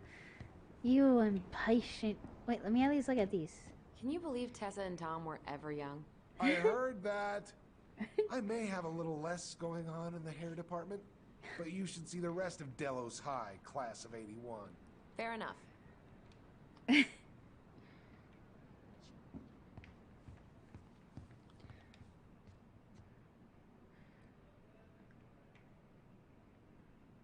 Oh, there's so many. I don't think we need a close-up of these. Alright, let's go. Tyler, impatient. Will that be all? Yes. Thank you, Tom. Oh, hi, Tessa. We were just meaning to come talk to you. Hi, Tessa. Long time no see. My God, you look like a completely different person. It's me. Plus beard. Yes. So we were out at the old house today. Heavens, why would you go there? Surprised it's even still standing. We found some stuff in Mary Ann's room that took us by surprise. Oh, really? We want to ask you some questions about her. You're the only person who might have known Mary Ann better than us. I don't know about that. It's been a decade, kids. I know, but I need to ask. What is it? Did she ever talk about me being a boy? No. It never came up. I found out much later, just like everybody else. Mary Ann was obviously concerned. She really didn't confide in you at all? Your mother was intensely private. She didn't need anyone else, and she made that clear. But this was about Tyler. She was always willing to ask for help when it came to us. Not at the end. Look, I have a lot on my plate today. I'm sorry. My advice to you would be to try to move on. It's not that easy. What happened that night? You can't understand something like that, but it was God's plan. That's all we can know. I need to go now. Best of luck to you, truly. What the hell was that? I told you she wouldn't talk. It's like she's got CIA training. Something's weird here. It's weird, right? Yeah, I feel it too. It's like something's on the tip of my tongue. Weird indeed. Who that? Oh, it me. Tyler.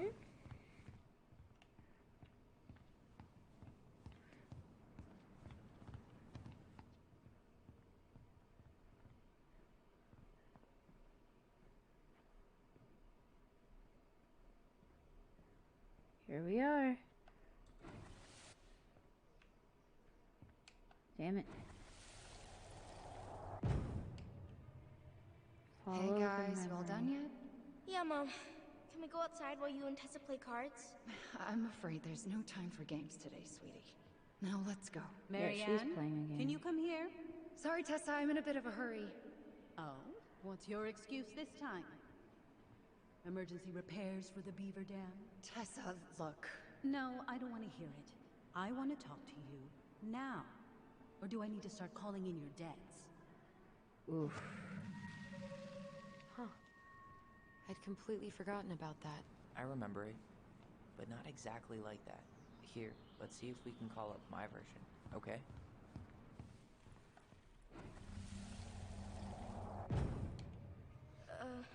Mom?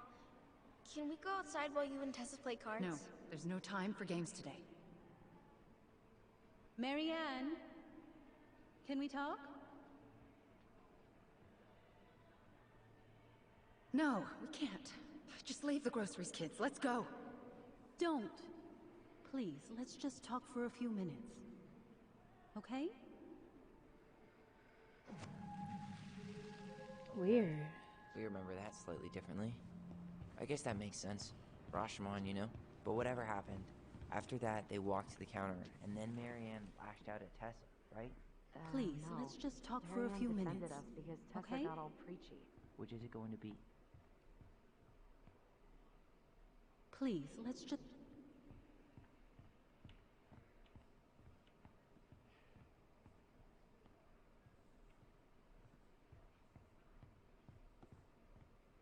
I want to talk to you now. Or do I need to start calling in your debts? No, Tessa was. She went all Jack Thompson on her. I want to talk to you now. Or do I need to start... Which is it going to be? Let's talk for a few minutes. Okay?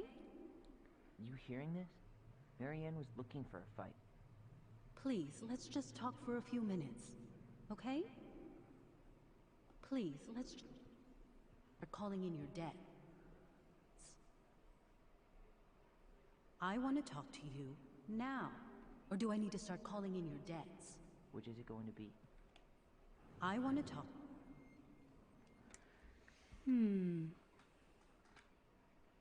This is interesting. Which memory?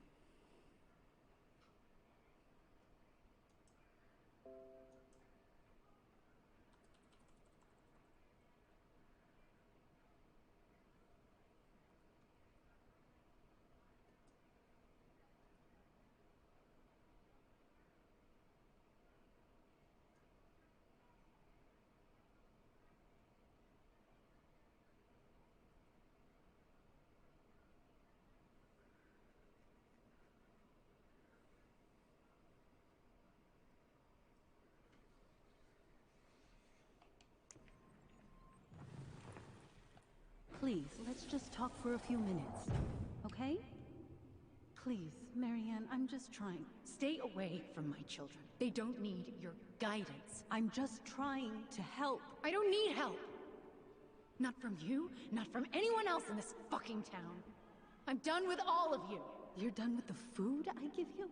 The fuel? Maybe you are, but the kids Are my children, Tessa. Mine. Not yours. Please, let's not do this here. Let's go into my office. Fine. Okay. You two, wait here.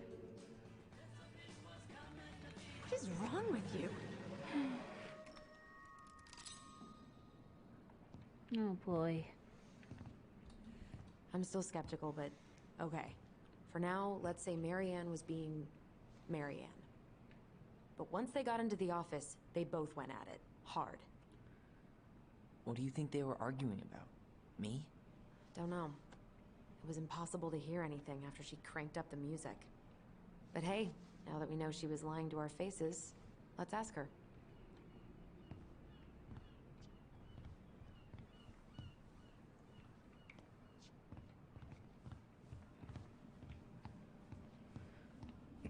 Excuse me, the question is... Wait. It's right this way.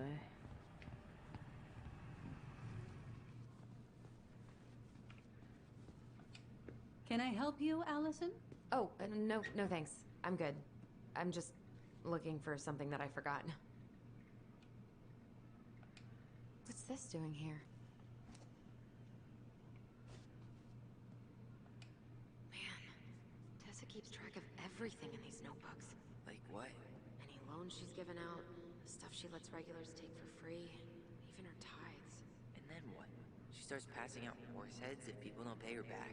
I think she just likes having a record. She's gonna hand it off to St. Paul like a resume.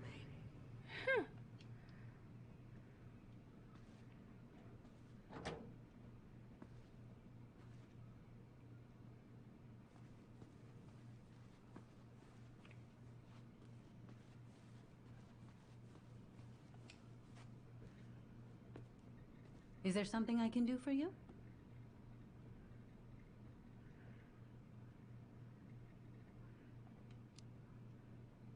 So what are you doing there? Oh, just inventory. Guess I'm lucky I had the day off, huh? Yes, what a lucky coincidence.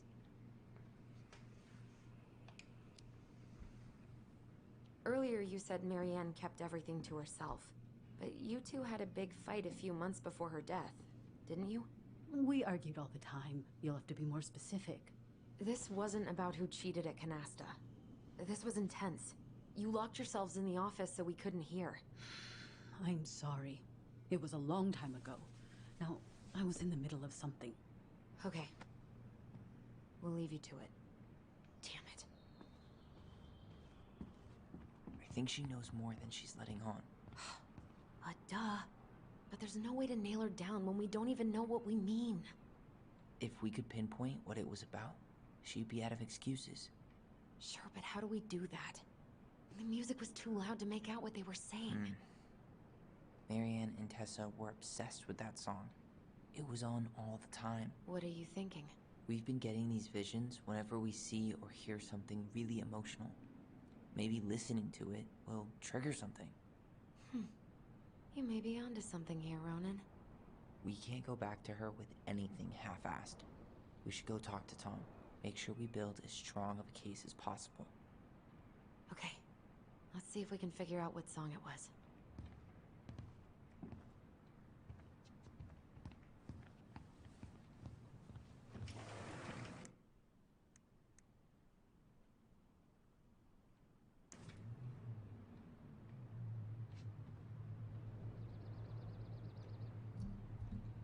I'm hoping it saved here. I think I'm gonna call it here. I know I said I would try to get through the first chapter. We should go talk to Tom, right? See if he remembers the song. It's actually about to be midnight for me. I'm going to get some rest. And we will pick this back up next week.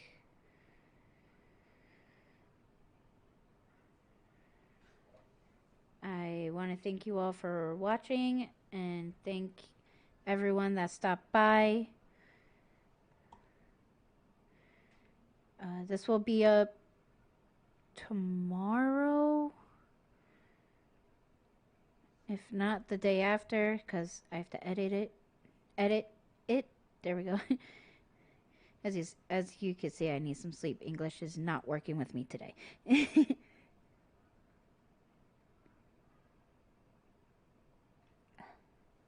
I didn't think I'd be up to some, but then again, I don't even know anymore. I'm rambling at this point. I apologize. All right. Once again, thank you all for stopping by and watching. Your support means the world to me. I love you all so, so much. And I'll see you guys next week. I'm Nymphidora, also known as Nymphi. If you haven't already, follow me here. Subscribe to my YouTube channel, because whatever you miss here, you can catch up over there. Feel free to follow me on Twitter, join the Discord, all that good stuff. I love you all so much. Bye-bye. Mwah. Night-night.